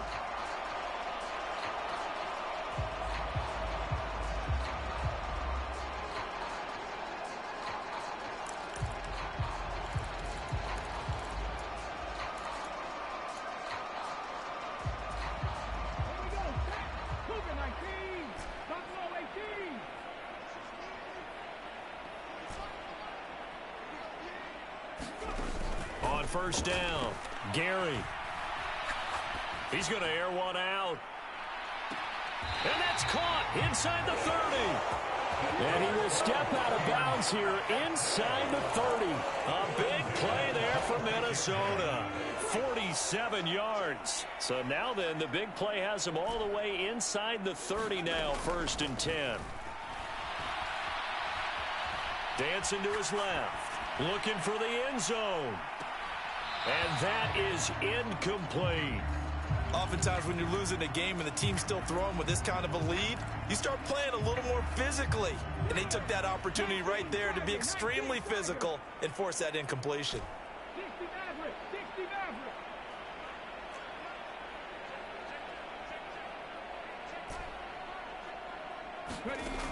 Throwing again on 2nd and 10. Gary. Here's Booker on the catch. Down inside the 10. And he's in for the score. And his spectacular season continues as he ties the NFL touchdown record. He is phenomenal. Well, on the other sideline right now, it's just absolute dejection. But, Charles, let's focus on the positive. With the lead that they've built here, they've done pretty much everything to perfection in this ball game. They certainly have. Makes me think that their week of preparation was excellent. And they flowed into this game, and it carried over. And right now, I don't expect them to back off at all. They're playing so well, they just want to keep it going. Now the extra point. And the lead grows even larger here in the third quarter. Scoring summary, 3-play drive, and it's polished off by a Viking score. Minnesota's kick team ready, and the Vikings boom it away. And it'll come out to the 25 as he will not attempt to return. The Ravens offense getting ready now for their first possession of the second half.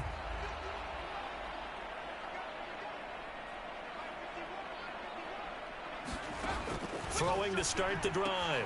Bowman complete to Kelly. And they're able to get this one across the 35. A gain of 11 to kick off the drive, and it's a quick first down.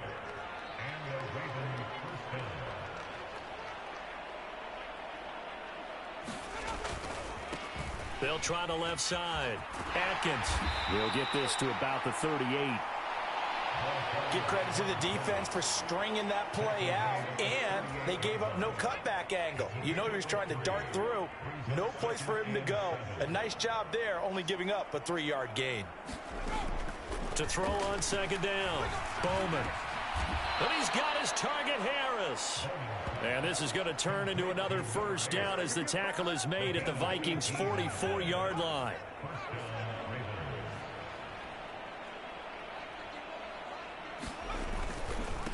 They'll try the left side.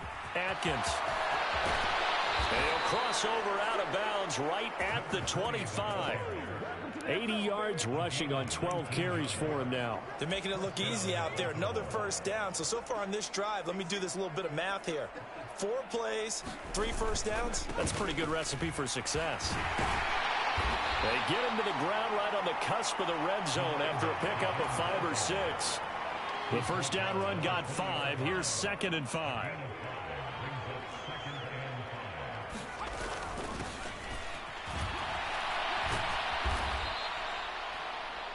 They get 6 on the pickup there as the drive will continue.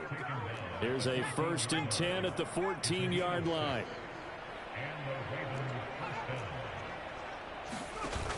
From the shotgun now, here's an inside give. And he'll fight his way down right around the 12.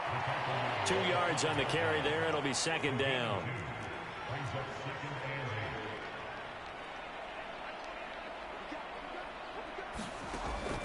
Operating from the gun.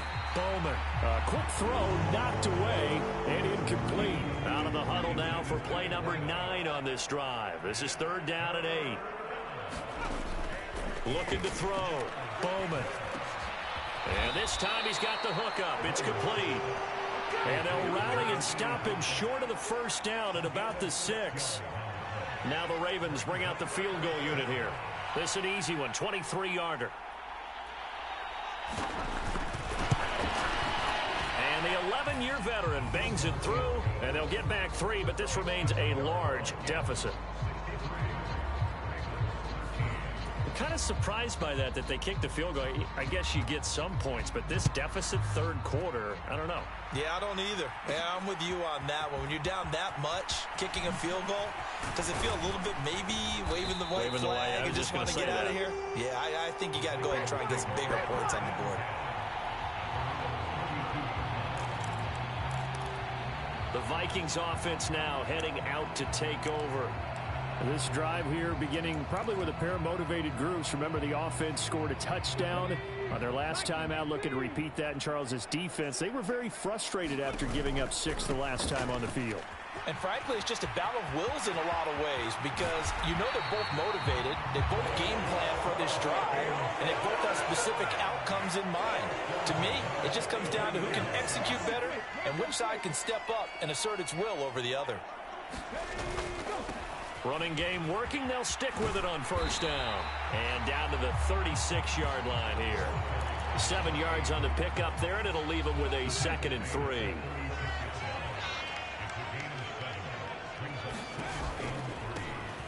One back in the backfield. He'll get the carry. And he'll work it inside the 30 to the 29-yard line. 7 yards there and a first down.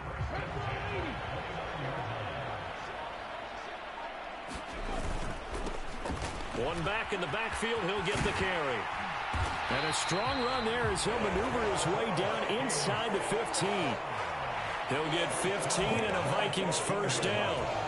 A lot of running backs, a little bit of a disadvantage when you start talking MVP. Might not be the case this year. You think he's got a shot, don't you? I do. I think he's got more than a shot. But what he's going to need here down the stretch this late in the season, he needs that big closing game, that game that we're all going to reflect on and go, oh, my goodness. And it'll be intercepted. And a big turnover there as his guys will get the football back. And the Ravens are going to take possession here. It's a touchback And they'll take over at the 20-yard line. The Raven offense set at the line for this next drive. They'll start on the ground here on first down. Fights forward for only about a yard up to the 21. And they're not going to get to the line to run another play. So we will switch ends as the third quarter has come to a close. We'll return with more after this break. You're watching the NFL on EA Sports. Looking to throw on second down. Bowman. And now here is another interception. And the Vikings are going to take possession of the football. Well, partner, I got to tell you, I'm trying to think of something positive to say for this offense, but I'd have to be a spin doctor for that one. This has been a tough performance to watch. And I think it's hard at this point to actually identify what's really gone wrong. I guess the catch-all is everything. Doesn't sound like real sharp analysis, but I don't have much else for you. And the scoreboard just lopsided, and it's been ugly from the get-go. He's tackled a yard short of the marker. Good gain of 9 on first down. The previous run, good for 9. Here's second and a yard. And they'll keep leaning on the running game. Back to the ground. And they'll bring him down at the 18-yard line. 75 yards now on the ground on just 7 carries. Back-to-back good plays have him on the move on first down. One back in the backfield, he'll get the carry. And he'll take it from the 18 to the 15. A gain of 3. Second down and 7.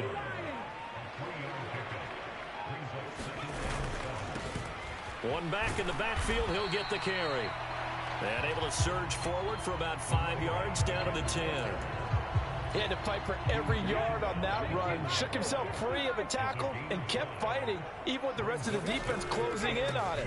That's the kind of effort you'll take every single time. And he'll get into the end zone. Touchdown, Minnesota. A great play there. With another touchdown, number 24 on the year. And the Vikings look poised to reach 17-0 as they add on to their lead. They were looking to pick up the first down on third and short. They got a little more than they bargained for, finding the end zone as well. And oftentimes in short yardage situations, you get a lot of defenders stacked near the line of scrimmage, partner. So if you can get past that first wave, there's usually room to roam, and he found it. Now they'll line up to kick the extra point. Now this one was over a while ago as they just add on to their big lead. So that drive spanned 5 plays, and it was finished off with a 10-yard touchdown scamper. The kickoff unit is out on the field, and they will send this one away. And from back there, a wise move. He'll just sit on this one, and it'll come out to the 25. The Ravens offense now, they get set to head back on the field.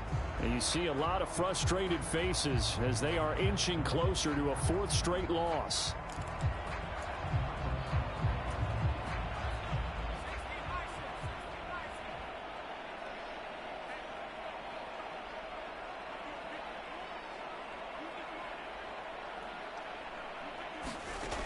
Throwing to start the drive. Bowman. And the timing a bit off that time as that one falls to the ground. An incomplete pass leads to 2nd and 10 from the 25.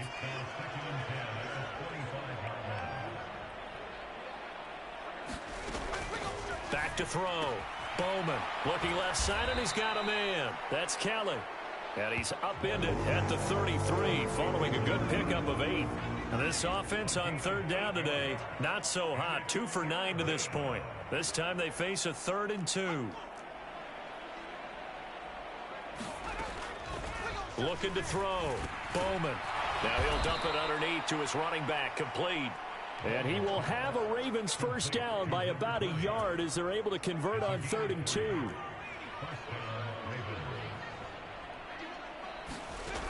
They'll stick with the passing game as he looks to throw. And he'll have it past midfield almost to the 40 before being taken down. 23 yards on the play. From Viking territory now, they'll come up 1st and 10 at the 42-yard line. And he wisely will throw that one away.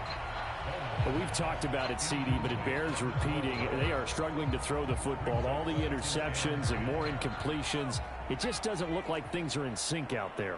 I would agree with that, and it's not a good day when you feel like an incomplete pass is almost a win for you because it wasn't intercepted. I think the receivers now, when they're running their routes, they want to catch the ball, but they also want to make sure that the defenders don't take it away.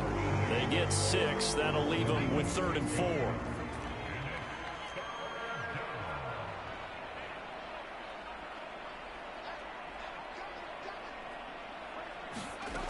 Again, he'll drop to throw. That's caught by Kelly.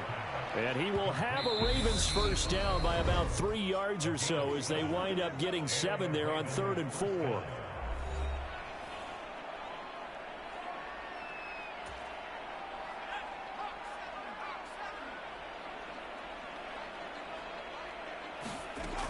On 1st and 10, Bowman throwing middle, and it's complete.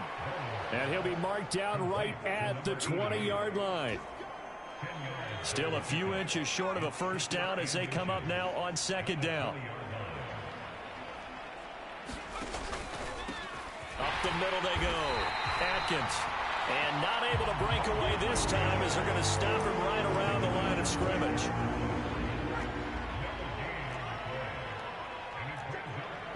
Just 2 minutes remaining here in the 4th quarter of what has been a one-sided affair. So it's Raven football here as we welcome you back. They face a 3rd down now as they try to find a late score. Back to throw. Bowman. He finds his man complete. That's McKinney. And he will have a Ravens first down as they're able to convert by plenty there on 3rd and 1.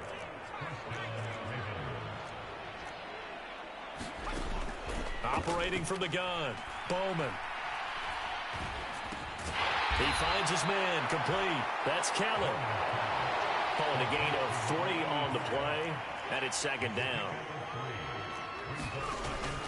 Looking to throw. Bowman firing quickly here, and that's complete. And he gets halfway home from the 10 to the 5 on a pickup of 5. On 3rd and 2, Bowman. And this is caught. Well, they get 1 back. Picking up the late touchdown here, but still down big.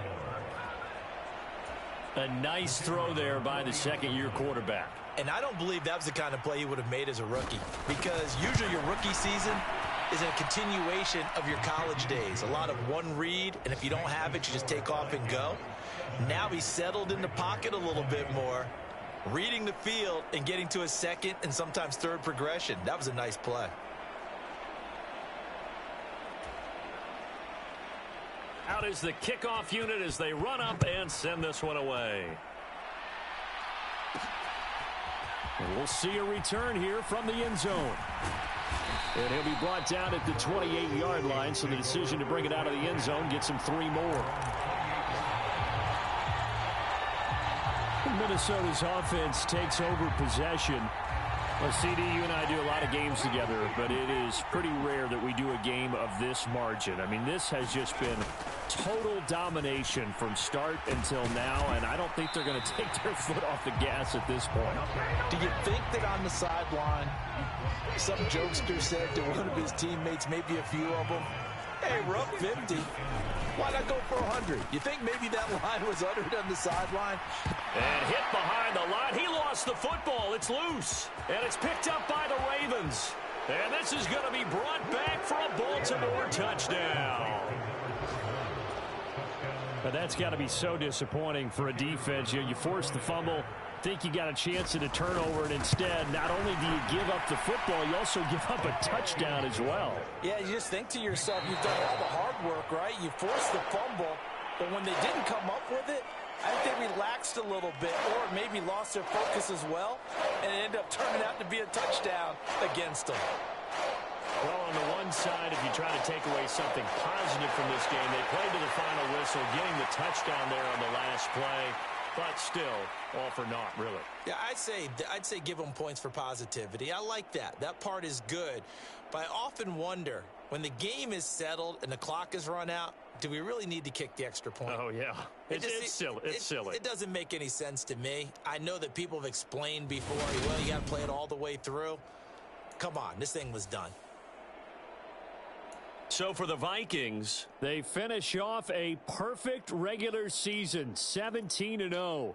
And now they'll have the week off as they get set to go after a Super Bowl title.